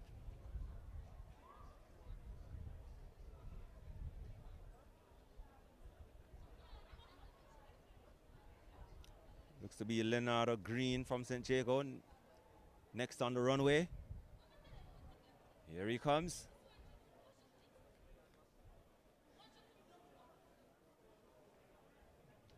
And lukewarm jump for him. He picks up a fair jump. He was currently lying in 4th place with a best jump of 6.72 meters.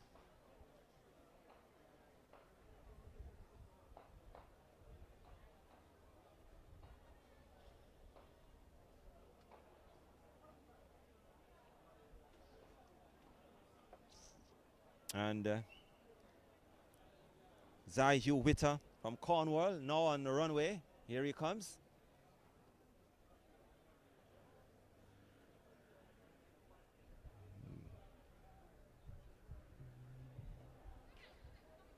Gets the white flag. He was second overall with 6.91 meters.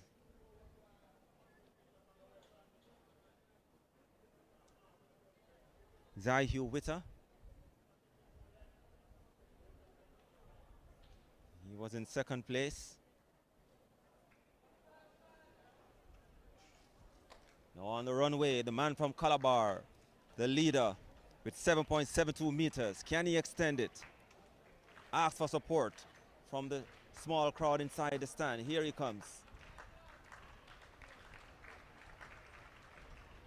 Paws down the track and he gets the red flag. Foul jump for him.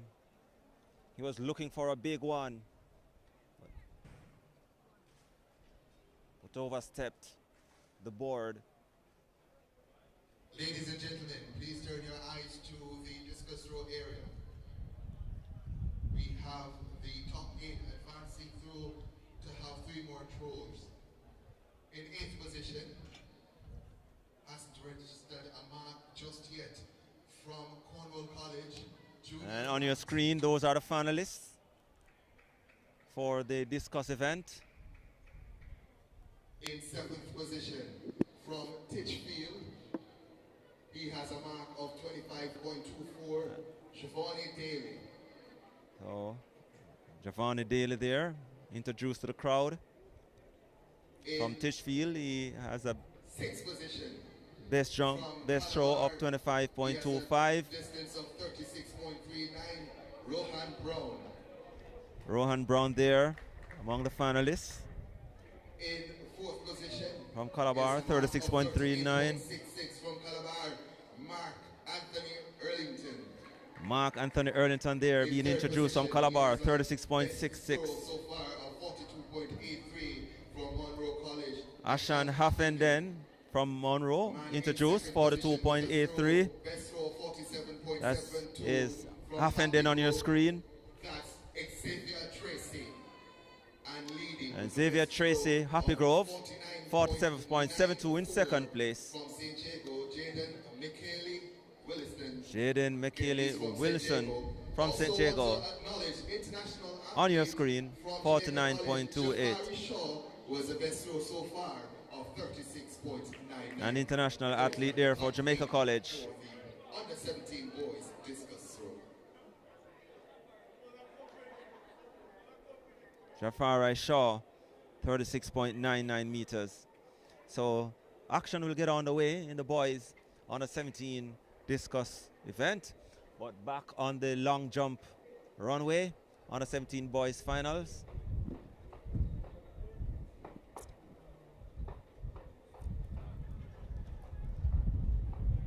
And Shamar Shaw currently sits in 5th place for Calabar. He's on the runway again, looking for a jump that will get him into the top 2. Shaw from Calabar, getting the support. Here he comes. Gets the red flag too. Trying for the big one.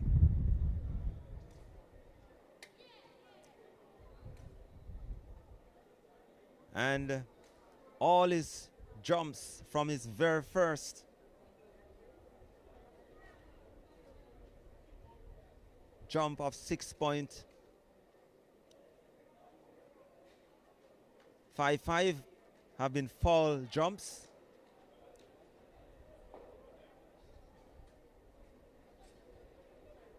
As this is Leonardo Green in 4th place with 6.72. Here he comes, trying to get into the top 2. Here he comes with a good jump. Let's see how close that will take him up there. He gets the white flag. Leonardo Green from St. Jago.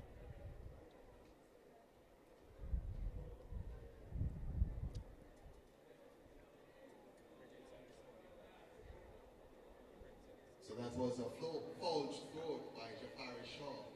And he moves up. Leonardo Green, 6.93, so that jump gets him into the top 2 with 6.93 meters. Here is Zaihu Witter from Cornwall. He was in 2nd place. Will he try to reclaim that 2nd place or go to the top? Here he comes. He was relegated to 3rd a short while ago. Here he comes, but he gets the red flag. Foul throw for Zaihu Witter, who has been relegated to third because of that jump of 6.93 from Leonardo Green from St. Jago. And here's your leader, Talshon Edwards, 7.20 meters. The long jump also going on. Appears to be well on his way to victory. Talshon Edwards from Calabar gets the support as he now motors down the runway, looking for a big one. Gets the red flag again. Another foul jump from Talshon Edwards, but that is that. Talshon Edwards of Calabar, who leads with a distance of 7.20 meters, following his fifth round effort. So that should be that for Talshon Edwards, though there are others who still waiting their fifth and final jump.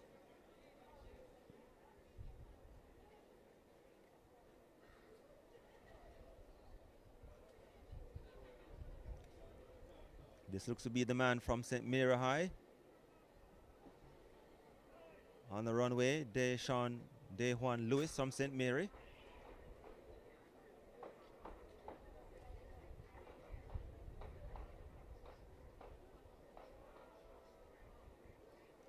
Can he move up the pecking order with his next effort?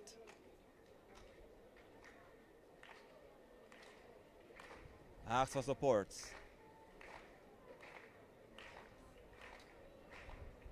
This is Lewis from St. Mary High.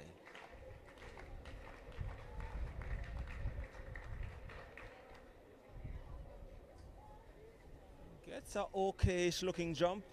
Not certain if that will move him up the order. He was lying in 7th place with 6.44 meters.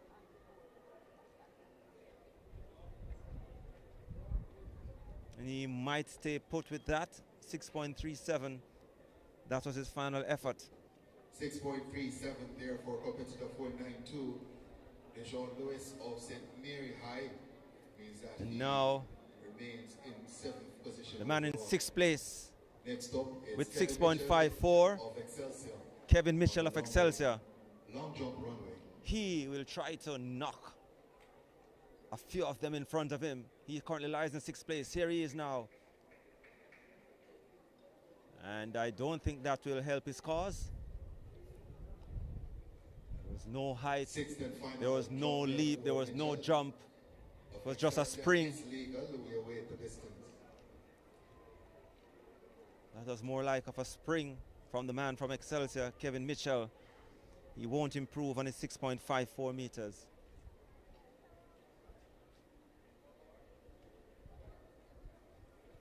So the battle is on now between Green, Leonardo Green from St. Jago with 6.93, and Talshon Edwards. Mitchell on his final roll was 5.93. 5.93 there for Mitchell. Next up is Shamar Shaw is in 5th place, trying to knock a few of them out of the way to get into the top 2 on your runway as we speak. Shamar Shaw. Here he comes.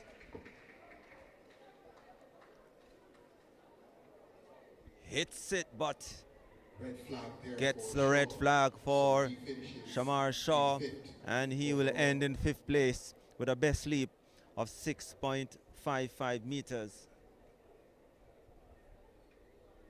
So the battle is on between Zaihu Witter from Campion, Leonardo Green on your runway now. He will try to He's currently lying in second as we speak with 6.93 meters.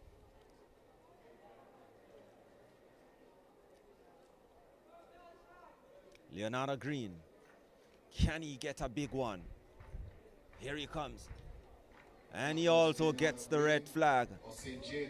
So he falls out. Red flag for him as well. And he will end with 6.93 meters. Leonardo Green finishes with a best of 6.93. And Zai-Hugh Witter from Cornwall College, he currently lies in third with 6.91. Can he get into the top two and knock someone off? He needs to get 6.94 to be on the plane for the CARIFTA Games. Here he comes. Zai-Hugh Witter hits the board. It's a good one. It's a good one. And let's see if he has improved on his 6.91.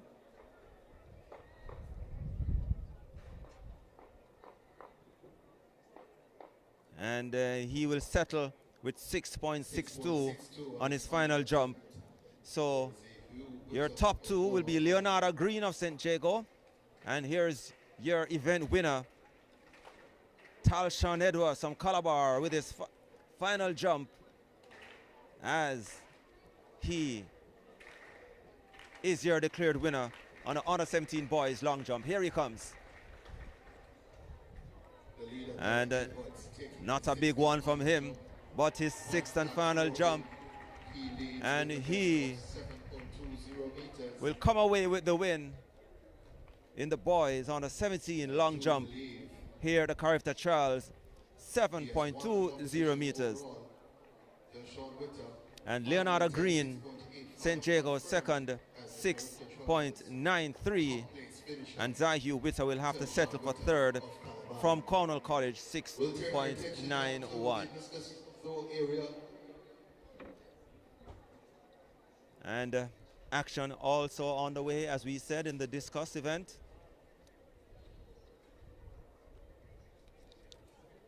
Also coming up will be the high jump on the 17. Javon Daly from Titchfield. He is the next thrower in the cage.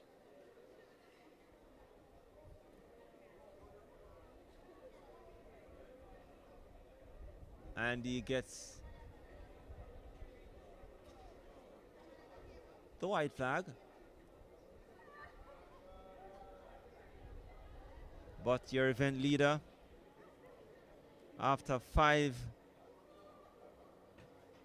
attempts, Jadon Michael Williams from St. Jago, 49.94 meters.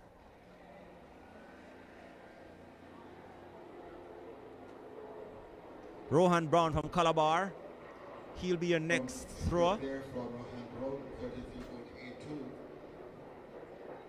And he produced an effort of 33.82.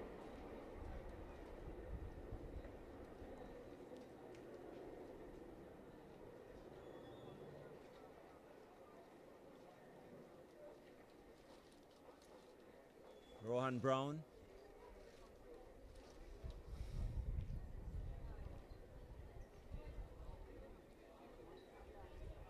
.77 meters there for the man from Calabar, Mark Anthony Erlington. So Mark Anthony Erlington just produced an effort of 39.77.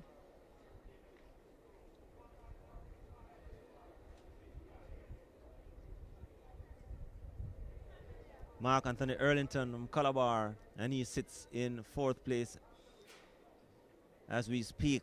So the top three, Jaden Michael Williams from St. Jago, 49.94.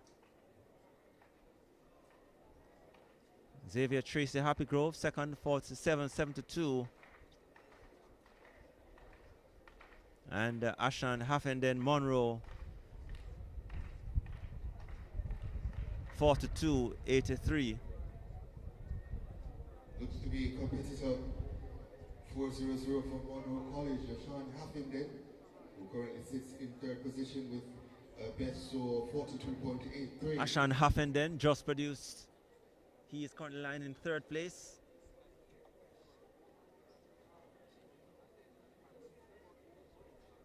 And he has just produced a foul effort there. In fact, on his fifth attempt, he threw 42.29 meters. This was before this event he had a foul throw. So he stays in third on the Discus on the 17 final.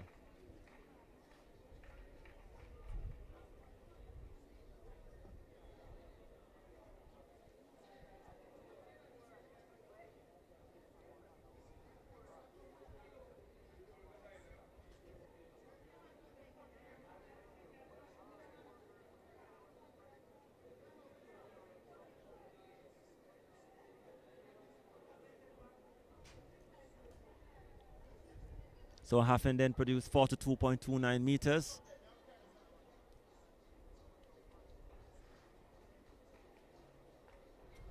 And entering the cage now as we speak, looks to be the man, the overall leader, Jaden Mikhail Williams. Coming up with his fifth attempt, but he leads overall with 49.94 meters. Jaden Mikhail Williams from St. Jago, here he comes. Looking for a big one.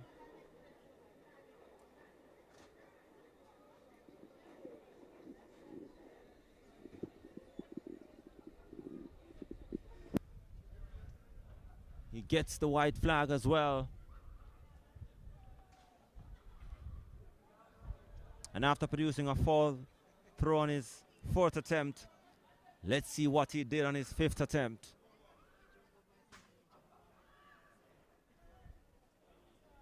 .85 for Jaden Mikhail Williams from St. Jago.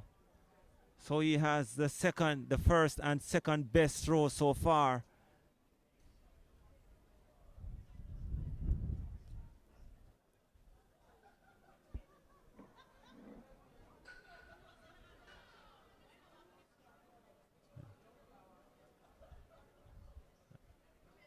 And the man from Jamaica College, Jafari Shaw, who was lying in sixth. He picked up a foul throw there.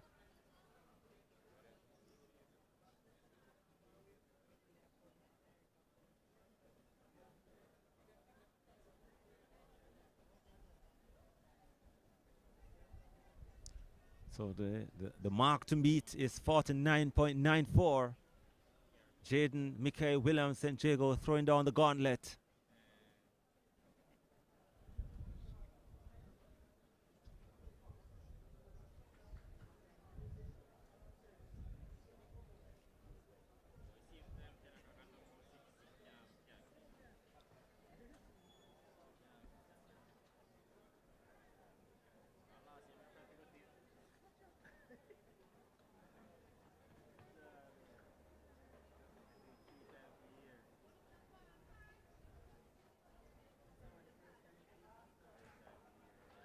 So the man from Monroe again.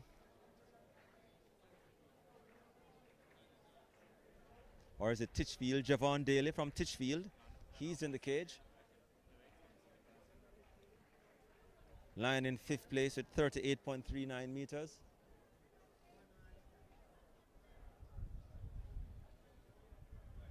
And that appears to be another weak attempt from him. Javon Daly.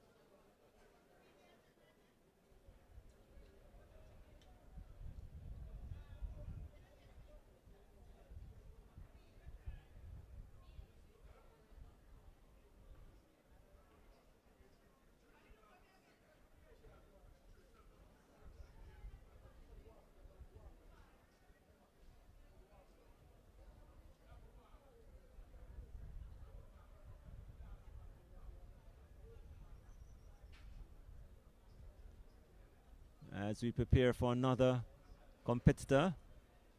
Looks to be the man from Calabar, Rohan Brown.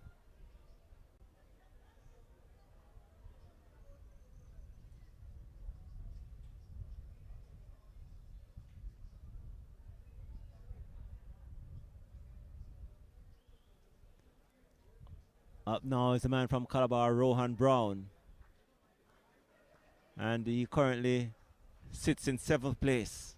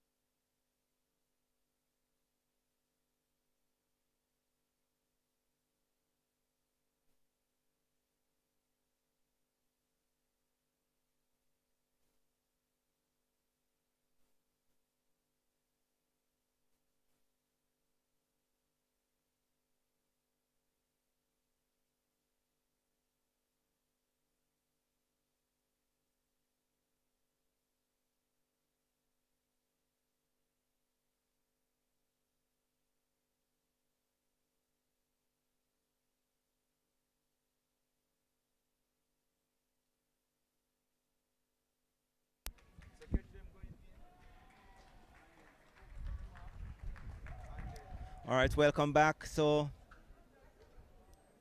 the man from St. Jago continues to lead the way. 52.68 on his final attempt. Jaden Michael Williams.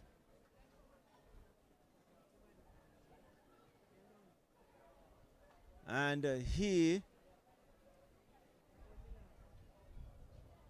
that's Jaden Michael Williams, is your champion here at CARIFTA Charles in the under 17 boys. On his last attempt, he produces 52.68. So the top 3 throws belonged to the man from St. Jago, Jaden Michael Williams. 52.68, 49, 48.85, and 49.28. And Xavier Tracy, from Happy Grove will take second with a best effort of 47.72. As we turn our attention now to the high jump.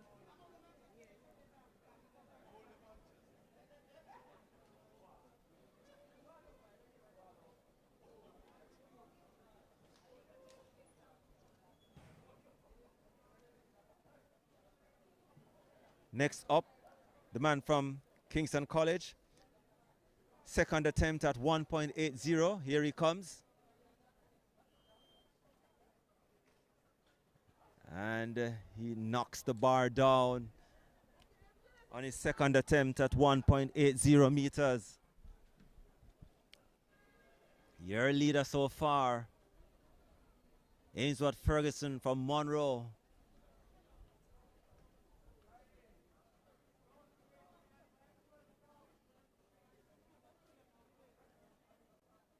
Shares the lead with Dandre McKenzie from Happy Grove.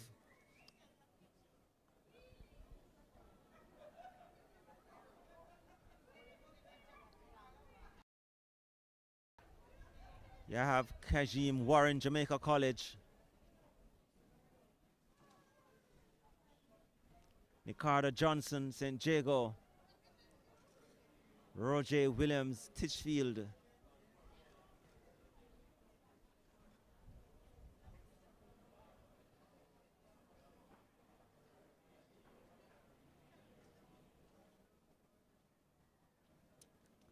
Saeem Collin. And this is A. Phillips from Kingston College. His third attempt and final attempt at 1.8. Here he comes. And he only just missing out.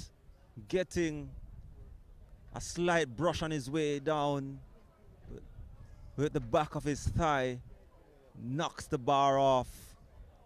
And he will now exit, having failed on his 3 attempts at 1.80 meters.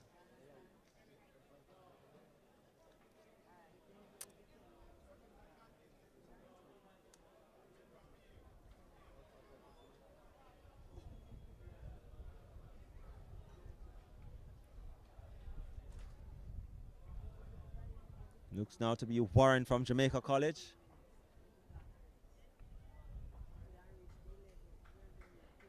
Or that looks to be Monroe, that is, actually. Yes, it's Warren, Kajim Warren, Jamaica College. First time clearance at 1.85 meters. Moves to the top.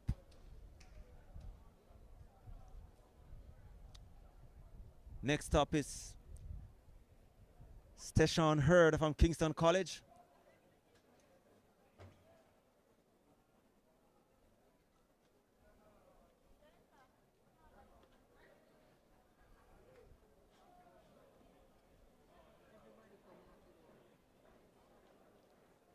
He attempts 1.8, knocks it down at the first attempt. He's in 9th place. The man from Happy Grove. Next up. Attempting 1.85, he knocks it down on his first attempt.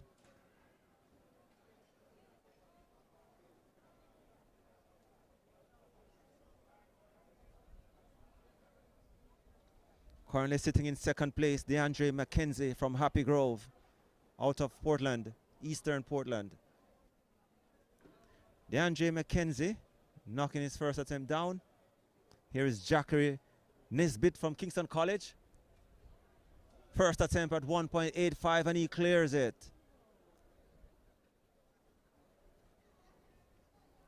Joins Kajim Warren of Jamaica College as first time clearers of 1.85 meters.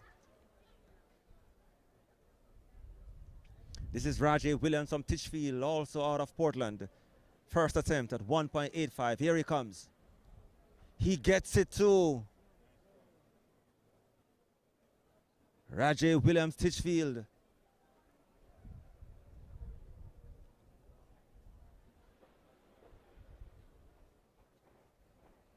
So he joins the party.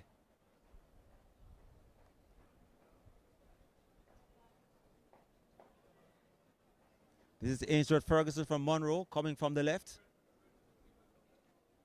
He gets it too. First time clearance 1.85.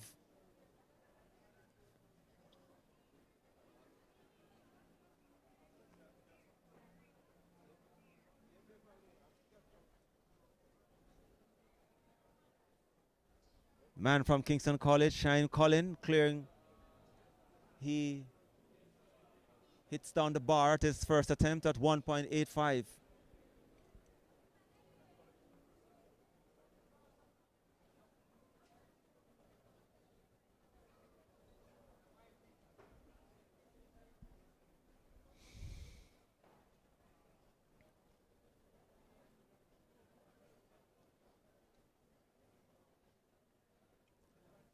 Clearance there from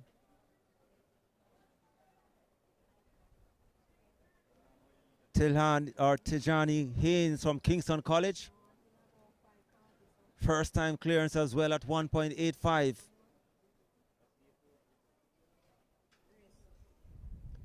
This is now Nicardo Johnson from St. Jago.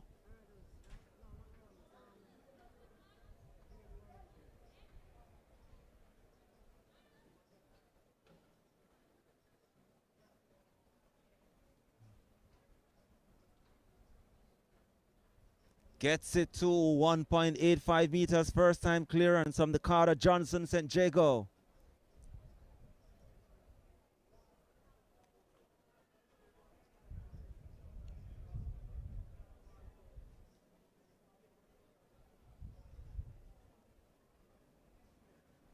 Moves him among the big boys.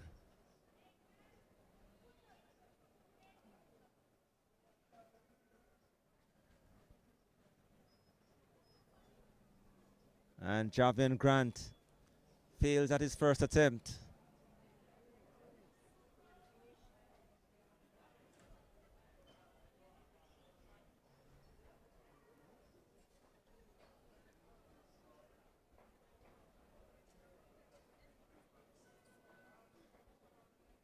So those clearing on their first attempts at 1.85. Ainsworth Ferguson from Monroe. Kajim Warren, Jamaica College. Nicardo Johnson, St. Jago. Rajay Williams, Titchfield. Tejani Haynes, Kingston College. Zachary Nisbet, Kingston College.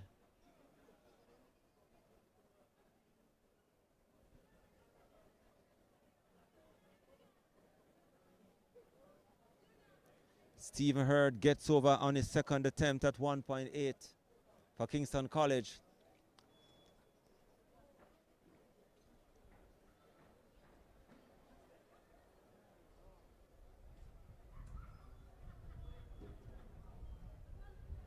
Dandre Mackenzie from Happy Grove, failing on his second attempt at 1.85.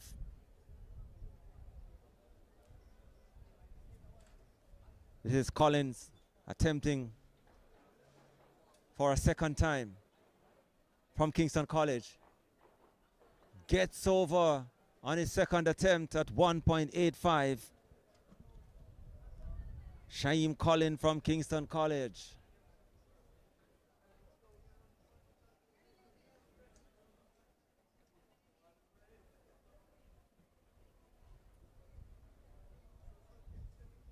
And up next is Javern Grant from Calabar. He races towards the bar. Here he comes, and knocking it over with the back of his thigh. And that was his second attempt at 1.85. Javin Grant from Calabar currently sits in 9th place.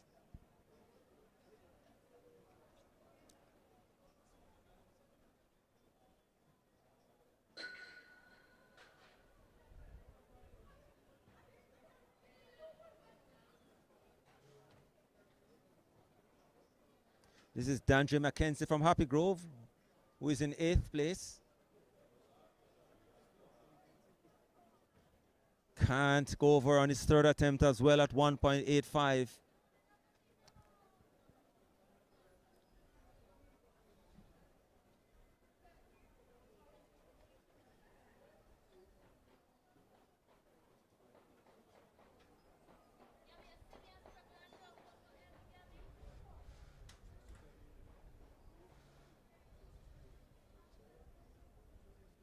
So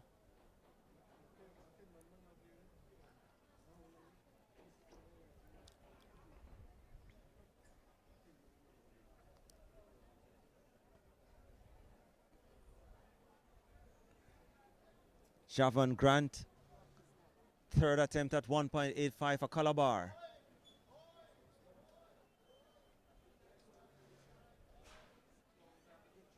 Here he comes. And he can't get over again at 1.85. Javin Grant from Calabar.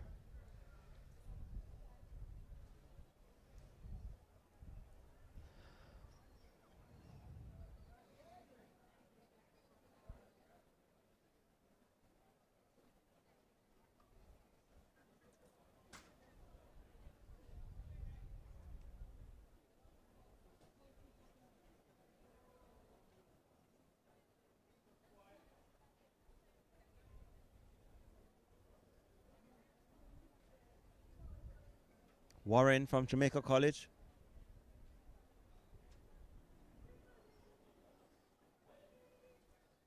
Who was on the first time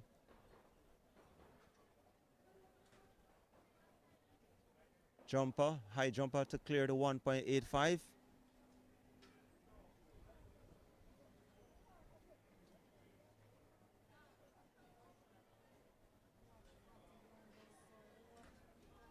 Next on your screen,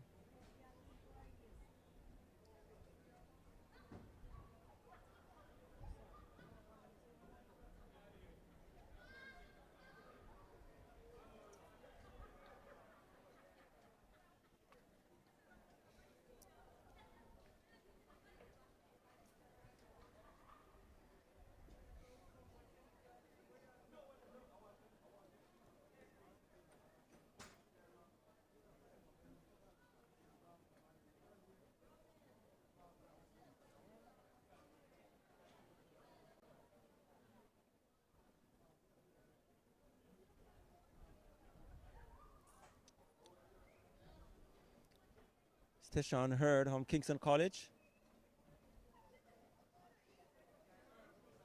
Next up,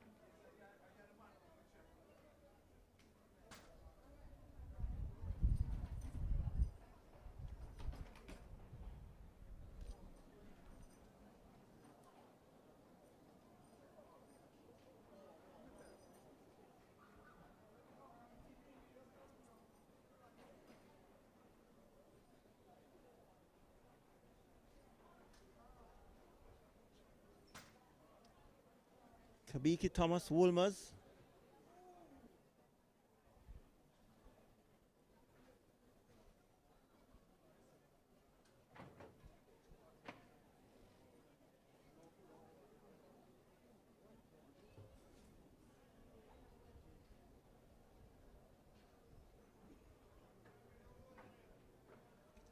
So the battle is on now for the 12th and final spot.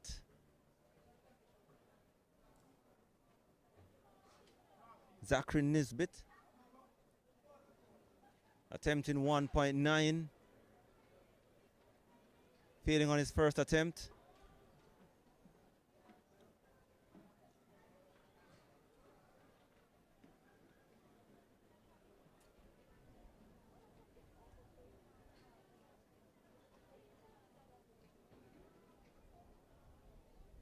And Michael Neal from Kingston College clearing on his first attempt at 1.9. The bar is at 1.9 now.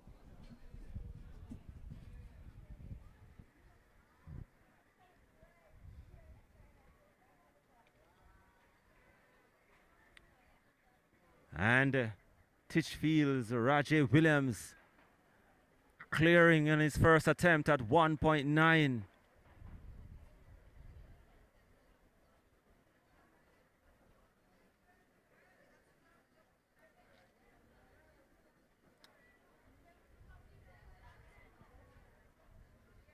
So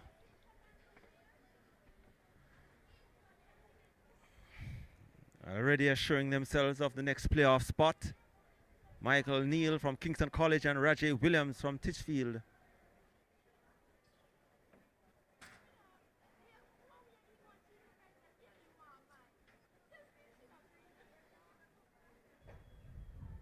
And that was Colin from Kingston College, currently in 8th place, failing on his first attempt at 1.9. That's Shaim Colling from Kingston College.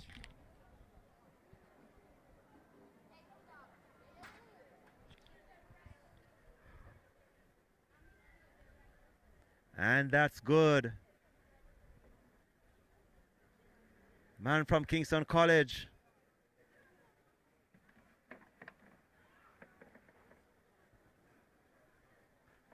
Tejani Hayes, 1.90 first attempt. That's Tejani Hayes from Kingston College, first attempt, 1.90 meters.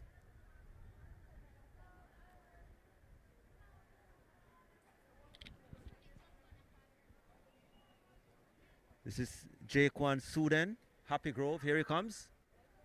And he gets over.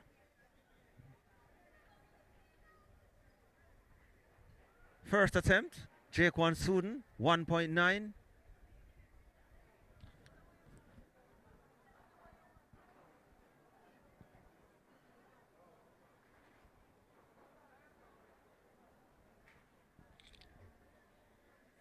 Nicardo Johnson, St. Jago, first attempt at 1.9.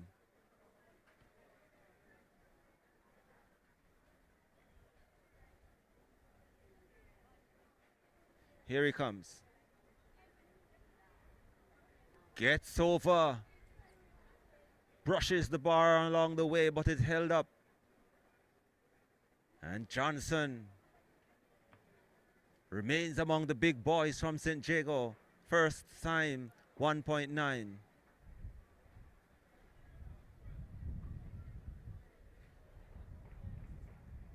Kajim Warren, Jamaica College, he failed on his first attempt at 1.9. Let's see what he do on his second attempt.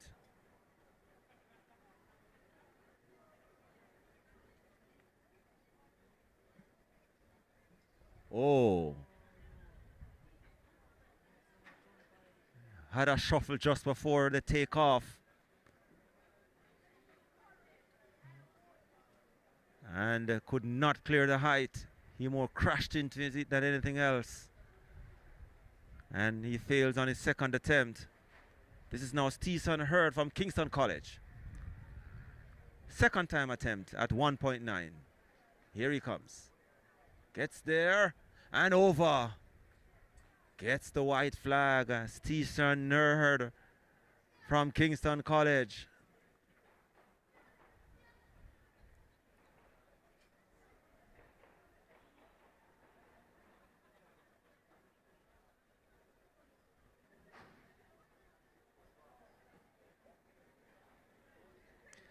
Kabiki Thomas, Woolmer's boy, second attempt. Gets it. Kabiki Thomas clears 1.9 to move among the big boys, but that was his second attempt.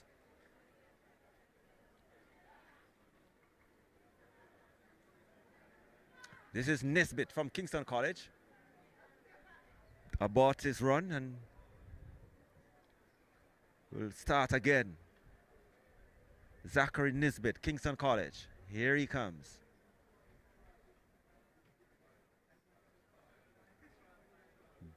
Hits the bar down on his second attempt. Zachary Nisbet from Kingston College. He currently sits in 6th place.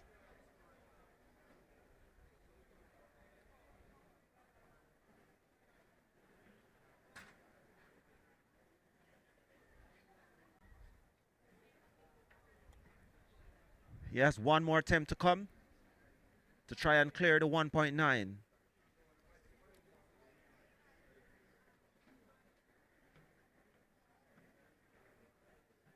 This is Collins from Kingston College, and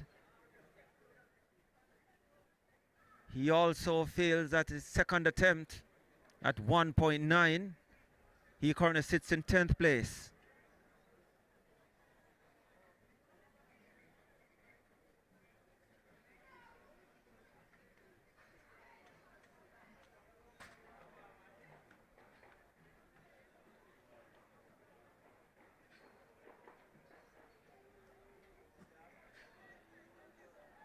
Kajim Warren from Jamaica College.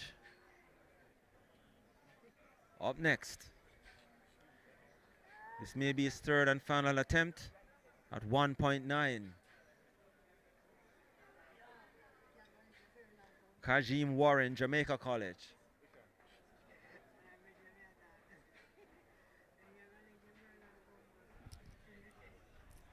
He runs up, springs. Here he comes.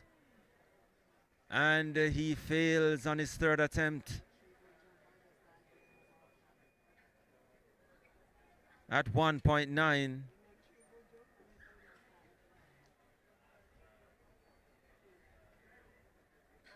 And he stays in 6th place.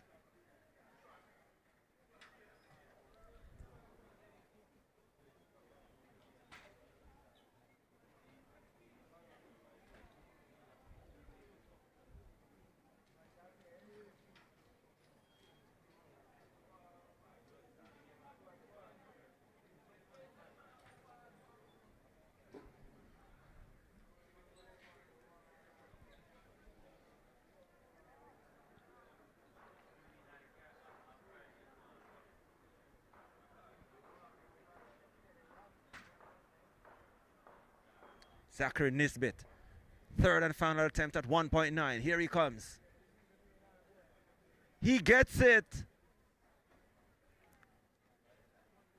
He clears 1.9 on his third attempt to be among the big boys.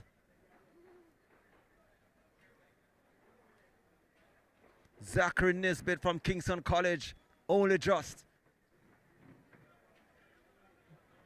And Collins from KC, he fails on his third attempt and he stays in 10th place.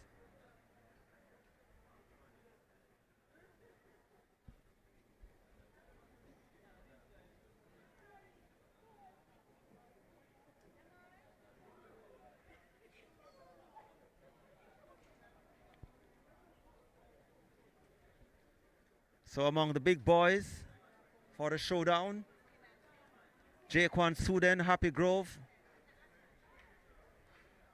Michael Neal, Kingston College.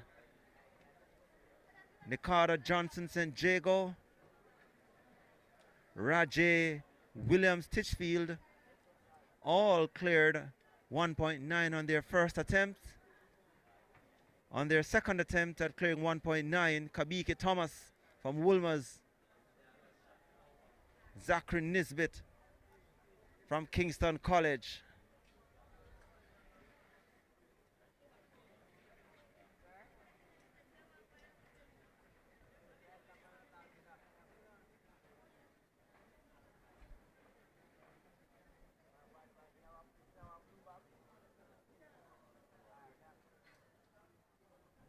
And this is another showdown for the final two places. T-Son Hurd, Kingston College in 11th place, failing at his first attempt at 1.9.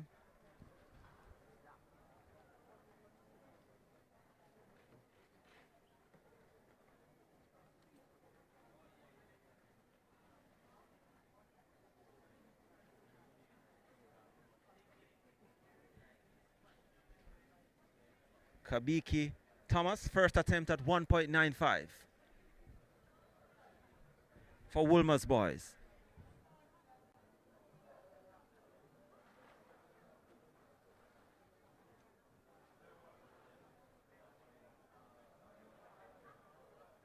Takes off, here he comes, looking on his first attempt and he gets it.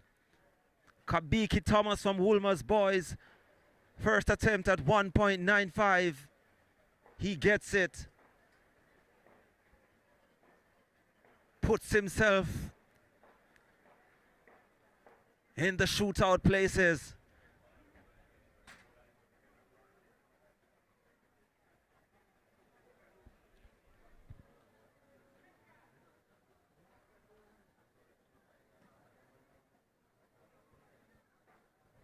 Zachary Nisbet. He attempts 1.95. First time. Here he comes. Moving fast. Here he comes. Up. And he hits the bar down on his first attempt at 1.95.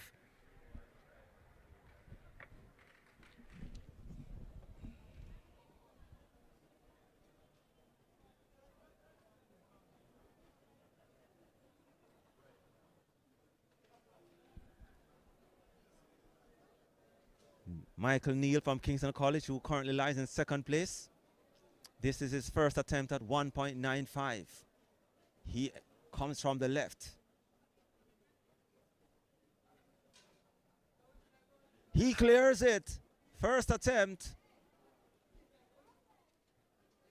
Michael Neal.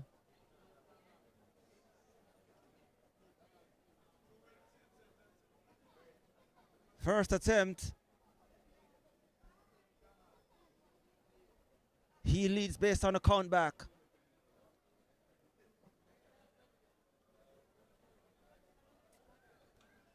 Titchfield's Rajay Williams fails on his first attempt at 1.95.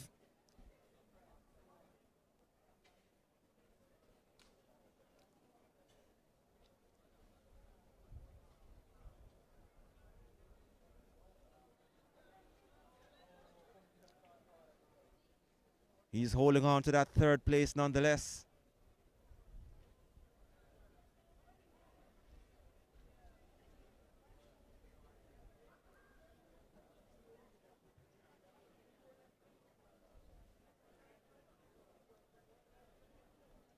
And Tejani Haynes from Kingston College, who was in seventh. He fails at his second attempt.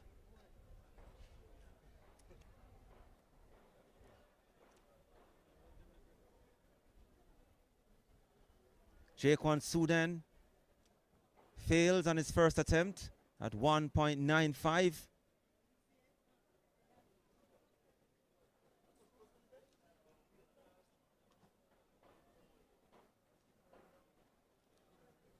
Nikada Johnson, he comes from the left. He is attempting 1.95 for the first time.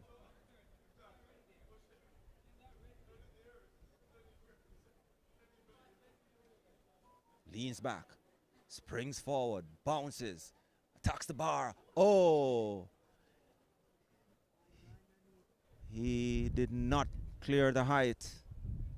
In fact, he did not get a jump. Apparently, he might have gotten a slip. Tough luck for him. That's his first attempt. Failing at his first attempt.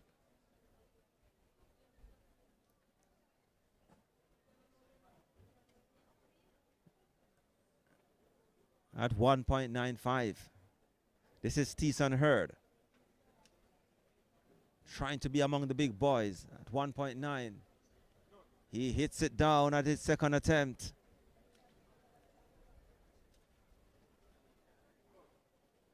Stays in the 11th place for Kingston College.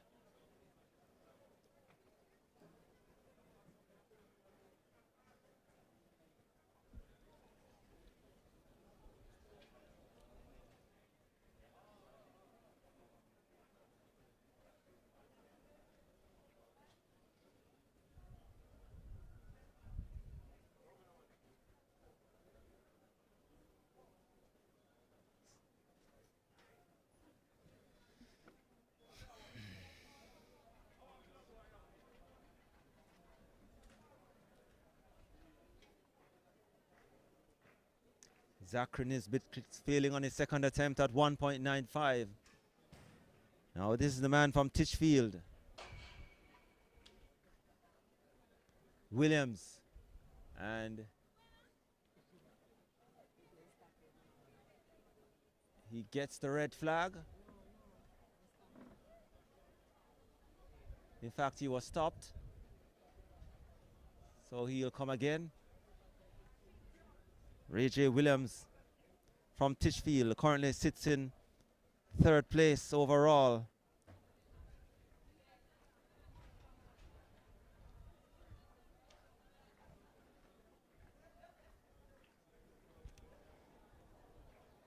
Here he comes, second time of asking.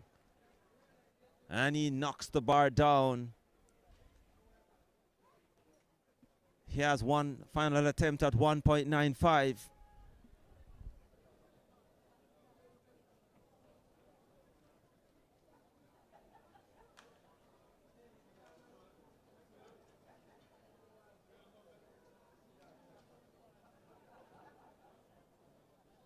This is Haynes from Kingston College. He gets it on his third attempt. 1.9. Which will move him up the ladder here.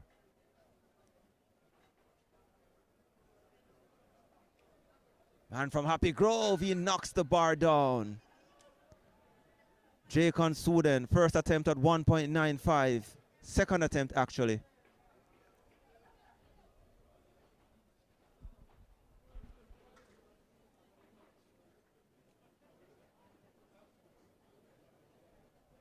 So your leaders, Michael Neal from Kingston College and Kabiki Thomas Woolmer's boys.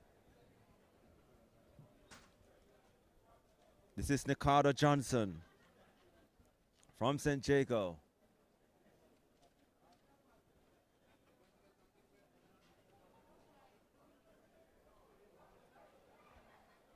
Knocks the bar down.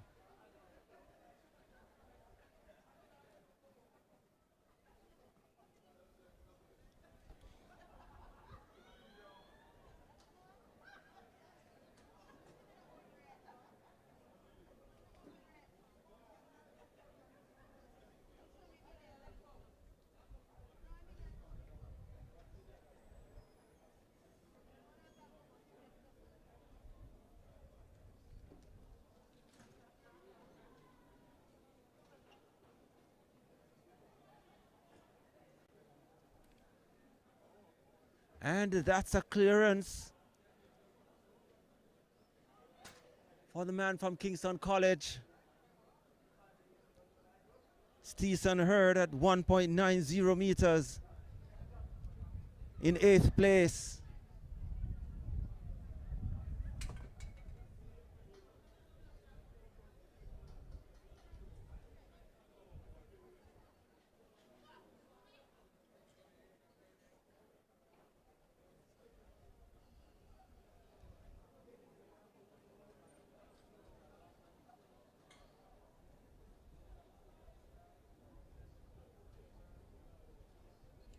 Zachary Nisbet failing on his third and final attempt at 1.95.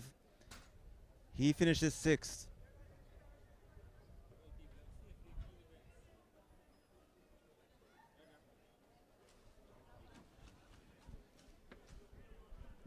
And Ray J. Williams also fails on his third attempt at 1.95.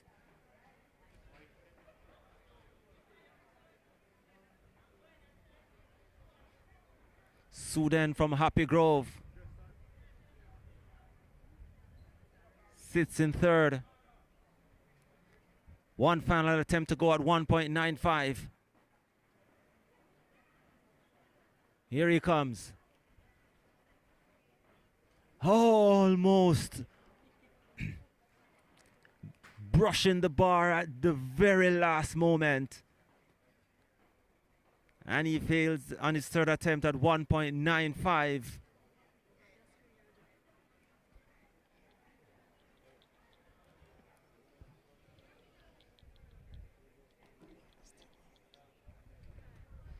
Ladies and gentlemen, standing by now for the... And this is Nicardo Johnson. He is attempting 1.95 for the final time to see if he can get among the finalists. Nicardo Johnson, final attempt at 1.95. Here he comes. almost, but he brushes it along the way. And he will stay in third place.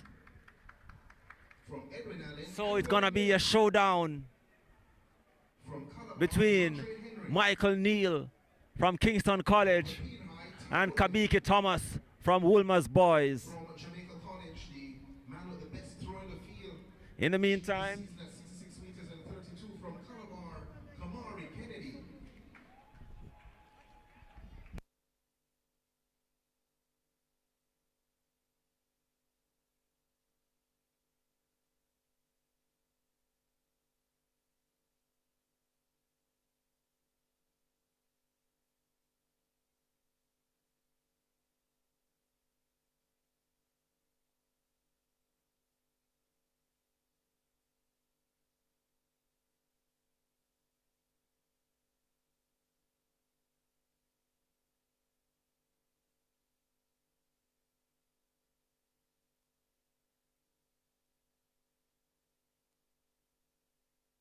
from Jamaica College, Demario Dixon, from Calabar, Khalil Henry, and rounding out the field from Mona High, Sean Christian Salmon. So those are the competitors listed for the under-20 boys discus throw competition. They have 6, well at least they have 3 throws at first, and then we will have the top 8 going for a further 3 throws. so it's going to be a showdown now between Michael Neal from Kingston College and Kabiki Thomas from Woolmer's Boys. Your top 2 in the boys under 20 high jump. And Thomas, and the bar has inadvertently been blown off. So he'll have to come again.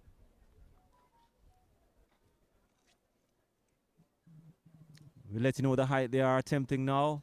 It could be 2.00 unofficially.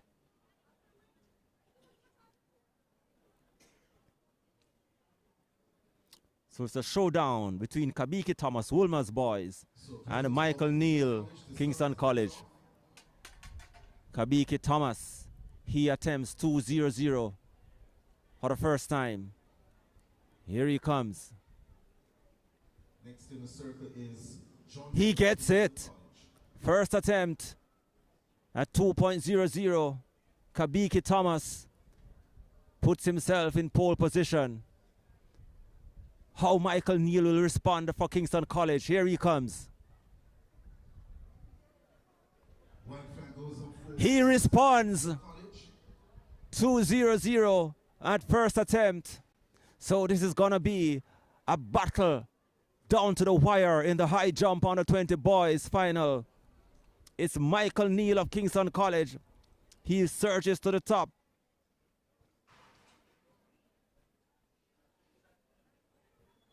So the mark for Clement came back at 50 meters and 79.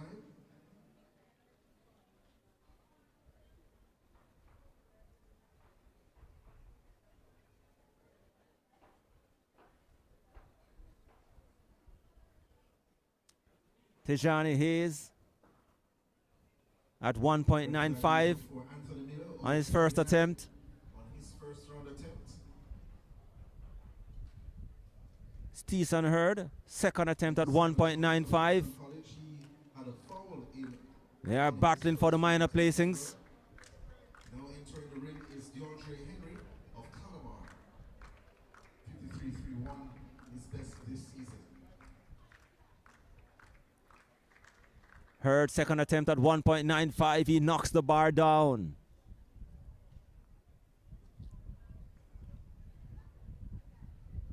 White flag goes up for Henry of Calabar.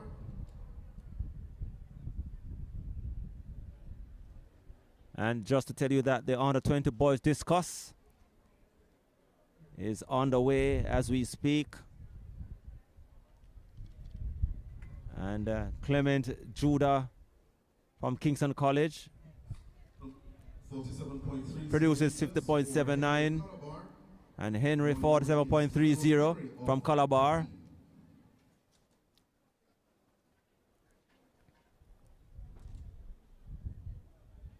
So,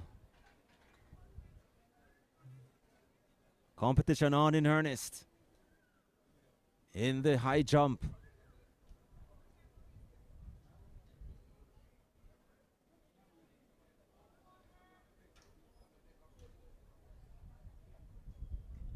Under 20 boys event.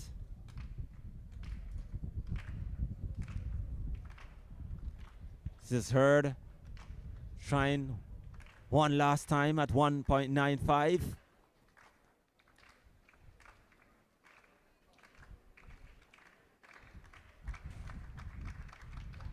He knocks the bar down. So 45.43 for Henry of the Peen.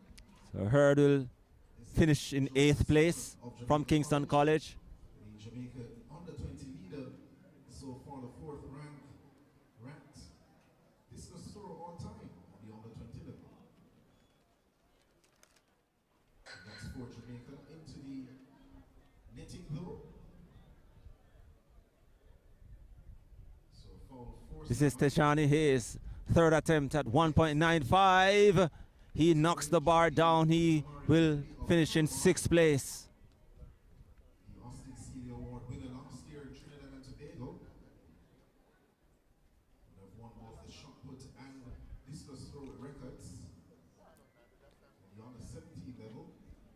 So, Michael Neal and Kabiki Thomas clearing first attempt at 2.00 meters. See 1.75 kilogram disc. Of course, we have been used to the 1.5 kilogram disc that they use at the under 17 level.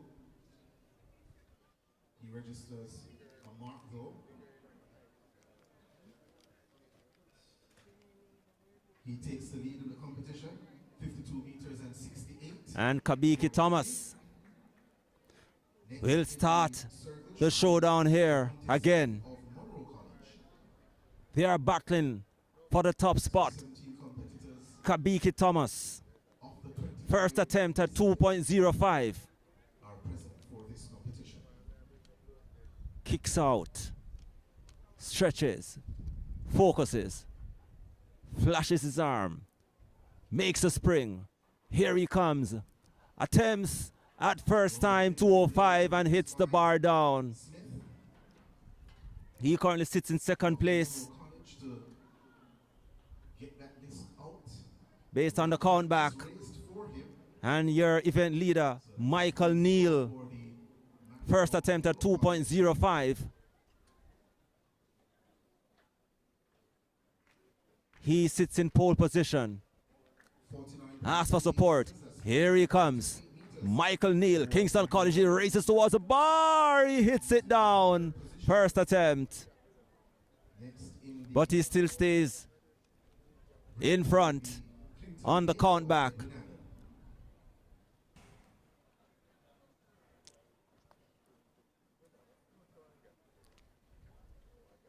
So Kabiki Thomas will attempt 2.05 a second time. Lovely float on that disc for Baker of Edwin Allen.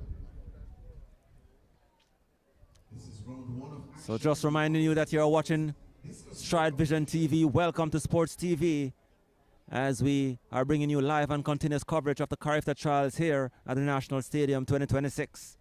Kabiki Thomas from Wilmer's boys already assured of a spot on the plane in the high jump under 20.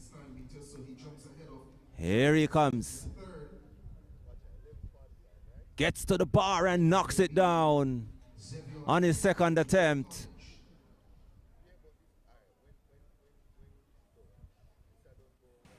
So, Michael Neal continues to sit in pole position.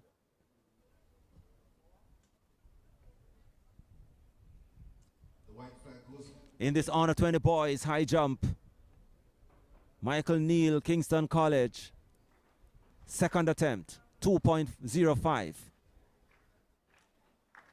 Here he comes. Springs towards the bar. Here he comes, and he almost got there. But the back of his feet brushes the bar, knocking it to the turf. on his second attempt at 2.05. He sits atop the board though. And this is an opportunity for Kabiki Thomas to snatch the win away. Can he do it? For Woolmer's boys.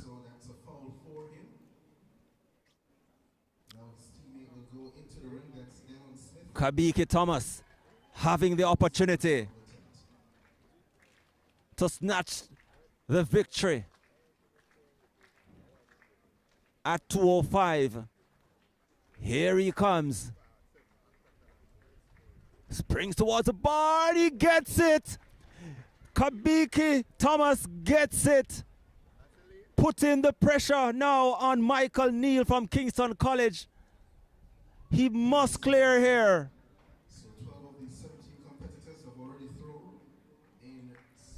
He must clear here. Michael Neal. What a showdown we are having in the high jump.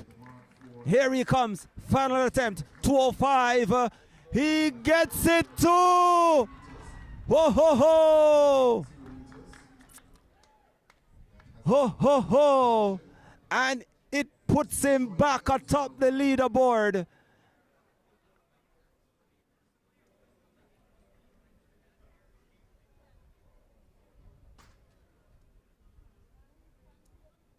So, both clearing 205 on their final attempt, and the showdown continues.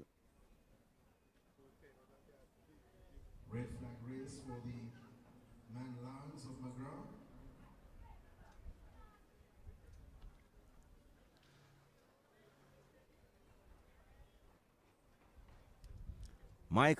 Michael Neal from Kingston College remains in pole position again. So Michael Neal on the countback remains the leader.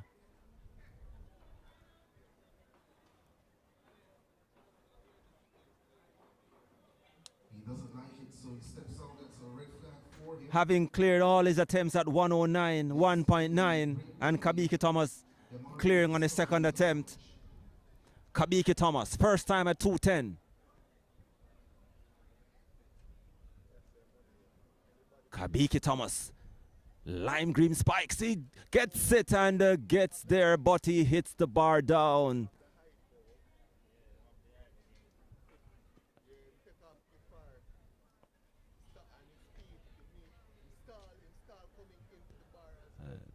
And on his first attempt at 210, he fails. He doesn't like that one either, so As Michael Neal, who remains the leader.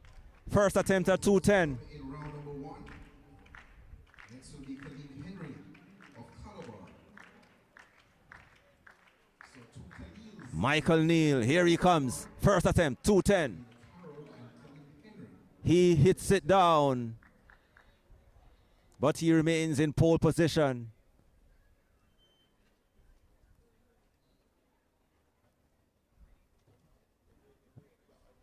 As the showdown between Michael Neal and Kabiki Thomas Woolmer's boys continues. So it seems to be a red flag for Henry. This is a showdown. Another foul registered. North Street and Hero Circle for the under 20 boys high jump title here at the CARIFTA Trials. Both have assured themselves of a spot on Jamaica's CARIFTA team based on this. So it's just to see who will be the winner here. Kabiki Thomas attempting 2.10 a second time.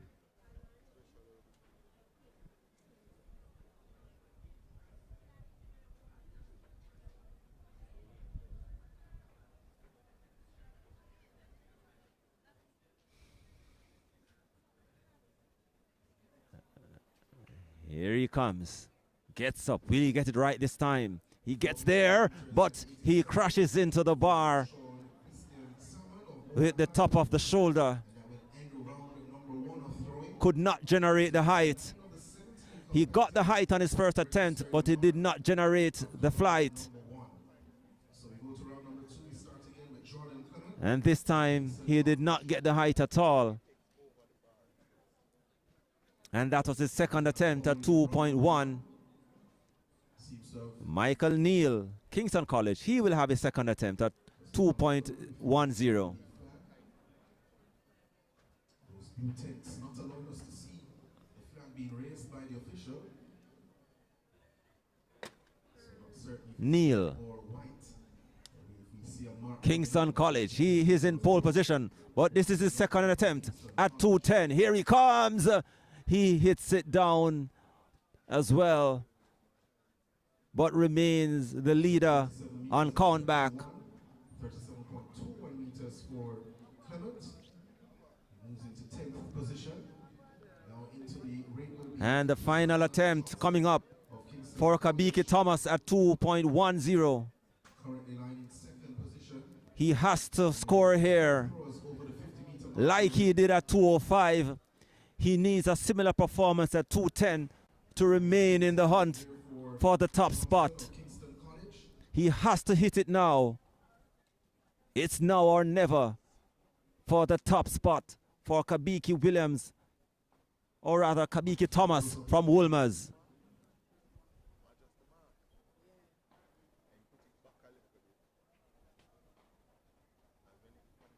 He has to nail it here like he did at 2.05. Ask for support. He gets it. Flashes his arm. Steadies himself. Here he comes. Lime green spiked. Runs up to the bar. He hits it down. And he will have to settle for second. But he also gets a place on the plane as well to the CARIFTA Games. Well done, young man. He will take second place in the boys on a 20 high jump. Currently in 5th position with 47.30 meters. Michael Neal takes the win. He will take the final attempt to see if he will clear the 2.10, having already assured of being the winner of this event. So here's your event winner, Michael Neal, attempting 2.10 for the final time. Here he comes. He hits it down, but he takes the event overall with 2.05. Michael Neal, Kingston College, with the win in the boys under 20 high jump event. Action will now turn to the under 20 boys discus event. And currently,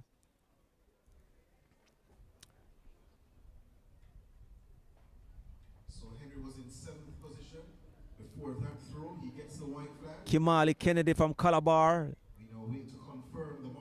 having a best throw of 52.68. 52.68. Tyrone Henry from Papine. He enters the cage. 47.31 meters for Henry. He moves one place up to 6th. And he stays in 6th place at 47.31. And now Joseph Salmon from Jamaica College. He will attempt a second time. Picked up a throw on his first attempt.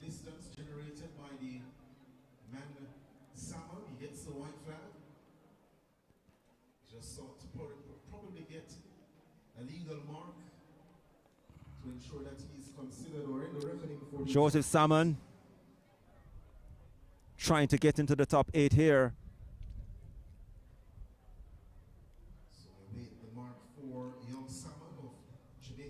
He fouled on his first attempt. Can he get back in the race here? Having suffered the misfortune.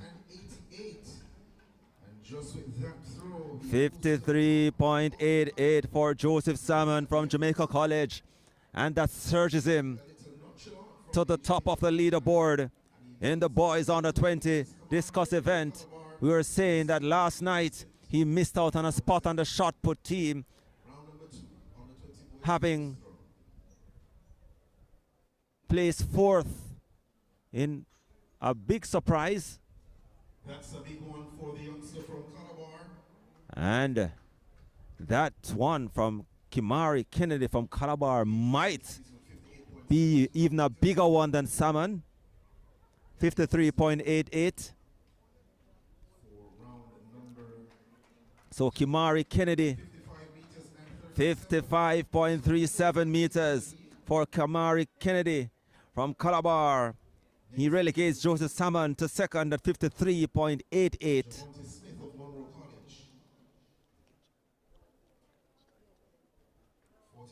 in round number 1. He's currently lying in 6th position. So, Kennedy back at the top at 55.37 meters in the under 20 discus event.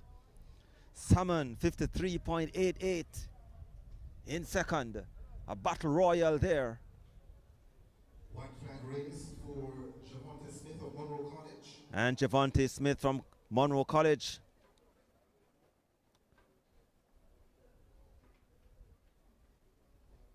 Had his throw.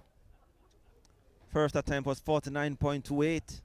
He was in 6th place. That throw of 51.10 now moves him up to 3rd. 51.10 for Javonte Smith from Monroe. 0.10 meters for Javonte Smith of Monroe College. Next is Clinton Baker of Edwin Allen. All right, so Clinton Baker with 49.69 sits in 6th place. He will need to improve on that to move up the ladder. He is up next.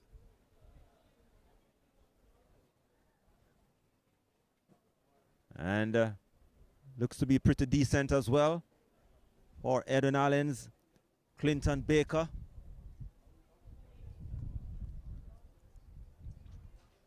Let's see.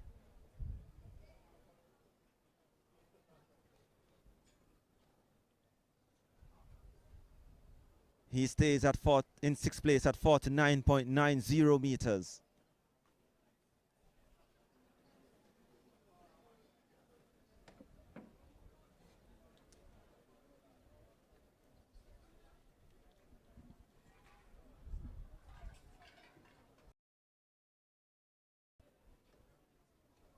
So 49.90 for Baker in round number 2. He's in 6th position. This is now the man from Jamaica College, Xavier Kelly. 43.12 for his first round throw. He gets the white flag in round number 2. He's lying in 10th position at the moment. So Xavier Kelly from Jamaica College, lying in 10th place. Moves up to 8 with 46.78 with that throw. 8th position now with that throw. Khalil Carroll of Calabar is next. And he had a foul in round number 1. next up is the man from Calabar. And he also gets another red flag. Red flag goes up for him. So that's 2 fouls now for. And the second foul throw for Khalil Carroll from Calabar. Another Calabar athlete comes up. Delon Smith sits in 9th place at 45.90. Will want to move up the ladder with this attempt.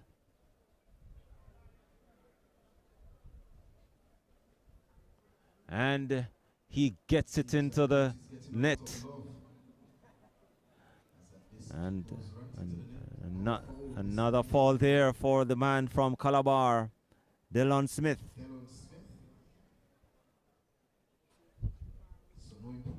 Troy Lyons from McGrath High comes up next. Smith stays at 9th for Calabar.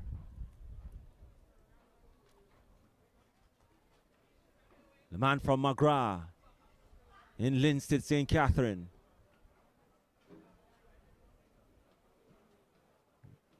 A little decent throw here from Lance.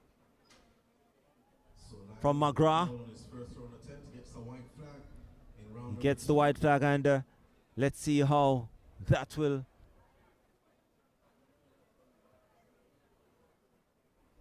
put him in the scheme of things.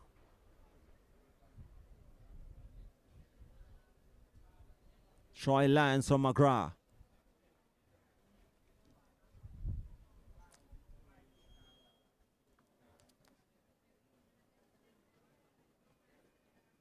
Still awaiting the measurement there for Lyons.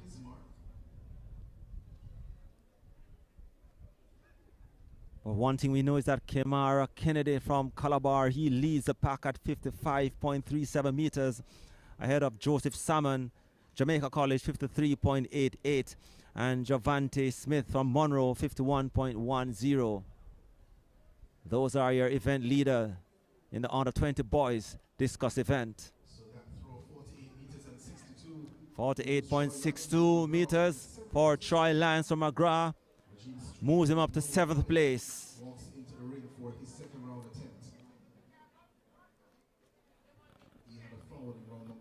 And coming up next is Rajeen Street from Monroe.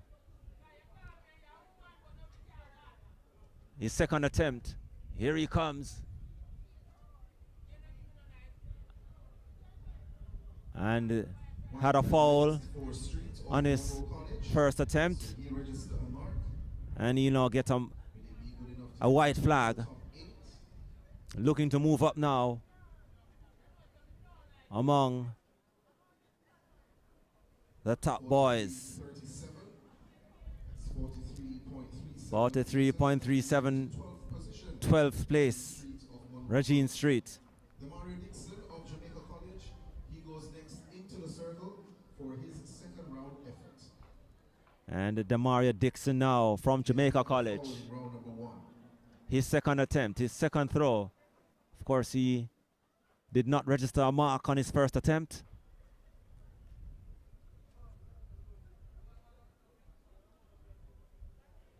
Just to remind you that you're watching live and continuous coverage of the CARIFTA trials here at the National Stadium on Stride Vision TV. Welcome to Sports TV.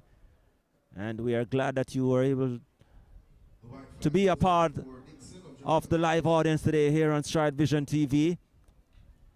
We continue to urge you to like and share the Stride Vision TV channel.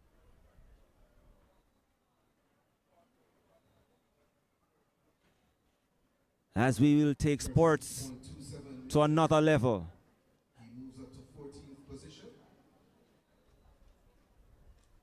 Live sports. He'll go next into the ring for his second round effort. Had a foul in round number 1 as well.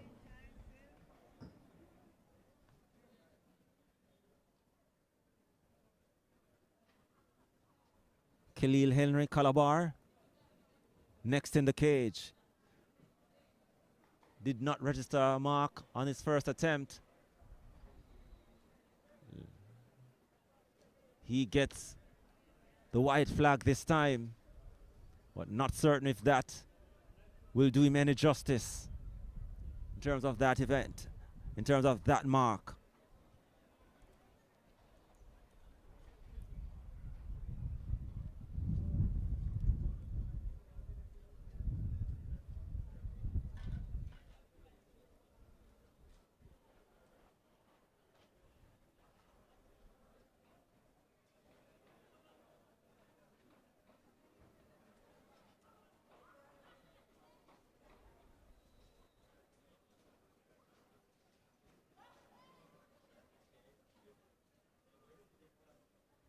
So, Henry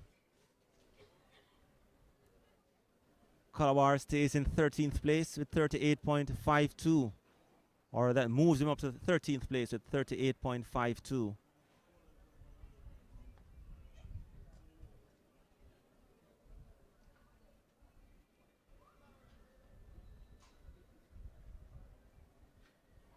And an attempt here from Mona's Sean Christian Salmon.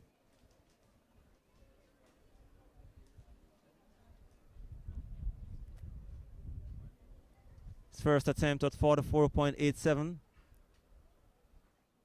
Don't think he has improved on that. He was sitting in 11th place.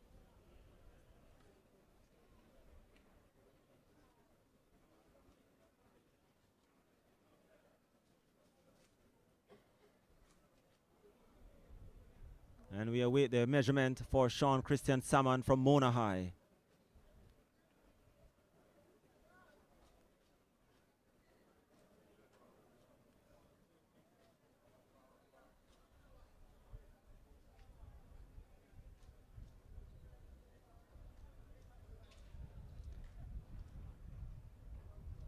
The 400 meters finals will be coming up shortly, maybe in another hour or so.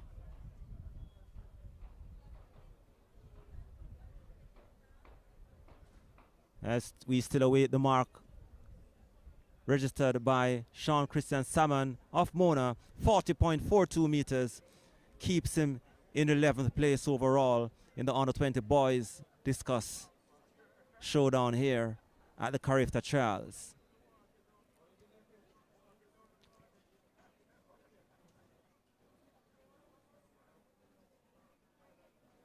So if wherever you are,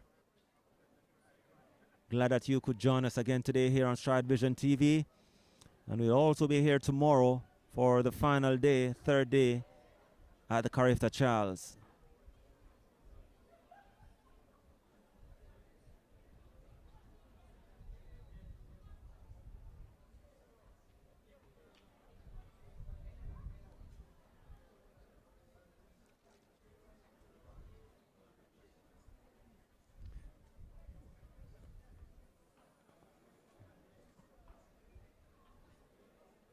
And the man from Kingston College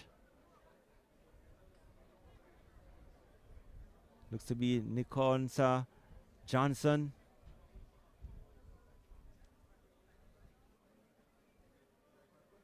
Clement Judah, actually, from Kingston College.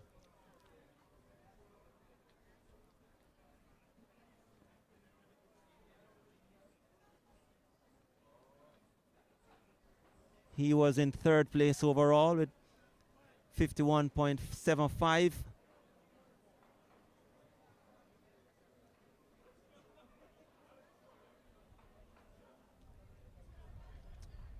.75 for Clement Judah from Kingston College takes him up to third.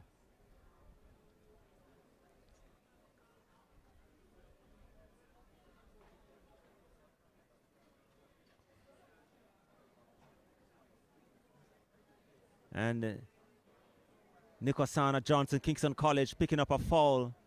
Red flag. Keeps him in fifth place.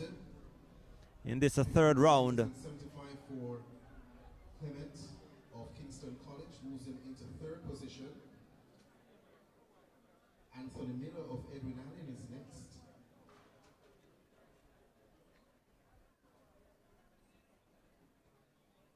He has had 2 falls so far. Waiting to see if he registers a mark.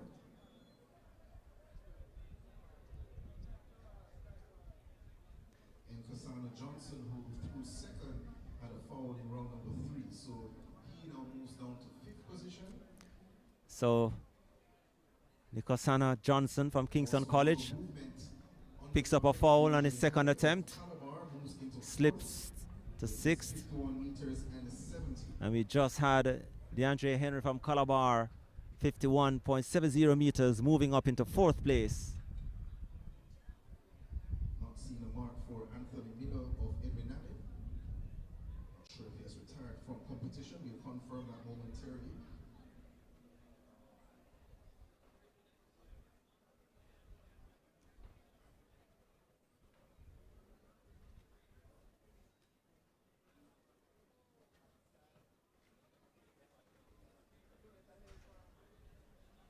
Henry from Calabar, 51.70. And Tyrone Henry from Papine moves up to 9th with 47.06. Meters for his round 3 attempt. He's in 9th position. Going next should be Joseph Salmon of Jamaica College.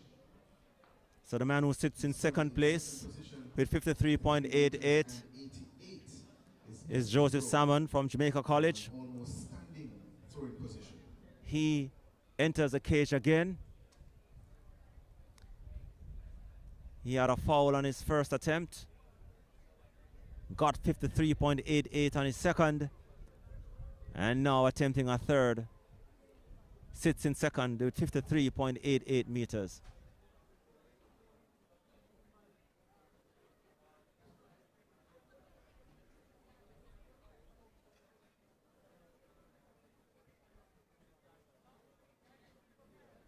Salmon looking for a big one. Oh! A big one from Joseph Salmon. Surely, if he gets the white flag, will surge him to the top comfortably. He's coming back with a vengeance, having missed out on a spot on the shot put team last night. 63 meters, 0.19 for Joseph Salmon from Jamaica College on his third attempt. That was a big one. So, Kennedy, Calabar, he was relegated. He has been relegated. Let's see if he can also produce a big one to take back the pole position from Salmon. He releases, but he can't.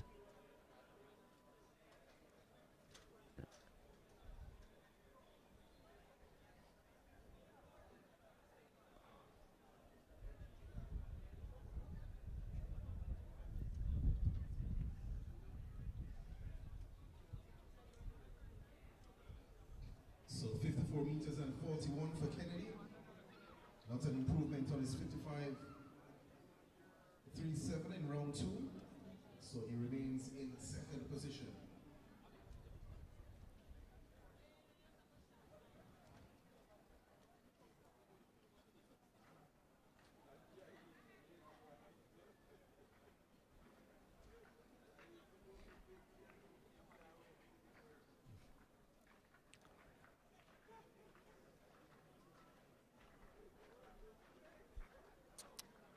Nikonsa Johnson, Kingston College, 51.75 on his third attempt. Keeps him in 3rd place.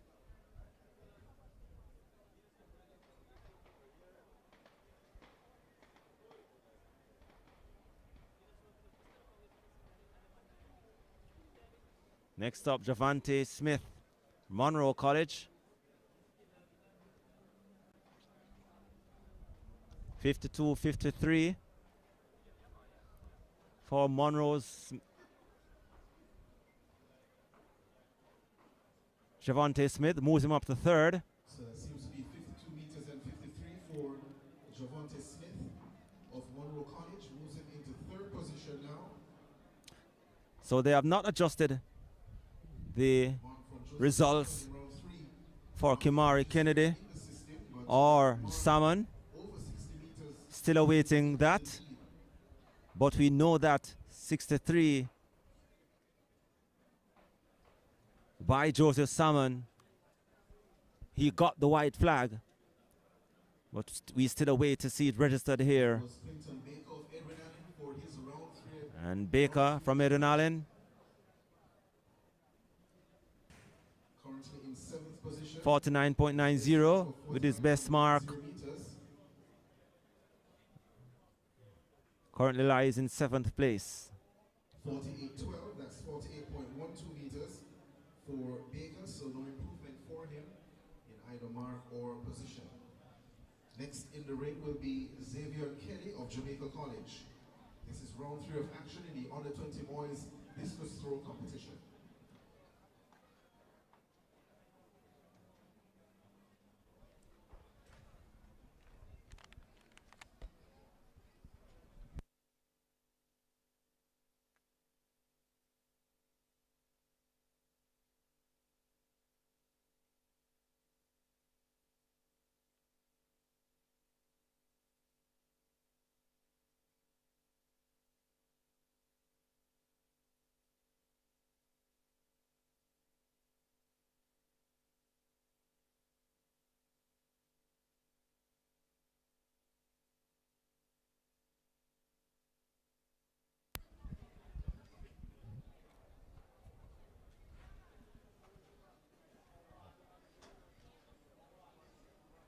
So 46.19 meters was the effort for Kelly of Jamaica College.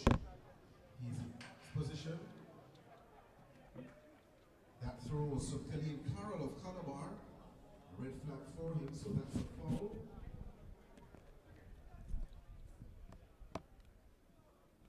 So no mark registered for the... We're still awaiting the registered mark from Joseph Salmon and Kimari Kennedy, the top two.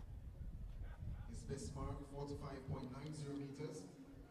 In round number 1, had a foul in round number 2. He's in 11th position. He needs to move up 3 places at a minimum.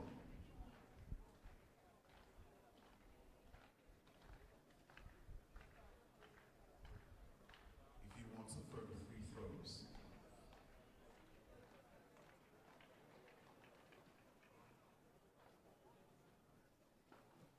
A lot of support there behind him. That's Dylan Smith of Calabar. He gets the white flag in round number 3.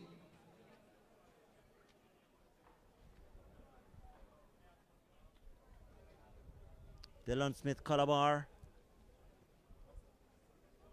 Will it be enough? And Kellon Carroll, also of Calabar. 48.63 or better. 48.82 for the man from Calabar. Moves him right there on 8th position. So Dylan Smith from Calabar with that throw moves him up to 8th place in 48.6.82. Lands now in 9th position. The man currently sits in 9th place, Troy Lands, 48.62. He will attempt again.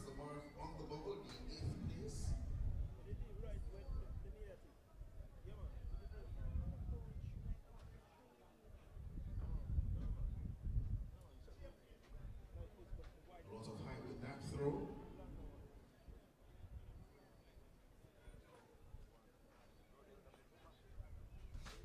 We do have one international competitor in the mix, so maybe the top 8 Jamaicans will, in fact, get through to throw 3 more times.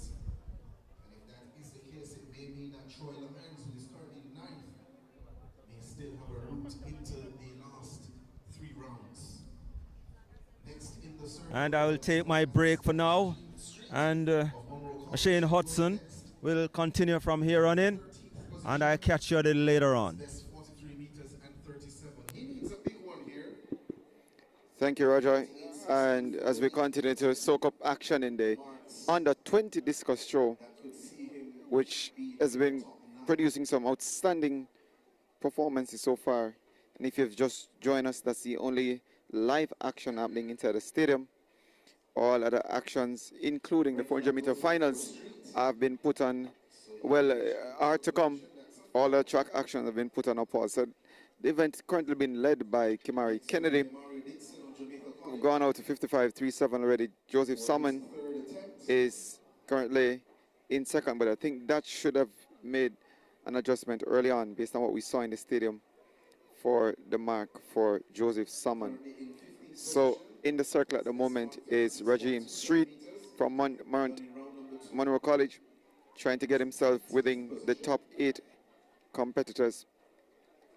And as it stands now, only the top 8 will be afforded the last 3 throws in this series of throws that are given to the throws. He doesn't like it, takes the red flag. So there's a foul for Street of Monroe College. 2 more throws to go in round number no further part in this competition. Up next is a competitor in 13, that's Khalil entering best of 38.52 so far, coming in the second round. He'll have to get much farther than that to get himself amongst the top 8, which should be 48.62 or better at this point. So he steps into the ring to get his throw executed. So picks up a clean throw there with the mark for Khalil Henry to see if he can move himself up 43.83. So that's an improvement, but it's not good enough to get him. Still keeps him in the 12th position. Well, moves one place into 12, having entered the ring at 13. So Sean Christians, someone from Mona, will be your next throw. He's currently in 11th and will want to get beyond 48.7 to get another shot at 3 more throws that are allowed for the top 8 competitors. So that's Sean Salmon from Mona gets a clean throw, and we await the measurement for that to see what mark he has produced and if it will move him any further than he is at the moment. So the mark comes back at 43.70. So that should keep him in 11th. Still not good enough. Best throw 44.87. So now they'll reshuffle the order and present to us the top 8, who will go on for an additional 3 throws, and that should run out the competition once those 3 throws are completed. But the top 2 for the moment, Kimar Kennedy of Calabar and Joseph Salmon of Jamaica College. Those are your top 2 competitors at the moment, and as it stands, those 2 are in the qualification spots to making the team to the CARIFTA Games. Young men have been doing pretty well, if you ask me, all afternoon. We saw some outstanding throws amongst the girls, likes of Ava Mills winning the Under 20 competition. We saw the young lady from Oman Technical, as Rudolph from Oman, winning in the Under 17. And now we are seeing Kimara Kennedy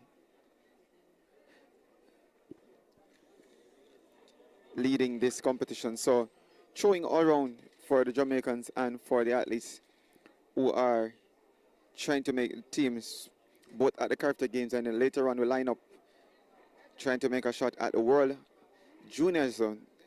Jamaica has really done outstandingly well over the years and has a rich legacy of throws, talking about the likes of Travis Michael, Frederick Dakers. All of them would have gone on to represent Jamaica at that level and transitional beautiful into the senior competition and also winning medal at those levels. So it is always good to see that we can maintain that production line and producing outstanding throws. And as it stands now, I can tell you it should also make for a good and interesting competition come boys and girls championships, when some of these gentlemen will meet again in this very event. So as we've been saying all afternoon, there was a break on track after we saw the 200-meter qualifications. We would have had to sit by just watching discus throw. Well, there was some exciting high jump competition going on, and if you join us then, you'd have missed out on the competition that we saw going on with the likes of Michael Neal battling Kabaki Thomas of Wolmer's. Michael Neal eventually going on to win that event ahead of Kabaki Thomas, both clearing 2.05 meters, but Neal winning based on combat. So that event would have been the boys under 20 high jump, and then earlier on we also had the boy under 17 long jump. That event was won by Talshawn Edwards of Calabar with a mark of 7.20 meter. Leonardo Green of St. Jago 6.93 was the next best competitor So those events also went on. The under 17 boys at their discus throw, as we said before. Jordan Michael Williams getting all the way out to 52.68 meters ahead of Xavier Tracy of Happy Grove. It's 47.72. So those were your top two in that event. There is also competition in the boys Octathlon event happening today. Started early this morning with the 100 meters, and they would have gone through some other events to include a long jump, and Andres Malloy of Calabar winning that particular event. And as it stands now, I think the competition is being led by Damali Brown of Excelsior with a point score of 1,818 points. Malloy in second with 1,811 points.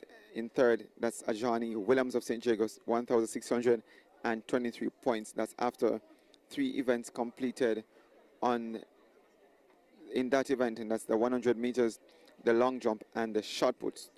Other events to be contested in the boys Octathlon is the 400 meters, the 110 hurdles, the high jump, the javelin, and they close out their competition with the 1500 meters. It starts today and will finish on tomorrow's final day. Today is the penultimate day of this championships, and that's also important.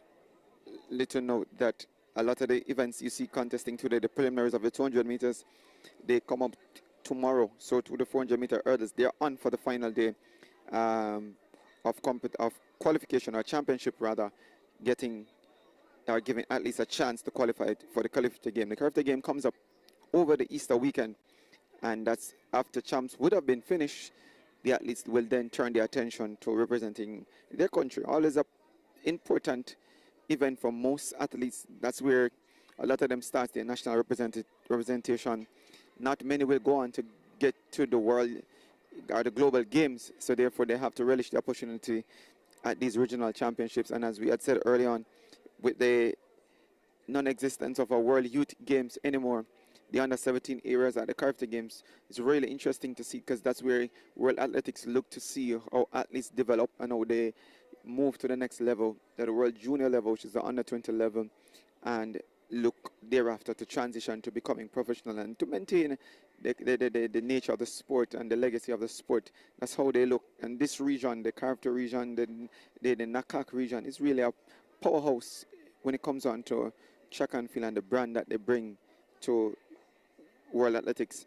Therefore, they take it very serious, so they at least know quite well that at these games, the eyes of the world will be watching. So at the moment, we are awaiting that final compilation for the boys under 20 discus throws. 3 throws completed, and 3 more will be afforded to the top 8 competitors. And unofficially, we can tell you that the top 8 should feature Kimari Kennedy, Joseph Salmon, Javante Smith, Nasanka Johns of KC, DeAndre Henry, Clinton Baker, Delon Smith, and Troy Lyons. Those should be your top 8 unofficially. So we're still waiting on the maths to be put together and calculated in such a manner that we know the order of throwing and the athletes who are into the final proper of the throws. If you're just joining us, we say welcome to you. We're here bringing to you the CARIFTA trials. It's day 2 inside the National Stadium here on Stride Vision Television. Excellent place for you to watch track and field and to share with your friends, family, like, subscribe, because that's what we desire for you to do as we continue to bring sporting action in the field of track and field, the sport of track and field to you week in, week out. And the CARIFTA Games Trials is one such event. Started yesterday, and today we're here for the second time of asking, and they'll close out tomorrow with some other exciting action from our youngsters. Events are still on the card that you don't want to miss out tomorrow, and that includes the sprint hurdles, the 400 meter hurdles, the longer distance, of course, the 3,000. We saw some exciting times over 8 and 15, but the 3,000 meters is to come. The 200 meters finals, the 800 meters. We also have the closure of the boys Octathlon event, and then the sprint hurdles, which has pretty much most of the attention tomorrow because the prelim comes in the morning and then they close out the day with the finals towards the 6 p.m. hour. So it's going to be another long day tomorrow, but it promises to be exciting starting from about 10:30 onwards. In the field, we should have the triple jump events for girls at the under 17, under 20, so too for the boys under 17, under 20. The javelin throws comes up tomorrow, and the high jump is in the mix, but that's just for the boys who are contesting the Octathlon. We saw many of the high jump event today happening for both boys and girls under 20 and under 17. So most of those events are being wrapped up. Long jump and high jump action is pretty much wrapped up, and it's about triple jump and pole vault, javelin, those events to come on the final day of competition. So if you're just joining us, you're not missing out on anything. There's actually no action on track. The next event is scheduled for 5:40 p.m. Jamaica time, and that should be the running of the under 17 girls 400 meters, and that will advance us to the close of day 2. We'll have the under 17 boys equivalent, the under 20 girls 400 and the under 20 boys 400 to close out today's action. And we can quickly tell you that that event, the lineup for those events have really put themselves into one for the reckoning based on what we saw yesterday. And in the under 17 level entry, we should see at least competing from the Convent of Mercy. I think they have 2 competitors there. So too Clarendon College having 2, Shamika McLean from Fogar Road in the under 17 era is one that I'm looking forward to see. So too Daniela Dixon, we saw her today running earlier on. That's from William Nib. She looks a very stout, outstanding and an athlete that I think can make a big breakthrough. So I'm looking forward to see what she will offer. On the boys side, and that's the under 17 boys, that event promises to be very interesting as well. And I can tell you, it is going to be a blockbuster race between Dwayne Sharp. We saw Jason Peter from KC. So Dwayne Sharp and Jason Peter both are tipped to have a huge battle over that event, along with Tien Bart from Receipts. Jason Peter earlier today false started at the 200 meters, and many persons, like the stadium announcer said, thought that he would have done that deliberately to ensure that he is ready and had sufficient time without expending energies over 200 meters, knowing that he has to come back a little later. So that's going to be a matchup between Peter, Sharp, and Bart over 400 meters at the under 17 level. The under 20 girls event should be very interesting as well. We have the likes of Anastasia All from Oman Technical. She'll be up against Brianna Brown. Brianna Brown from Excelsior also false started today. Again, that is supposed to be, I believe by many, to have been a deliberate false start. So to Shanika Lindsay from Alphonsus Davis, she ran just about 50 meters or 40 meters of the 200 meters and did not finish. So those 3, Shanika Lindsay, Brian Brown, they're all here. Then we saw Davin Dickens, who was also in the 800 meters listed for the final of the 400 meters. So to Sashwell of Edwin Allen. So several athletes are doing the double here. Casey and Sewell also, we saw her earlier this morning running 200 meters, but she's also scheduled for 400 meter action. So Tracy Evans also competed in the 800 this morning, is down for this event. So to Madison Campbell of Oman Technical, and they're joined by Anastasia All, more favored competitor there from Oman Technical, and many believe she has a fantastic chance of winning that event and also making the team to the CARIFTA Games. The 400 meters under 20 boys should be very interesting as I look at the lineup. When I see the likes of Jabala and McLeod of Kingston College going up against Jabari Matheson of William Nib, and they'll be facing Zachary Wallace, who now runs, I think he runs professional now, formerly of Magati. He's going to be contesting that event. And one young man that I'm looking forward to see how he matches up with these 3 is Junior Gallimore, formerly of Calabar, now runs for Idel. So Gallimore, Wallace, Matheson, McLeod, they should all make this interesting event, and notwithstanding the fact that other athletes, including Markel Smith of Kingston College, Jordan Redall from Kingston College, Ian Baker from St. Catherine, they're all there, and it should be a closely matched event And again, another school that is really been doing well on both the girls' side and the boys' side for 400 meters. And this man, I think, is going to provide an interesting competition for the high schoolers and the other competitors, rather. Paul Henry from Frogger Road, so he is there. So nothing to separate the field in terms of their personal best and their seeded times, but I am expecting that most of the competition should come between Mattison, Wallace, Gallimore, Henry's there, and McLeod for the boys under 20 400 meters. And that will be the final event on the card when that comes up a little later. Actually, it is a final event on the boys' side proper that's concluded as a final, because the Octathlon event at 400 meters will come thereafter. But consider that event is not yet done. They'll just complete just about 4 events today, and the other 4 will be contested on day 3, which is the final day. So, yeah, if you're just joining us, as we said before, nothing is happening right now because we were seeing action from the discus throw for boys, and they have now gone into the boardroom in terms of settling the top 8 competitors for this final 3 throws, and that will be announced momentarily as that event continues to be the only bit of action happening inside the National Stadium for now. It's been a very interesting day all around, very interesting. They saw some outstanding 800-meter running this morning.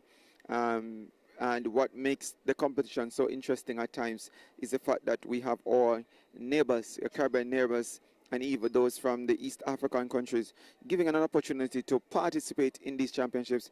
And I can tell you, a lot of these neighboring Caribbean athletes are looking very, very, very outstanding. I'm talking about the likes of O'Shea Cummings, who represents Trinidad and Tobago and runs for IDEL. I think they have really gotten a beauty of a talent, a gem of a talent in that young lady. She has a wide range, and I tell you, she is almost heads and shoulders above her competitors as a Class 3 athlete, and she can move all the way from 400 to 3,000. That's how good she is. I think she won the 1,500 meters at the last CARIFTA game in the under-17 category and was third in the 3,000. So she is really heading back to the CARIFTA games in order to compete for her country, though she'll not be able to compete for IDEL at championships. We talk about the likes of Rihanna Morgan from IDEL. We saw Kevin Gay Fowler over 800 meters this morning, looking very good. And those are just some of the names and the athletes who really caught my eyes. On the boys' side, we have Joel Morgan from Edwin Allen, looking good as he was amongst some of the top qualifiers this morning. From that side of the country, Rashid Price, so to young man called Siobhan Kenyon, they all look good going into those 800 meters. So I'm really anxious to see what will happen when the final comes around. The 400 meters qualification for girls over the hurdles, 400 meter hurdles, saw Nastasia Fletcher looking the best of all, and I think she's going to be looking to snatch victory there and to really get into shape for that event, because that's going to be one of the events that she'll be contesting, I suppose, at the Boys and Girls Championships, and she'll have very stiff competition from the likes of Kellyanne Carr, so to Shanicia Harris, Maria Crossfield, Shani Casanova. Those are all outstanding athletes when it comes down to the 400 meters for this season. The 400 meter hurdles for boys under 20 should also be quite interesting. As I said before, I'm so impressed with Robert Miller, formerly of Calabar, now runs for IDEL, running 51.92 this morning, looking pretty easy. Easy, know how he executed the event, and considering he's not the biggest in terms of stature, but he looks absolutely fantastic of how he distributes that 400 meters going over those barriers. So that event should feature Roger Black, who's from Jamaica College, Javante Tillerell from Kingston College, Daniel Henry from UTEC. We're all 8 winners this morning, and they should be coming back for the final tomorrow. Well, at least we hope so. They'll do that. We saw the 200 meters also running this morning, and in the under 17 category, I think that promises to be an exciting matchup. We saw the likes of Daniela Clark from Edinburgh coming forth and winning her heat. Azaria Harris from Alpha, who finished second in the 100 meters, you said, to Rihanna Scott, getting by Rihanna Scott actually in her heat. They were both listed in the same heat, and Azaria Harris looked so much different over 200, but she knows that that event is not yet wrapped up. Cheyenne Smith from St. Mary also made good honor. It won and is into the final. And Daniela Dix, as I said before, one that I really have a lot of time for. She's also in that final. The likes of Brianna Scott, Trisha Lee Sutherland, Eccleston from William Nib is also there.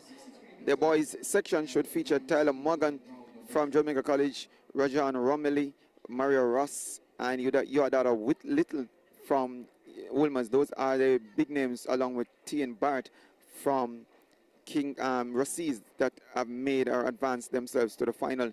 On the girls' side, I think that's where most interestingly we'll watch to see what Shania Douglas does. She ran this morning and looked so easy, almost a stride, a comfortable stroll for her, and she leads all qualifiers into the 200 meters. Again, we'll face Natrice East, Kimberly Wright Swell, Jayla Lloyd, and Priscilla Johnson, Chevian Shim. Those are the athletes that have really qualified into the final.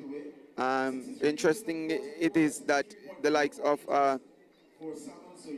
Jodian Daly, formerly of Idel, was in the field but did not look as impressive as we thought she would, and she finished 9th overall, and therefore will just miss out on a spot into the final that comes up tomorrow.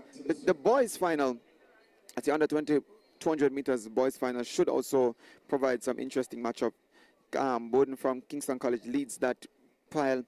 So to Maraj from Camperdown, that's Daquan Maraj from Camperdown. Nathaniel Martin from Jamaica College was also a E winner. So to Sanjay Seymour. And I think that's where most persons were excited, most excited when they saw Seymour matching stride with Ronaldo Smythe, and that's Ronaldo Smythe from Allen, who is also in the final. He completes that list of athletes. Juna Gallimore again is one to watch when that event comes up a little later tomorrow. We are looking now at the final throws in this, the boys discuss for under 20, and we'll give you an update just momentarily as the final 8 have been sorted, though not announced to the stadium. We can tell you for sure that Troy Lawrence, who was in 8th position, did step into the ring to make his 4th throw and registered a foul mark, and therefore he'll have to come again to try and see if he can go beyond his 48.82. The leader for this event is Joseph Solomon. We saw him throwing 63.44. Yes, listeners, that's really how outstanding this young man is, and I think he played it safe in the first round, got a foul. Second round, he came back with a 53.88, but when he got to the 4th round, we saw 63 looking so easy and so effortlessly for Joseph Salmon of Jamaica College. He leads that competition ahead of the outstanding Kamari Kennedy from Calabar, who best throw to this point is 55.37. Javante Smith of Monroe College, 52.53, is in 3rd at the moment. Nakasana Johnson, 51.75 from Kingston College, is in 4th, and DeAndre Henry of Calabar is in 5th with 51.70. Clinton Baker, 49.90 of Edwin Allen, is in 6th. Delon Smith from Calabar is in 7th, and as I said before, Charles Lance, we just saw stepping into the ring, is in 8th. Now into the sector for his 4th jump, that is 4th throw rather, as Clinton Baker, and the mark I think is 49.81, so that probably will still keep him in 6th, having already done 49.90. That's Clinton Baker from Edwin Allen, is in 6th. Next up should be Henry from Calabar, that's DeAndre Henry, who is in 5th with 51.70. Will want to ensure that he gets to at least 55.37. That will guarantee him a spot to the team, because the top two finishers for most events contested both on the track and in the field are at least usually selected for the CARIFTA team, considered only 2 athletes per country are allowed to compete in these events. So DeAndre Henry from Calabar steps into the ring, and he sets his sights on getting to that 55 mark, and hope that it can be maintained. So he actually gets a good throw. If you ask him, 51.81, and that's his best throw, moves him into 4th.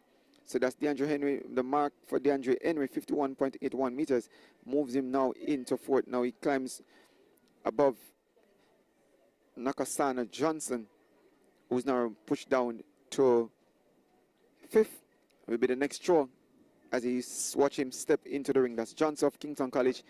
Will want to respond and respond quickly to what he just saw from DeAndre Henry, or even get to that 55 mark. So that looks to be a legal throw, despite falling so close to the edge of the sector. And we await the mark for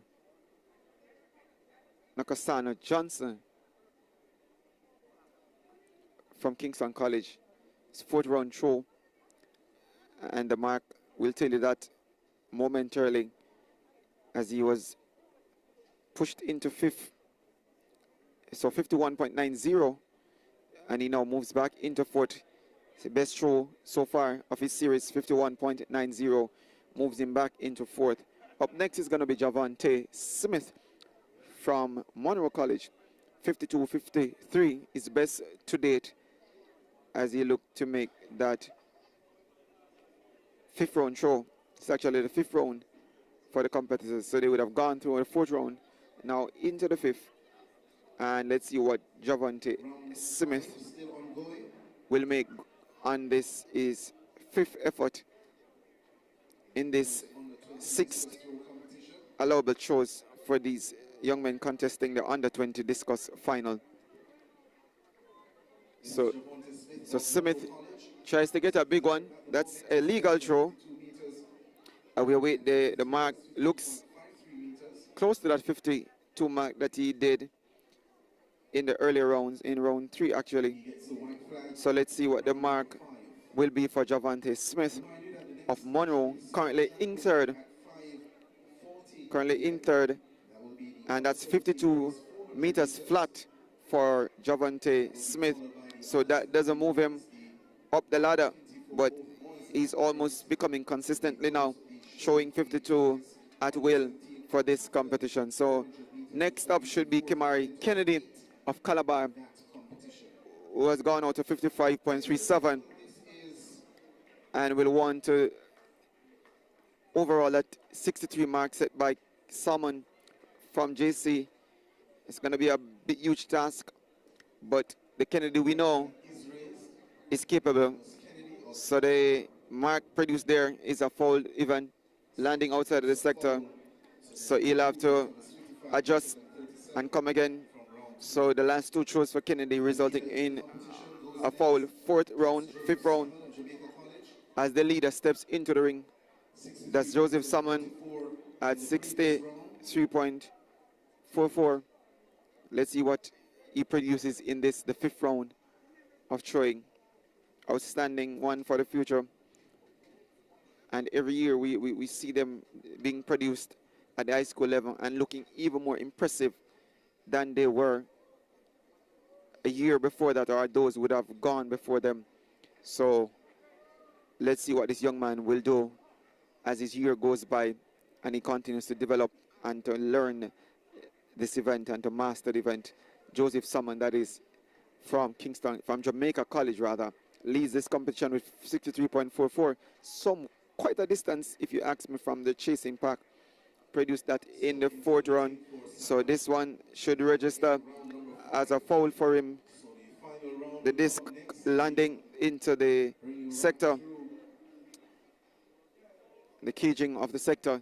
So foul throw for the leading 2.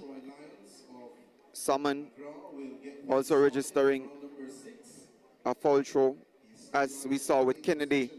So now they go back down to the 8th throw, who seem to also be struggling a bit. That's Troy Lyons at a foul in the 4th, at a foul in the 5th, and now he gets into the sector for his 6th and final throw. Let's see what he will produce. His best mark to date is 48.62 and will need to produce at best 55.37 or better. Well, at least 55.38 to overtake Kennedy and to move into 2nd and into a qualification spot or a selection spot for the CARIFTA teams. Let's see what mark will be registered for the young man there from McGrath. He is the competitor that we're looking at, 44.47 for that competitor.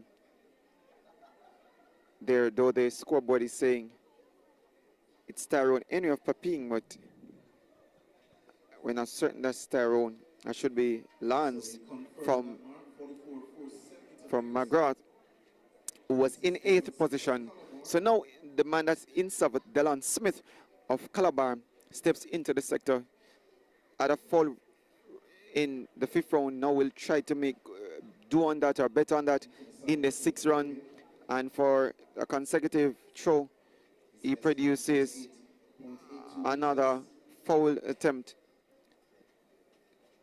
So it's going to be disappointing for Delon Smith. So Clinton Baker comes up next with 49.90, his best throw. He will want to close out this competition with a big effort. Let's see what he'll produce on this one. That's Clinton Baker from Edwin Allen, a school that has produced some outstanding throws in the past as well, both on the female and on the male side. So let's see what Clinton Baker will do as he steps into the ring. Very cautious release there for So he gets the white flag, but I'm not sure that will be an improvement on his 49.90.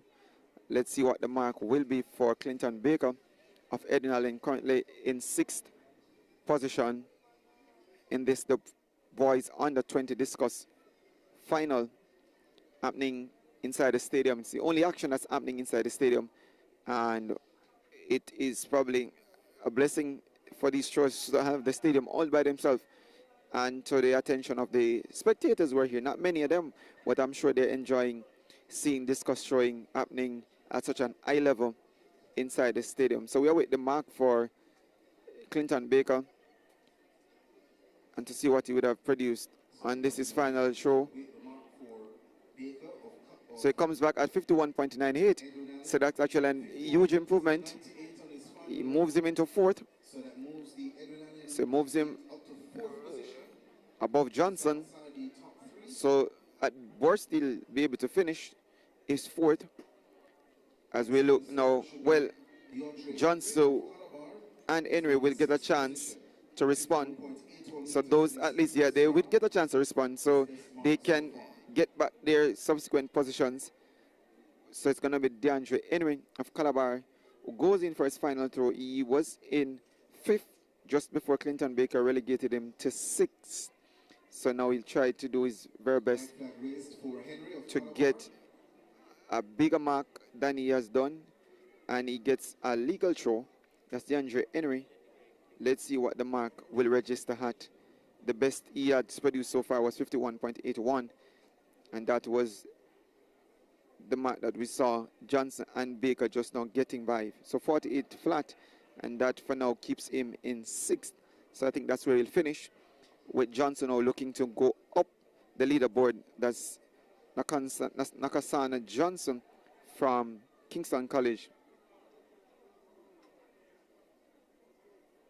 Best throw 51.90 as he steps into the ring, and that flies outside the sector. I think that's going to be a foul effort for Johnson, his final throw. So he finishes in 5th. That's Johnson, stays in 5th. 51.90 is the best. So Clinton, as I said, will finish at worst 4th.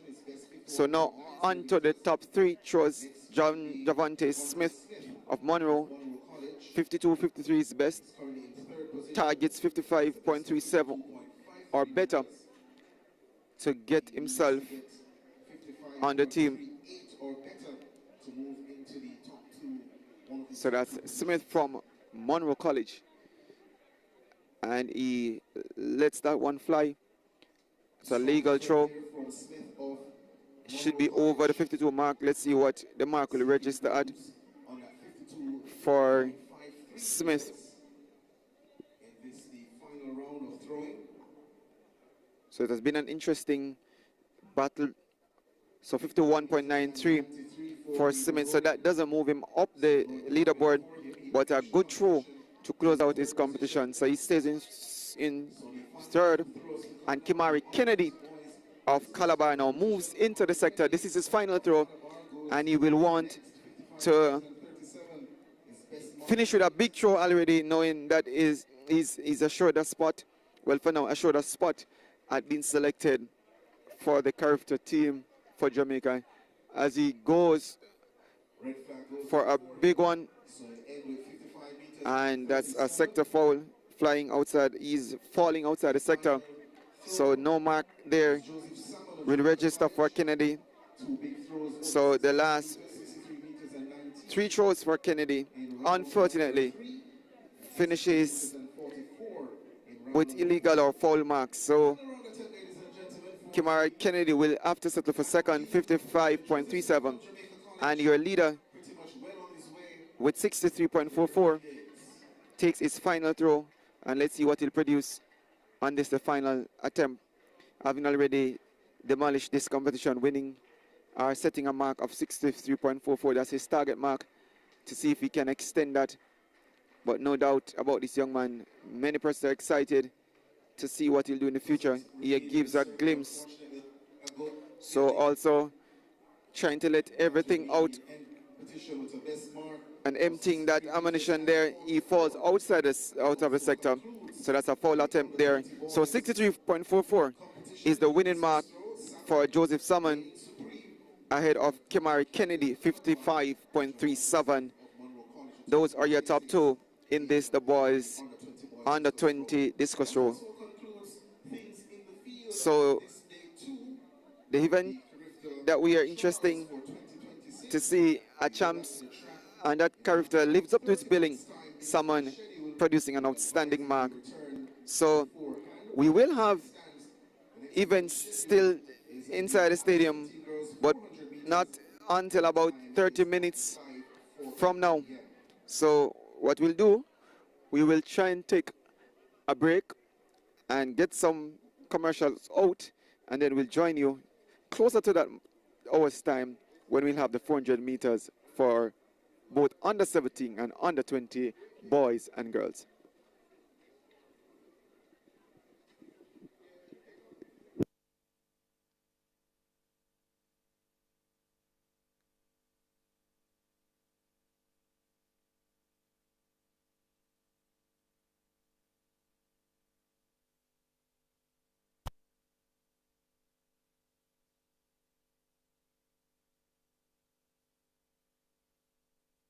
Global e-commerce is a leading provider of shipping, e-commerce, and FAK services to Jamaica and the entire Caribbean region. We are proud to offer a secure platform with seamless shipping solutions, both by ship and air freight. We leverage innovative technology to deliver a value service, ensuring our clients' satisfaction through professionalism and attention to detail. Our dedication to innovation and client satisfaction have earned us rave reviews and loyal customers across the Caribbean. Our team of trained customer service representatives ensure enhanced client satisfaction, and a professional delivery team guarantees prompt delivery, ensuring that each client's needs are met with unparalleled customer support. With our dedication to excellence, we offer competitive pricing, speedy delivery, and reliable communication to ensure every transaction goes smoothly. RBX Global E-commerce has been praised for its unprecedented growth and exceptional service. We have cemented ourselves as the premier provider of shipping, e-commerce, and facility solutions for the Caribbean region. From a single package to bulk freight, you can rest assured that your goods will arrive swiftly and safely with our trusted logistics partners. Our company has been lauded for our seamless integration of technology and our commitment to providing the ultimate client experience. We offer Thank you for sunshine. Thank you for rain. If you're fixing up your home, stop paying full price. Come to Treasure King, located at 228-05 Linden Boulevard. We've got appliances, vanities, kitchens, bathrooms, flooring, pallets, all your home improvement needs in one place. Why pay retail when you can save 30% to 80% off regular Jamaica now with Catch a Vibe jerk sauce.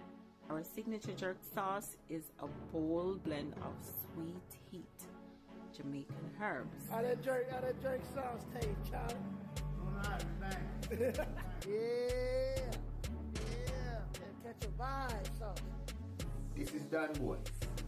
I'm a represent. Hassle of shopping and shipping to the Caribbean? With RBX Global Logistics, it's easy. Choose a pre-sorted barrel or shop or create a list online from anywhere in the world. We shop, pack, and ship your barrels, boxes, and more to Jamaica, Trinidad and Tobago, and across the Caribbean. We're fast, reliable, and economical, getting your loved ones the goods and care they deserve. Call or WhatsApp us at 954-663-2605 or 718-506-200 or email us at shopandship@rbxgloballogistics.com today. RBX Global, the best way to the Caribbean. The past has shaped us. The past. Perfect. God, thank you for sunshine. Thank you for rain. If you're fixing up your home, stop paying full price. Come to Treasure King, located at 228-05 Linden Boulevard. We've got appliances, vanities, kitchens, bathrooms, flooring, pallets, all your home improvement needs in one place. Why pay retail when you can save 30% to 80% off regular prices? Perfect. God, thank you for sunshine. A whole heap of sauce out there. But now we have the better vibe. Ha! Taste Jamaica now with Catch a Vibe jerk sauce. Our signature jerk sauce is a bold blend of sweet heat, Jamaican herbs. How that jerk sauce taste, Charlie? Alright, thanks. Yeah. Catch a vibe sauce. This is Dan Boy. I'm a represent the Catch a Vibe. A whole heap of sauce out there. But now we have the better vibe. Ha! Hassle of shopping and shipping to the Caribbean? With RBX Global Logistics, it's easy. Choose a pre-sorted barrel or shop or create a list online from anywhere in the world. We shop, pack, and ship your barrels, boxes, and more to Jamaica, Trinidad and Tobago, and across the Caribbean. We're fast, reliable, and economical, getting your loved ones the goods and care they deserve. Call or WhatsApp us at 954-663-2605 or 718-506-200 or email us at shopandship@rbxgloballogistics.com today. RBX Global, the best way to the Caribbean. Tired of hassle? Has shaped. Jamaica now with Catch a Vibe jerk sauce. Our signature jerk sauce is a bold blend of sweet heat, Jamaican herbs. How that jerk sauce taste, Charlie? Alright, thanks. Yeah. Catch a vibe sauce. This is Dan Boy. I'm a represent the Catch a Vibe. A whole heap of sauce out there. But now we have the better vibe. Ha! Pricing, speedy delivery, and advanced customer support that sets us apart from the competition. At RBX Global Logistics, we remain committed to the highest standards. Our dedicated team and industry-leading technology guarantee that your package arrives on time and in excellent condition. So why wait? Partner with us today. RBX Global E-Commerce, simply the best way to the Caribbean. RBX Global E-Commerce is a leading provider of shipping, e-commerce, and FAK services to Jamaica and the entire Caribbean region. We are proud to offer a secure platform with seamless shipping solutions, both by ship and air freight. We leverage innovative technology to deliver a value service, ensuring our clients' satisfaction through professionalism and attention to detail. Our dedication to innovation and client satisfaction have earned us rave reviews and loyal customers across the Caribbean. Our team of trained customer service representatives ensure enhanced client satisfaction, and a professional delivery team guarantees prompt delivery, ensuring that each client's needs are met with unparalleled customer support. With our dedication to excellence, we offer competitive pricing, speedy delivery, and reliable communication to ensure every transaction goes smoothly. RBX Global E-Commerce has been praised for its unprecedented growth and exceptional service. We have cemented ourselves as the premier provider of shipping, e-commerce, and facility solutions for the Caribbean region. From a single package to bulk freight, you can rest assured that your goods will arrive swiftly and safely with our trusted logistics partners. Our company has been lauded for our seamless integration of technology and our commitment to providing the ultimate client experience. We offer competitive pricing, speedy delivery, and advanced customer support that sets us apart from the competition. At RBX Global Logistics, we remain committed to the highest standards. Our dedicated team and industry-leading technology guarantee that your package arrives on time and in excellent condition. So why wait? Partner with us today. RBX Global E-commerce, simply the best way to the Caribbean. RBX Global. If you're fixing up your home, stop paying full price. Come to Treasure King, located at 228-05 Linden Boulevard. We've got appliances, vanities, kitchens, bathrooms, flooring, pallets, all your home improvement needs in one place. Why pay retail when you can save 30%? Jamaica now with Catch a Vibe jerk sauce. Our signature jerk sauce is a bold blend of sweet heat Jamaican herbs. How that jerk sauce taste, Charlie? Alright, thanks. Yeah. Catch a vibe sauce. This is Dan Boys. I'm going to present the ketchup vibe. A whole heap of sauce out there. But now we have the better vibe. Hot! Taste The past has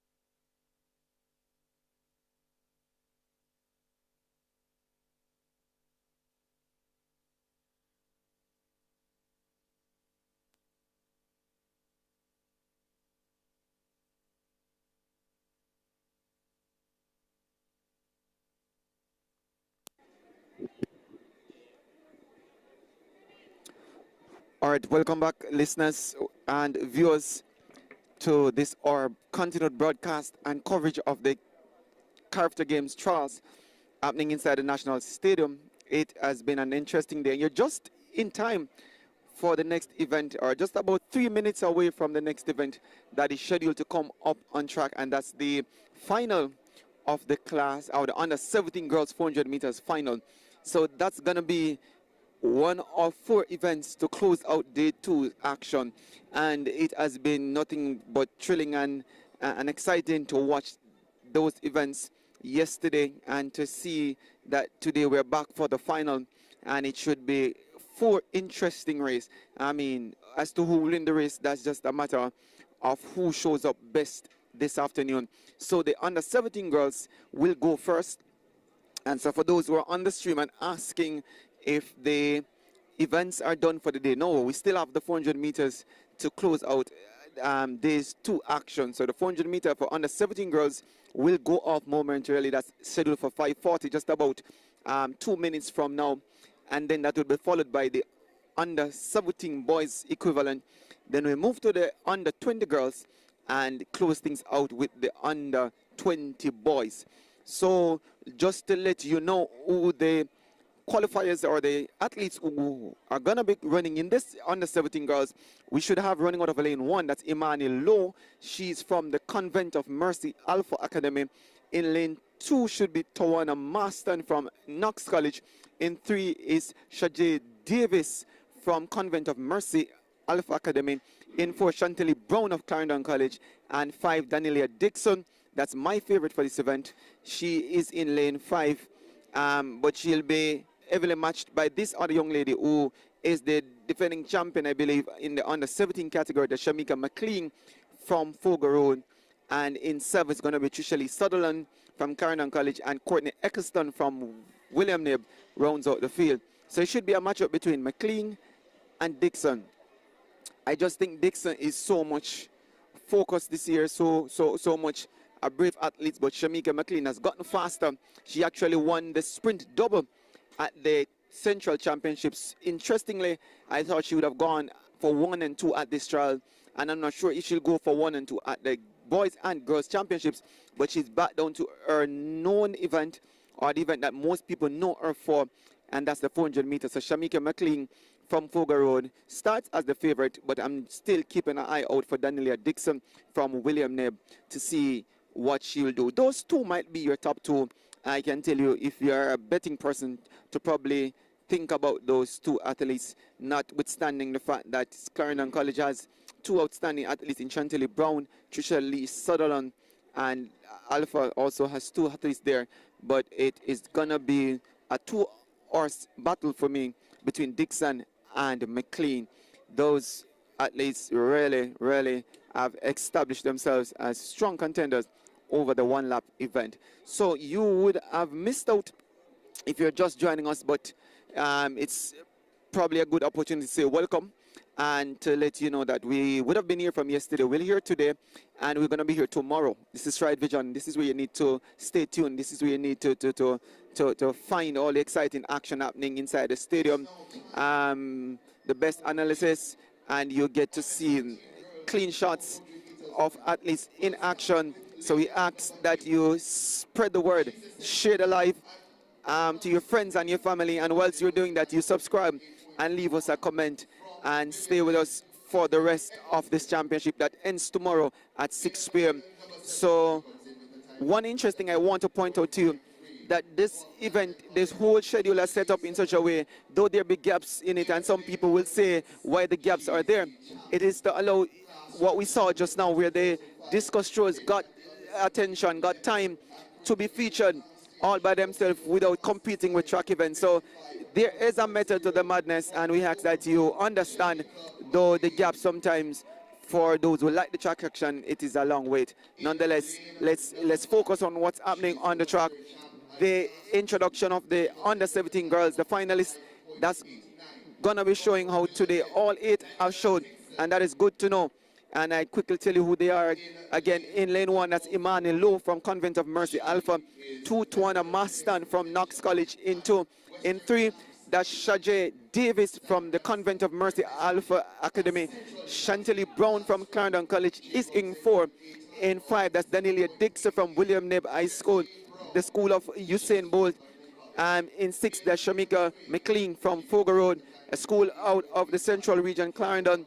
Outstanding Shamika McLean. She has been doing it all season, as I said before, double champion at the Central Championships. Trisha Sutherland from Clarendon is in 7. And in lane 8, that's Courtney Eccleston, also from William Nebb. So William Nebb with 2, Clarendon College with 2, Convent of Mercy with 2, Fogo Road and Knox rounds out the field.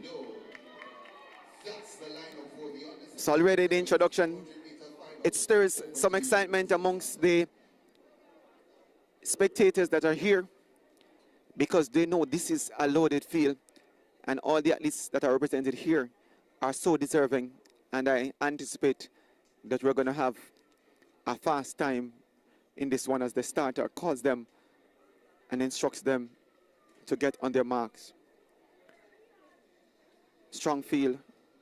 Let's see what will happen. And we see an early break there from the athletes Davis, Shajay Davis from the Convent of Mercy.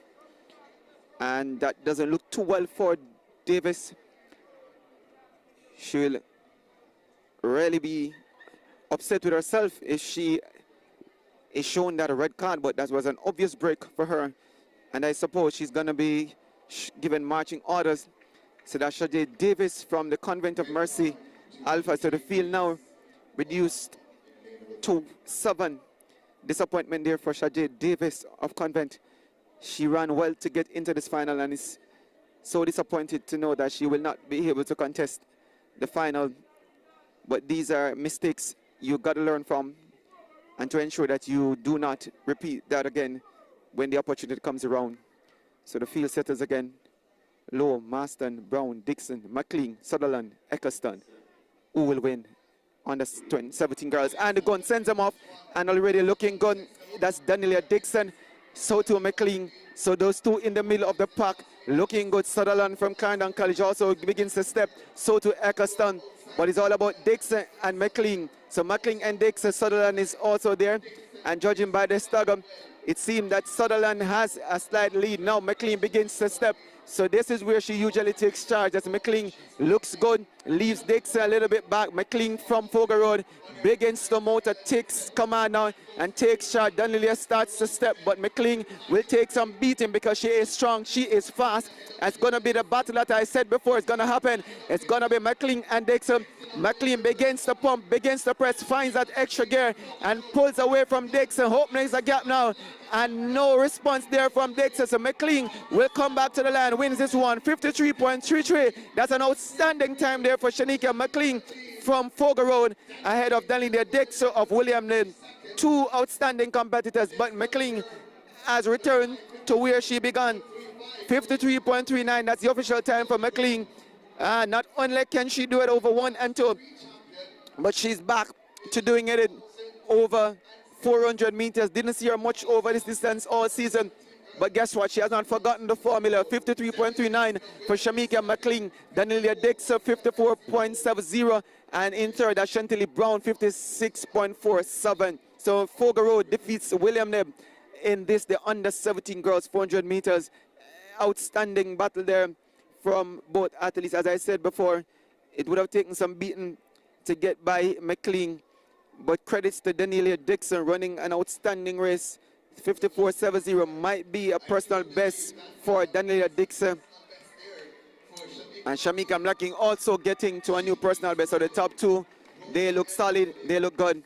I am now excited to see what will happen at the CARIFTA Games when McLean will meet the rest of the athletes from across the Caribbean and also renew a rivalry with Dixon. Also, what will happen at Champs? She would have dominated this event in Class 3, now moving to Class 2. Let's see what she will do at Boys and Girls Championships. As I said before, at the Central Championships, she went 1 and 2 in terms of the shorter sprints, and she won that double quite easily, if you ask me.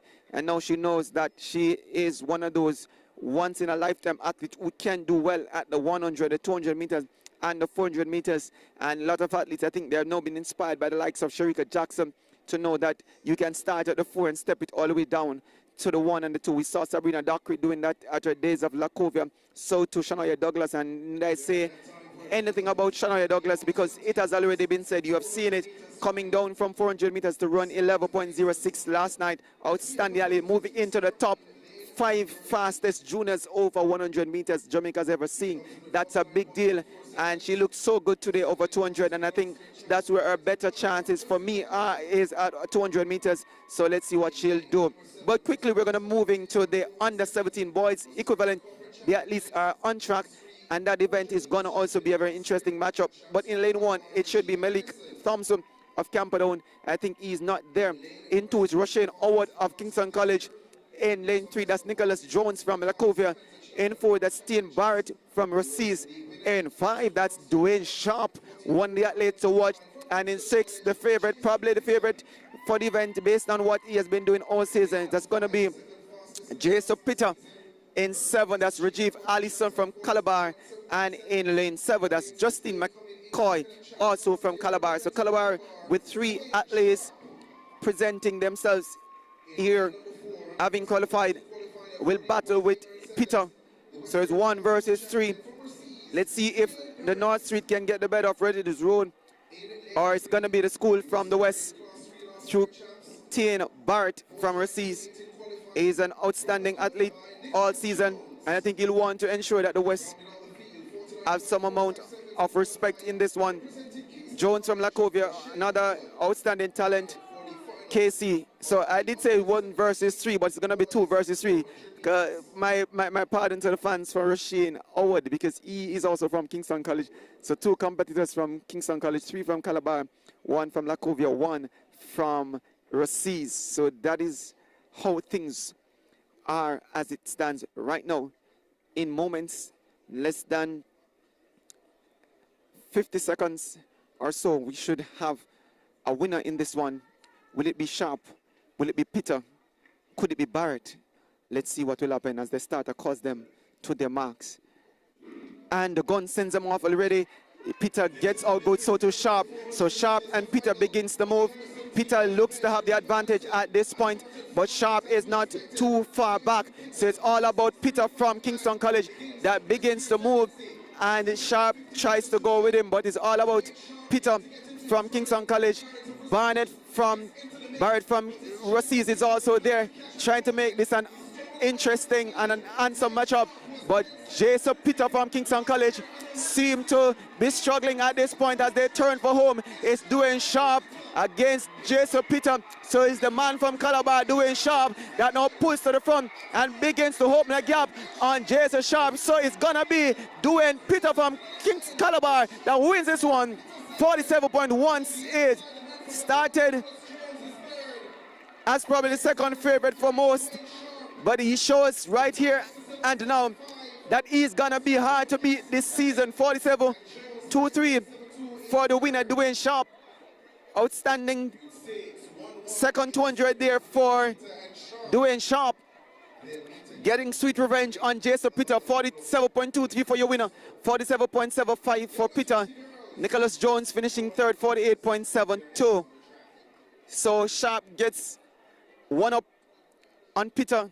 Peter started so well, but just could not hang on, and knows quite well that with the likes of a Dwayne Sharp running behind him, starting behind him, running blind, he'll have to go out, and he did make an handsome effort over the first 200 meters, but did not have enough to last home this time around. Dwayne Sharp getting the better of him. But I tell you, listeners, that's going to happen again at the Boys and Girls Championships. So it's actually 1-1 for now. Peter getting the better of him at the corporate area development meet. And now it's all about Dwayne Sharp. His day in the sun. Let's see what will happen the next time they meet. They'll also meet again at the CARIFTA Games in this very same category, under 17 boys 400 meters. So the matchups are not yet done for the season. But outstanding run there by Dwayne Sharp. That is how you run your own race, and don't be too interesting in what's happening before or after the race has started. Stay true to your coach's instruction and your race plan, and it will work for you. And that's exactly what Dwayne Sharp did and he was successful in that one. It now sets us up for the next event that is to come on track. That should be the under 20 girls 400 meters. We're yet to see those athletes out on track, so I guess they're on their way here. But if you're just joining us, you would have missed two outstanding, interesting, exciting 400-meter races at the under 17 level. The girls event going to the outstanding Shamika McLean from Fogar Road. She won that event looking strong with a new personal best of 53.39 ahead of Daniela Dixon, who ran a stout race 54.70. Those are your top two. The likes of Chantilly Brown finishes in third with 56.47 ahead of her teammate Trishali Sutherland 56.54. Courtney Eccleston also William May finishes in fifth with 56.94. Tuana Maston from Knox finishes sixth with 57.37, with one disqualification coming in that one, with a young lady from Alpha there, Sajay Davis, being disqualified. Emmanuel finishing in 7. The under 17 event just witnessed on track lived up to its billing. Dwayne Sharp of Calabar winning in 47.23 ahead of Jason Peter 47.75. Nicholas Jones of Lacovia finishing third 48.72. Russian Howard of KC finishes fourth 49.16. 10 Barrett from Rusty's 49.20 finishes fifth. Justin McCoy of Calabar 49.31 and Rajiv Allison of Calabar finishes in 7th with 50.42 there. So that is where things are really settled today in terms of the best of the under 17s, both on the girls side. Daniela versus McLean, outstanding, interesting, and well executed runs by both young ladies, if you ask me. And at the under 17 level, again, we waited for that matchup and we wanted to see it again. This time again around, it was Sharp who got by Peter, but the race was nothing short of excitement galore. So now the 400 meters for under 20 girls and under 20 boys should also provide us with a mouth-watering treat. Yeah, we should have had a 400-meter invitational girls. I think that event might be scrapped because of the entries that we saw earlier, and most of them running amongst the nationals event. So I don't think there's any other athletes left to running in an invitational 400 meters unless the athletes would have decided to come back knowing that they were not qualified to run in the finals, but I guess they have opted against that. So based on the schedule, we should have the boys equivalent happening. So that is the 400 invitational boys, and they seem to be the ones that will be contesting the event, the 400 meters invitational boys, before we get back to the under 20 girls and the under 20 boys. So yes, the JAAA through its administrators and handlers have really allowed for athletes who are not nationals here to get an opportunity to run, and we saw it in the 200 meters. So now I'm seeing a line of athletes walking out, which could be the athletes scheduled for the invitational, but those look to be females. So I guess from all indication, we're going to move to the girls equivalent. That's the under 20 girls. So no action will be for the invitationals, and those, at least based on what I know and from what I have seen all championship, that's the under 20 girls that will contest the 400 meters. So no invitational events for those who were looking forward. But nevertheless, we are excited because we know that the under 20 girls is going to be a big matchup between the likes of Anastasia Hall from Oman Technical against Brian Brown. So to Shanika Lindsay, Davin Dickinson, all different regions, corporate versus central. That's going to be the story tonight. Who will win it? We don't know. It's going to be 3 athletes, or should be 3 athletes from Oman Technical, in the likes of Tracy and Evans, Madison Campbell, Anastasia Hall. Excelsior's Brianna Brown looked good in qualification yesterday. So to Shanika Lindsay from Alphonsus Davis has been doing good all season. But talk about Casey and Sewell and Devin Dickinson from the corporate era champion team, Immaculate. They have looked good. So to Sashwell from Edwin Allen, they are all strong contenders. So this one should be a mighty clash for the ages as we look to see which two will make it onto the CARIFTA team and get the reward that they desire for all their hard work that they have put in over the last 2 days. Some of them still have competition on the final day, doing what is interesting double 4-2 for them. Though we see some this morning opting out of these events either by false start or not finishing the event, knowing that their stronger events might be the 4. So instead of expending much energy over 2, they have opted to sit that one out or to give just minimal effort to return in just a few hours thereafter to contest the 200 meters. So we still have the under 20 girls just getting to that start line and getting into their running gears, and will be on the track. The event scheduled to start at 4 minutes past 6. So we are still running ahead of schedule, and that's good that the organizers can keep things, though not having to deal with a lot of events like we saw at many development meets. They're able to still stay on track and ensure that if you would have set your calendars, set your clocks, that you don't miss out on seeing live action. And live action has been happening all morning on Stride Vision TV here on YouTube. And we are really thrilled to know that some of you have stayed with us from the very start to the finish. You have been committed to watching us. You have been committed to make the comments. We're seeing the comments. We really appreciate them. And we can only encourage you to keep on letting your voice be heard.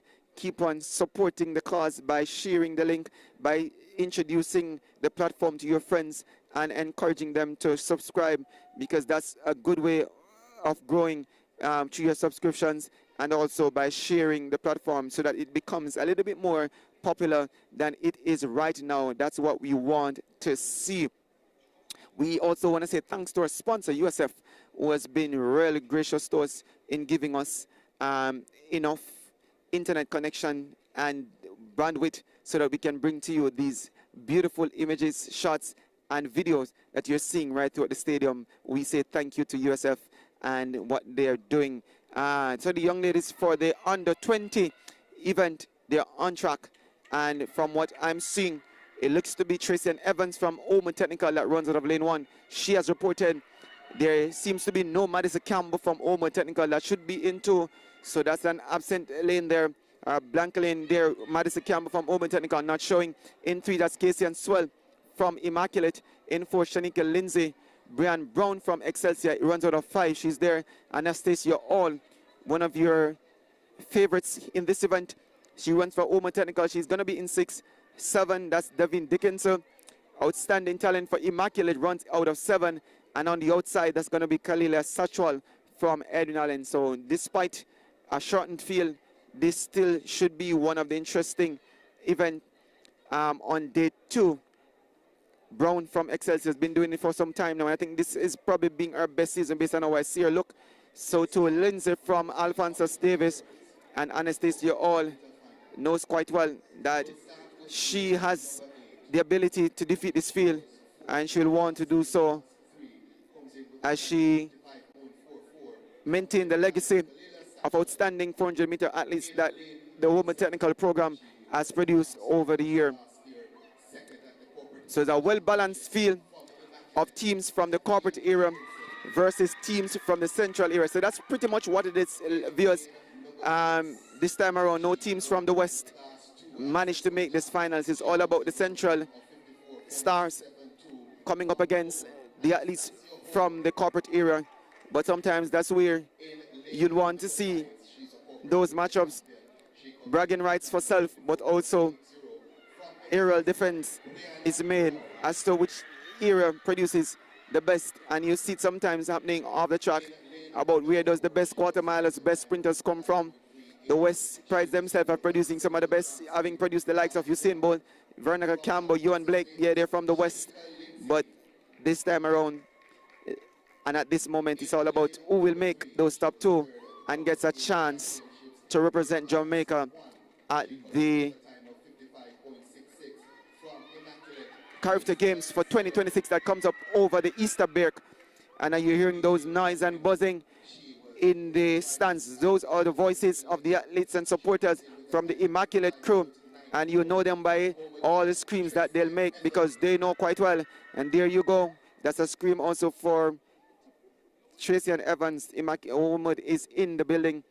So those who have already competed are here in the stands watching their teammates go head-to-head over this one. So it's Evans, Swell, Lindsay, Brown, All, Dickinson, Satchwell, under 20 girls, 400 meters on track. And the gun sends them off. Brianna Brown looks good. So too Lindsay. All is there. But look to Dickinson from Immaculate. Already starts to run. So too Satchwell from Edwin Allen. So too Swell from Immaculate. So those are the athletes doing most of the running. So Swell in lane 3 for Immaculate begins to move and tries to get by All. All response for the moment. She is still leading based on the stagger. That's Casey and Swell. Anastasia All just begins to run. So to Satchwell on the outside, trying to hold the ascendancy. But now look to Anastasia All in the middle from Omen Technical. That begins to move. Satchwell from Immaculate on the inside maintains that advantage coming into the turn, but Anastasia Hall now takes control and begins to move. Brianna Brown from Excelsior will try to respond. So too Devin Dickinson. Can Anastasia Hall hold it? Will Dickinson get it? It's a dash to the line. Dickinson might have gotten it ahead of Anastasia Hall. 53.52 for Devin Dickinson. I believe that I've gotten it over Anastasia Hall. 53.57 for Devin Dickinson from Immaculate. Outstanding run there from the young lady, winning ahead of Anastasia Hall from Omen Technical. Those are your top two. 53.61 for Anastasia Hall. But Devin Dickinson timed the race to perfection. Brianna Brown finishes third, 53.93. So all top three getting beyond 54.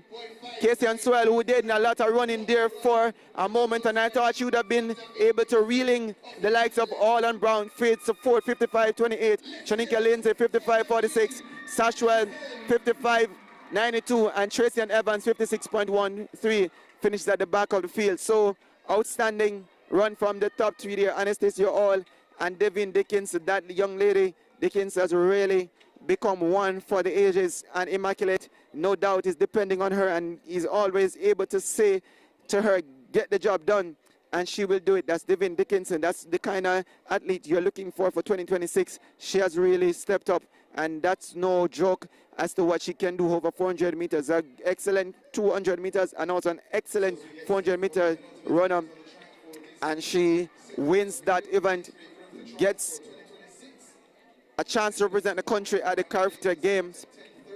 And so to Anastasia Hall from Omen Technical, who ran a very brilliant race there, but just could not hold on for the victory. We now move to the boys equivalent final event on day 2 here. Well, we still have another event, which is the 400 meters for the Octathlon. So the Octathlon boys event, yes, they're scheduled for the last event on track today, and that's how the competition for the second day will come to a close. But for now, it's the under 20 boys that is on track, and I'll tell you who the competitors are. In lane 1, that should be Michael Smith. In lane 2, that's Jordan Reardall. Both are from Kingston College. In lane 3, that's Ian Barker from St. Catherine. In 4 should be Jabalani McLeod from Kingston College. So no Michael Smith from KC. Well, we're seeing Michael Smith now coming from KC. He should be in lane 1. Jabari Matheson from William Nib in 5. Zachary Wallace running unattached in 6. 7, that's Junior Gallimore from Idel. And in lane 8, that's Paul Henry from Fogar Road. So this one should be a very tight matchup, as I said before we started this event. I'm saying that I'm looking to the 4 outside lanes. That's Paul Henry, Gallimore, Wallace, and Matheson. Those athletes, I think, will do much of the running. While on the inside, with the likes of McLeod, Baker, Reardall, and Smith, will have to run their very best to get amongst the top 2. So it could be Wallace, it could be Matheson, it could be Gallimore, and it could be Paul Henry. Those athletes on the outside, I think, stands the better chance based on their seeded time. But I still think those on the inside have a fair shot at getting in the top 2. So I'll just have to wait, just like yourself, to see who will make the top 2 for this, the boys under 400 meters final happening inside the National Stadium.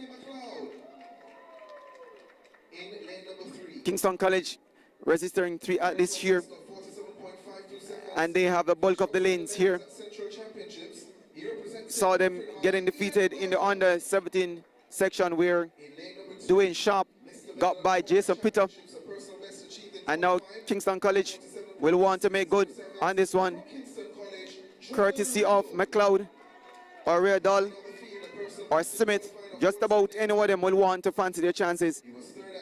But like we saw from Daniel Dixon, Jabari Matheson from William Neb is a tough competitor. Wallace, formerly of Magati, is going to be an outstanding runner when he fully develops. But for now, he can produce the goods. And I think he's going to show it here today. Junior Gallimore, formerly of Calabar, we have said so often throughout this commentary, now represents Ideal. Will fancy his chance as well. Paul Henry, Sam McLean, Shamikel, that is from Fogar Road, winning in the under 17 section, knows quite well that he has a chance of winning in the under 20 section. The gun sends him off, and it's all about Junior Gallimore. Gallimore from Idel begins to press and tries to close the gap on Paul Henry. Paul Henry responds nicely. So to Zachary Wallace. Look to McLeod from Kingston College as he ranges up on Matheson. So Matheson is there. So to McLeod. McLeod doing a lot of the running. Matheson now begins to respond. So to Wallace. So to Gallimore. It's still close for my liking at this point. Gallimore is there and is pressing. Matheson is right there. The athlete Wallace now begins to press. Tries to challenge for the east. Matheson tries to hold. Gallimore is holding on with all his life, but look at Zachary Wallace. Wallace in the middle now, pushes to the front, begins to press as he tries to win it, and he will win it. That's 45-70 for Zachary Wallace, ahead of a tight finish between Jabari Matheson and Junior Gallimore. And we'll have to wait for the time to separate them. But Zachary Wallace, 45-70. Fought his way to the line, 45.77 for Zachary Wallace, winning there from the inside. Got the better of the two that were there, challenging him all the way. Matheson challenging on the inside, Gallimore on the outside. And we are waiting to see which of those will get second. Gallimore being credited with 45.87. Looking across, we saw him looking across at Matheson, 46.90, 45.90 for Matheson. Brilliant run for all three there. So all three there getting new personal best, as you heard it on the stadium. Announcers Mike.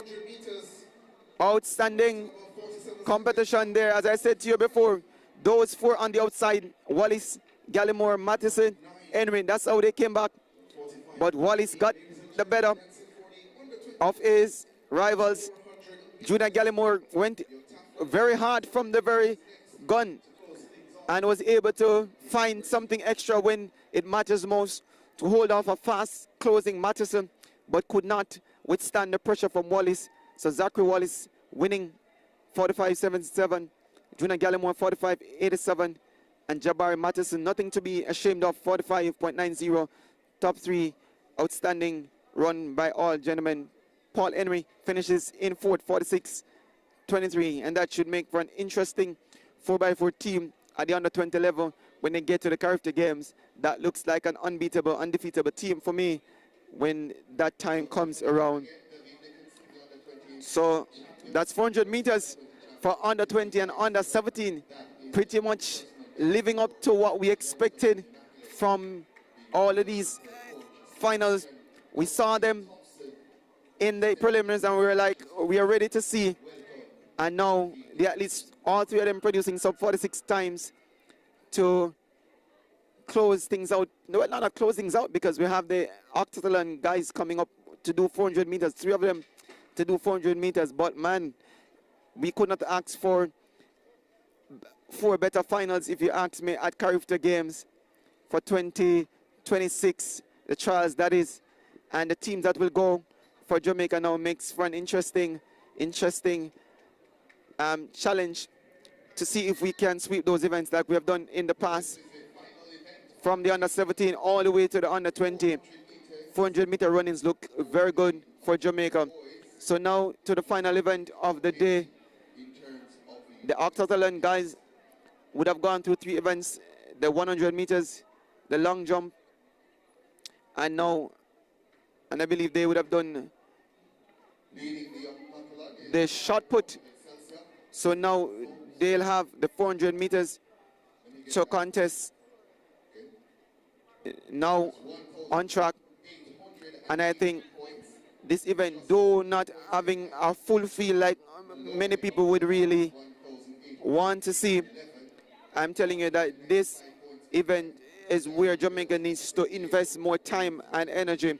So the 100 meters, the long jump, and the shot put were the events that happened this morning. Long jump, shot put, 100 meters. The leader, Damali Brown, just leading by a fair 7 points from Andros Molloy from Calabar, and Ajani Williams just left back a bit, but will want to stay a touch of the top 2 in Damali Brown and Andros Molloy. So it was Damar Brown who won the 100 meters. He also won the shot put, but it was Mollos that won the long jump. So now, who will win the 400 meters? That's the question to close out their first day of campaigning. In lane 3, that's Williams from St. Jago. In 5, that's the young man from Calabar, Andros Molloy. And in lane 6, that's Damali Brown from Excelsior. Last event on the penultimate day of championships or qualification for CARIFTA games, if you call it that, happening inside the National Stadium. Octathlon boys 400, and the gun sends him off. Molloy from Calabar gets up well, begins to target Brown. So Damali Brown and Andros Molloy begins to battle each other. Molloy steps to the front and will want to run a fast time to get some solid points and to put a gap between himself and the leader, Damali Brown. Williams on inside knows that if he should make up that 195 points gap, he needs to go now. So Williams begins to step as well.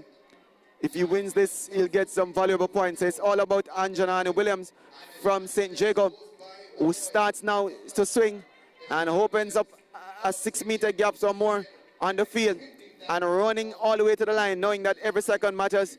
51.08 for the winner there, Ajani Williams, and that should be some quality points for him to close the gap. Molloy of Calabar might overtake the early leader in Damali Williams, who finished 3rd in that event. So now that pushes Molloy into the lead.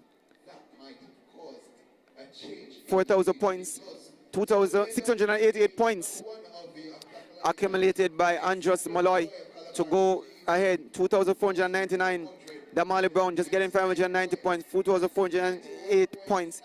And Ajani Williams, who ran 51.13 there, gets 763 points to put himself back into contention with 2,386 points. So those three are the 2-3 contesting this, the Octathlon event for boys. And credits to these young men. 4 events in one day with 4 more events to go. 110-meter hurdles, the high jump, the javelin, and the 1,500 meters still to come. They know that they'll have to get all the rest and recovery they need now to come back and start it all over again on the second day of action. But what a thrilling way to bring today's coverage to a close. We would have started at just about 10 a.m. this morning, and it's 15 minutes after 6 in the afternoon inside the National Stadium, and it's really a long day, but it's a rewarding feeling for those who have showed up today, including ourselves. It was our pleasure to have brought you all the action, and again, we'll ask you to join us tomorrow morning, just about the same time, at about 10 o'clock, when we start the final day of the CARIFTA trials. And you don't want to be anywhere else if you're not inside the stadium, and even if you're inside the stadium, you still want to tune in to Stride Vision Television. So until then, for Roger Asphalt that started the business this morning, we want to say thanks to Casey Graham who joined us in the early parts of this broadcast, and also for the technicians and the technical team that works very hard to bring this to you. We are really grateful, and we take nothing for granted. To the viewers, the listeners who stays tuned to our sponsor, USF, I'll say to you, we are eternally grateful to them.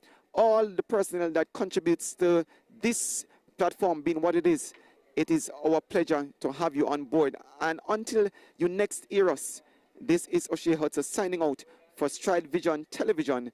This is where local track and field at its very best happens. See you tomorrow in the will of the Lord. Bless you. Commerce is a leading provider of shipping, e-commerce, and FAK services to Jamaica and the entire Caribbean region. We are proud to offer a secure platform with seamless shipping solutions, both by ship and air freight. We leverage innovative technology to deliver a value service, ensuring our clients' satisfaction through professionalism and attention to detail. Our dedication to innovation and client satisfaction have earned us rave reviews and loyal customers across the Caribbean. Our team of trained customer service representatives ensure enhanced client satisfaction, and a professional delivery team guarantees prompt delivery, ensuring that each client's needs are met with unparalleled customer support. With our dedication to excellence, we offer competitive pricing, speedy delivery, and reliable communication to ensure every transaction goes smoothly. RBX Global E-Commerce has been praised for its unprecedented growth and exceptional service. We have cemented ourselves as the premier provider of shipping, e-commerce, and facility solutions for the Caribbean region. From a single package to bulk freight, you can rest assured that your goods will arrive swiftly and safely with our trusted logistics partners. Our company has been lauded for our seamless integration of technology and our commitment to providing the ultimate client experience. We offer competitive pricing, speedy delivery, and advanced customer support that sets us apart from the competition. At RBX Global Logistics, we remain committed to the highest standards. Our dedicated team and industry-leading technology guarantee that your package arrives on time and in excellent condition. So why wait? Partner with us today. RBX Global E-Commerce, simply the best way to the Caribbean. RBX Global E-Commerce is a leading provider. Now with Catch a Vibe jerk sauce. Our signature jerk sauce is a bold blend of sweet heat Jamaican herbs. How that jerk sauce taste, Charlie? Yeah. Catch a vibe sauce. This is Dan Boy. I'm going to represent the ketchup vibe. A whole heap of sauce out there. But now we have the better vibe. Ha! Taste Jamaica. Shopping and shipping to the Caribbean with RBX Global Logistics, it's easy. Choose a pre-sorted barrel or shop or create a list online from anywhere in the world. We shop, pack, and ship your barrels, boxes, and more to Jamaica, Trinidad and Tobago, and across the Caribbean. We're fast, reliable, and economical, getting your loved ones the goods